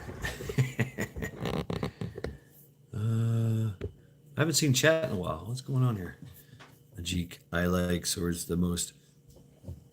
Swords, yeah, man. Swords are pretty cool. I think we talked about that too before.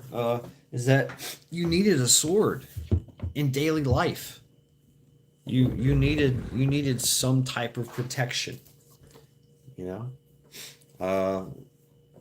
They didn't have guns, or if they did, somebody's going to try to take it from you.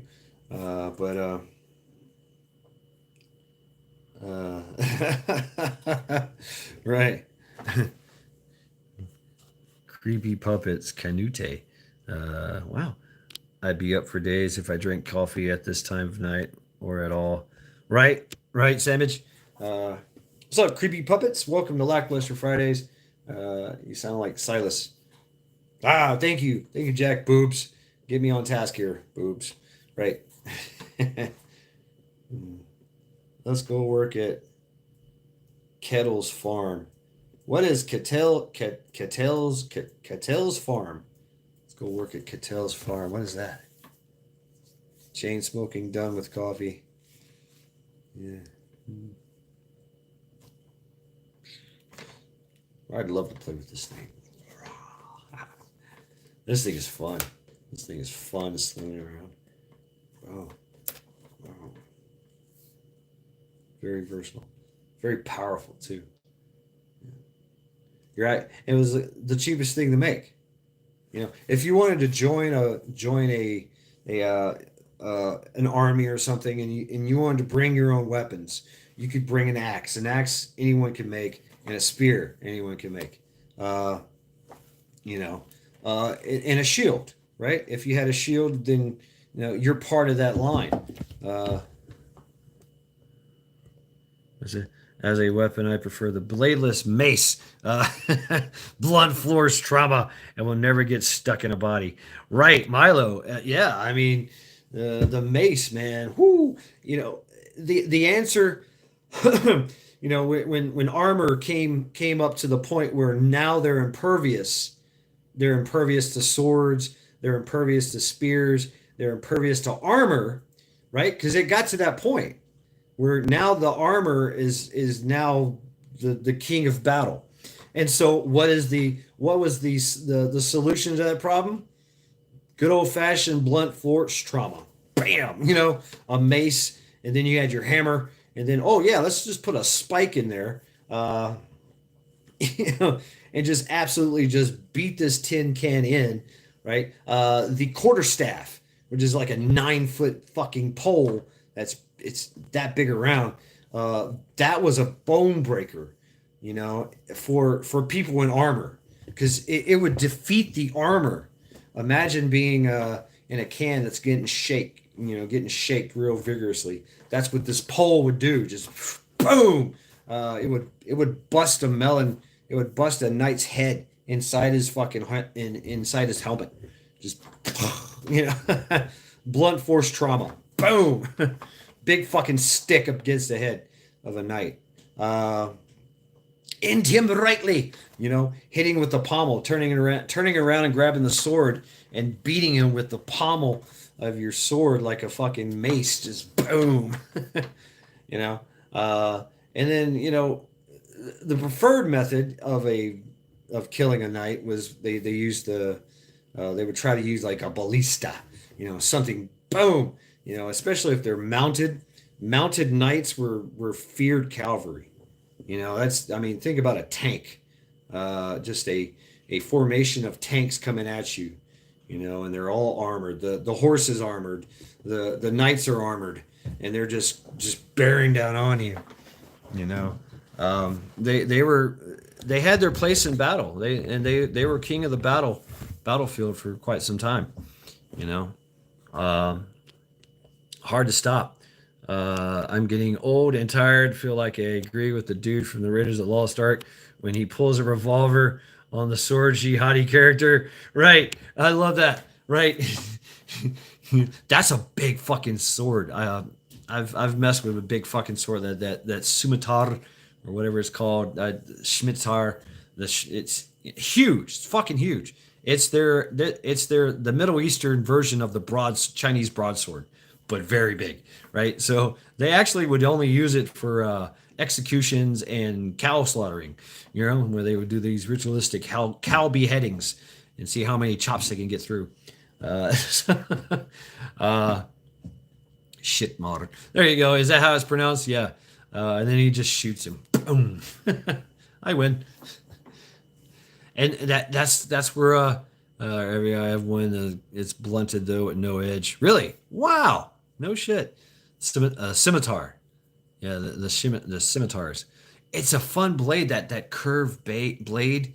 It's fun because you can get angles. Yeah, it's a good. It's mostly for slashing, right? So a curved blade is good at slashing. When you go with the follow through of a slashing blade, you create more space, more cutting edge.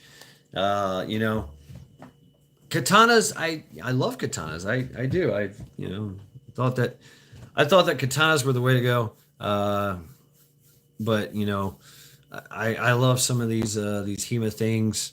And of course the Chinese broadsword. Something lively, a lively blade, right? It's you can get a lot done with a live, and that's where it came to the evolution of the fencing theory. Then you had rapiers and foils. A rapier is a bad motherfucker. I mean, you want to walk through a crowd, grab a rapier. You want to make it through a crowd. Your rapier will take care of everything. You can slash, stab, impale, behead, delimb, all in one shot. And it's an excellent protection weapon too. So, shit like that, or this like the Scottish claymore, the Polish saber. It's got enough curve to it where you've got a good slash, but not so much where you can't stab as well, right? it's hard to stab with a curved blade. You got to get there's you can do some weird shit though. You can do some change ups and some different angles around blocks, and anytime there's a bind up, you have interesting options with a curved blade to do a bind when you're in a bind, and be able to pull out with a stab, unorthodox stab, like boom, like this, because your blade is, I don't have a curved blade, but so you can come like this or whatever with a curved blade and get around there, but it's still mostly a slicing thing. But if you have the best of both worlds, not too much of a bend, not too much of a curve, and still kind of straight, you can do anything with that thing. You can slice, you can stab, but any kind of curvature is going to lend more to slicing or chopping. So, yeah. Anyway, axes, you swing that motherfucker. Boom. Axes are just a brutal weapon.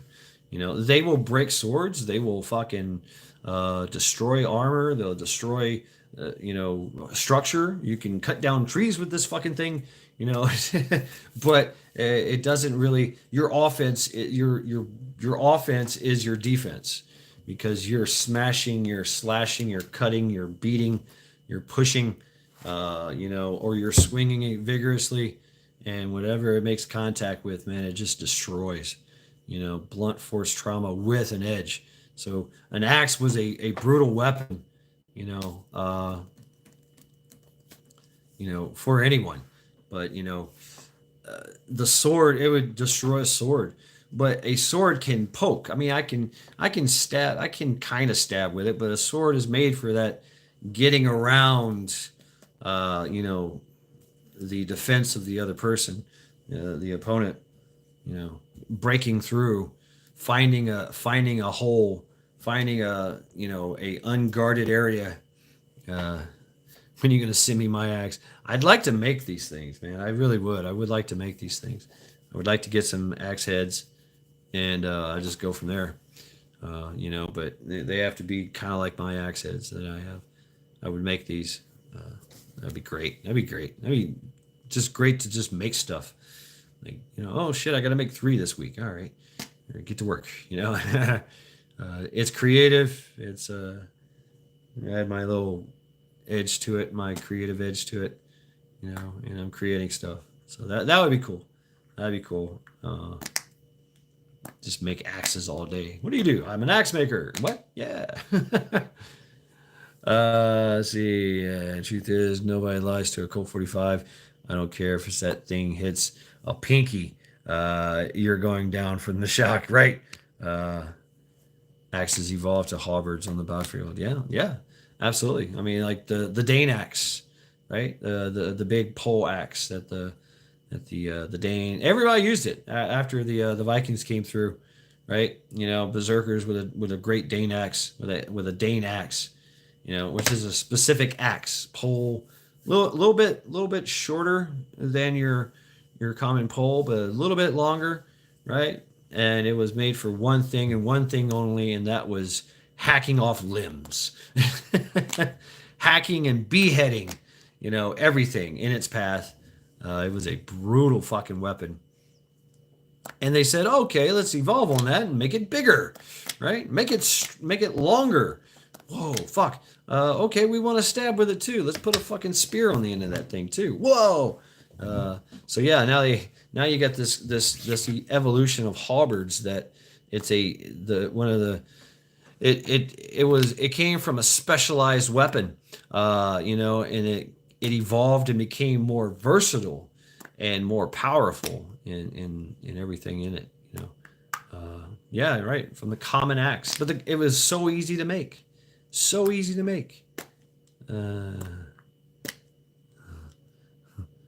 Right, that Nora's glad that circumcisions was never a good martial arts, medieval weapons, etc. channels. Yeah, I mean, Majik, yeah, there's some great ones out there. I'm sub to some of the Hemas. Region 9, what's going on? Welcome. A thumbs down, fuck you, salute. Welcome to Lackluster Fridays. Good seeing you. S-Wing, got the S-Wing 28 ounce hammer. Woo, S-Wing camp hatchet. Not the best hatchet, but the handle is about unbreakable. Badass. I mean, yeah. Now, I mean, yeah, with just our common tools, we are already set up. With common tools, you are already set up for medieval combat. The hammer. I mean, the hammer, man. That fucking hammer that it's got one, it's like a square type of blunt hammer edge, and then on the other side is like this hawk bill spike, so you can just beat. And then the whole thing is it's got metal sides on the wood handle, and it's got a nice wood strong grip. You can double hand it, you can one hand it, and just do brutal damage with the hammer. Just a bigger version of your framing hammer. I've got a framing hammer. I could swing two-handed if I needed to. Small collection of hatchets, 3 or 4 axes. I wonder if the Mongols had a sword choice. Jack, that's a good question. What did they have? They had I don't know. That's a good question. What did Genghis Khan go with into battle? What was their preferred sword? I guess you'd have to look into Mongolian history, which is, there is a history. I don't know. That's a good question. Yeah, that is a really good question. Horseshoe, melt remote stuff. Pelosi's husband is anti-hammers. Yes, he is. He is now. Before that, he was pro-hammers. Kick-ass axe bow, but no clue about their blades. Axe bow, or kick-ass. That kick-ass bow. Who had a bow? Yeah. I'm thinking in reference to. Oh yes, the Mongolian bow. Yes. Yeah, and they were badass. They were fucking badass, right? I mean, they still have those competitions, the Mongolian competition, and they still make the bow the same way. Yeah, I mean, super accurate and super fast, and it's on horseback, and they're just like, fucking shooting your ass with a fucking fully automatic bow, pop, pop, pop, pop. I mean, they were just letting them go. Peasants in masses can be formidable. You're right. Yeah, imagine 700 farmers with pitchforks. That's fucking terrifying. Especially if they get in formation and they start moving. You're like, oh shit. These guys know what they're doing. Yep. Yeah, medieval combat, dude. It's good to know. I reckon Robin Hood's great grandmother was bonked by a Mongol. It's possible. It's possible. And Robin Hood, I mean, they had the longbow. They had the longbow and they had a really badass hunting bow. Everybody made those. And for the most part, that's all you needed. Yeah, the Mongolian bow, that thing. I mean, that thing evolved into war. I mean, from war. That was their answer to a better bow in war. Like, damn. And the process that they. All right, take care of yourself, Samage. Thanks for stopping by, hanging out with us, Lackluster Fridays. Have a good night.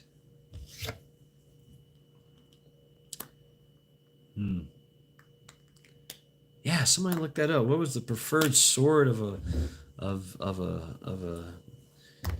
Mongolian, war machine? Genghis Khan.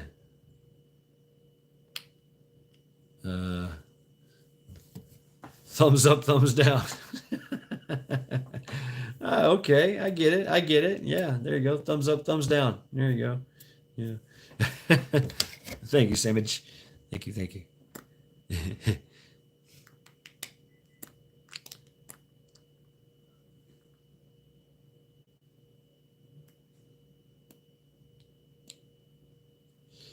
So welcome to Lackluster Fridays, folks. Oh, yo. Right. The natives carried over a lot of those skills from their ancestors, bow skills. Right. I mean, they developed glues. They developed processes, binding, and all kinds of soaked in animal fat, salted. All these processes that made this bow. That they had perfected over hundreds, if not thousands of years. It's amazing. I guess you could that as FUF me. What? All right. Yeah, right. The evolution of bows, the necessity of bows, a composite, Yeah, the Mongolian bows are composite, early composite.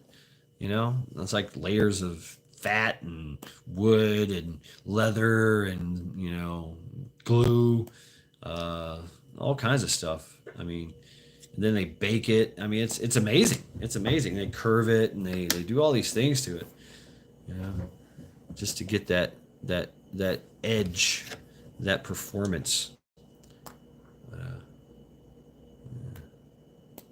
Not laminated. Yeah. Invented the crossbow, the huge motherfucking crossbow. Yeah, the ballista. Yeah. The ballista, whatever. Big fucking arrow, just shooting through a fucking group of people. I'll stick to modern rather than something that I know how to use. Yeah. Well, it's good to know these things. It is. It's good to know that you. Oh shit! I got is a knife, but I know how to use it. Okay, all right, I got this. Right? You never know. Huge Roman crossbow was the Scorpion. Yeah. Of course, they name it the Scorpion.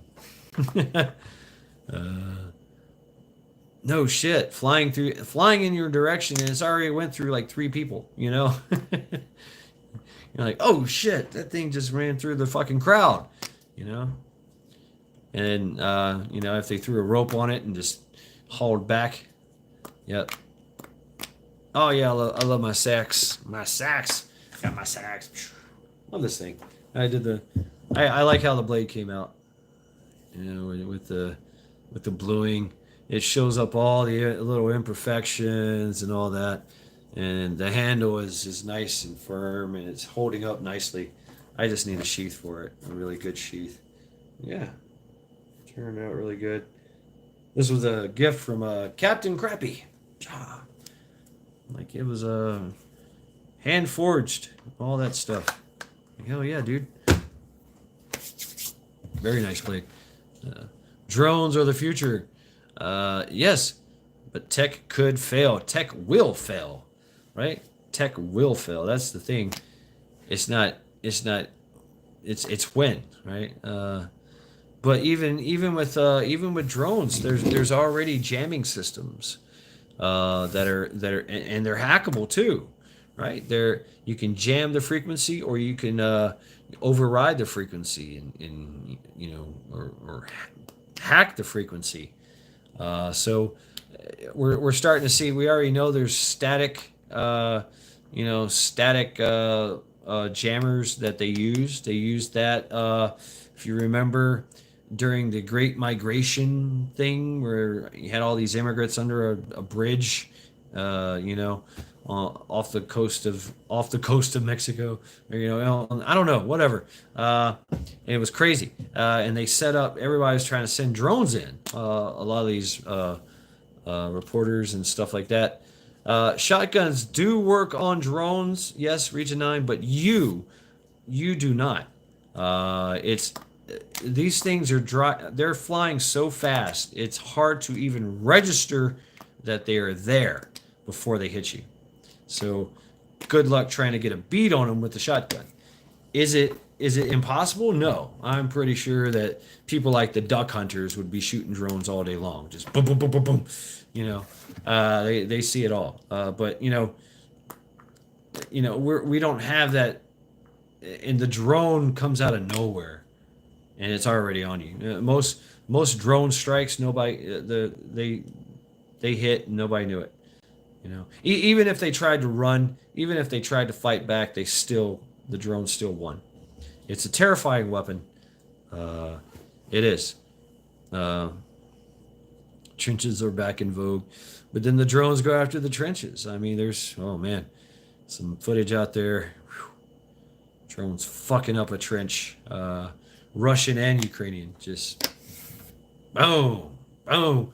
You know, they are, and as a anti-personnel weapon, they're absolutely terrifying. But that's not the most dangerous thing that drones do. They also give you the capability as being a surveillance and forward observer, unseen, and of course the aftermath and confirmation that it gives you after a big barrage strike or a cruise missile or a mortar attack that you launch, and you use that drone as your forward observer, and you can literally dial in, you know, the artillery to very pinpoint precision with a drone that's just, you know, got an eyeball from hundreds of feet up in the air. Yeah, just it's got an eyeball, it's got night vision, it's got super zoom. Right, right. That'd be right there, Jack. Oh, got the burps.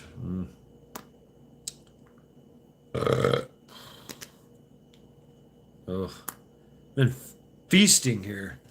Oh man. So please excuse me if I have some gastronomy, gastronometry, whatever the fuck, whatever, happening. Oh. Here comes Charity. Really, Charity. Yeah? What's that? I need to drink water? Okay, that's a great idea. I'll be right back, folks.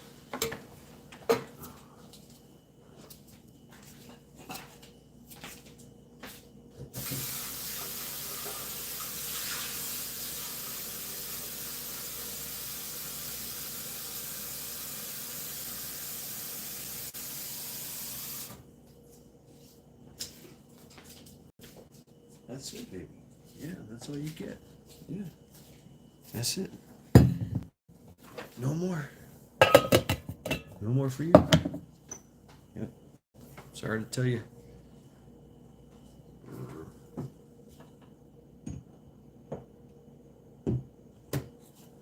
Boom. All right, what do you do? Ace is throwing axes already. Look out. Let's go.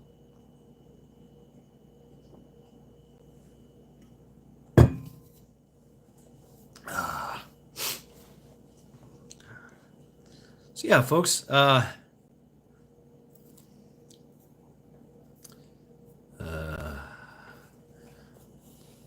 speak sure what happened in Sanctuary series. I'm in the sticks, so I have a little extra time. Right, Donnie. Yeah. Yeah, unfortunately I'm in Cleveland. But yes, trial by axe, yes. What the fuck's drones can be licensed lanes, but the Jackdaw drive-through sounds like Charlie Brown's teacher. Right, Milo? It's suppressed technology.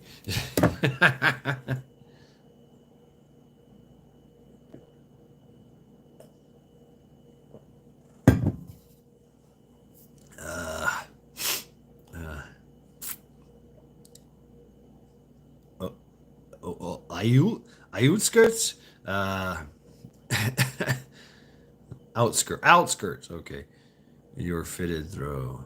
It's all good.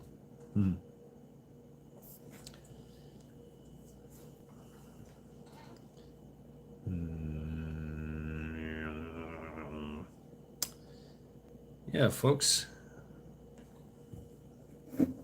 I think I'm going to end this live stream now. I'm tired of talking. Yeah, done enough talking. It's been enough talking already. So I'm going to end this live stream. Probably going to eat me something, have a little snack. Charity's going to help me out with that, of course. And I'm probably going to go to bed now. Yeah, so thank you all very, very much for hanging out with me. Lackluster Fridays. Yeah, 4 hours, almost 5 hours. I wonder what would happen if 1K were. Right, Jack. Yes, Milo, peace out. Majik, Region 9. Lady Smith, Terry Johnson, Jack. Lady Smith, Rabbit, Dragon's Fire, Dreams of Dragon's Fire. Adios. Skull to you all. Thank you all very, very much. Have a good night.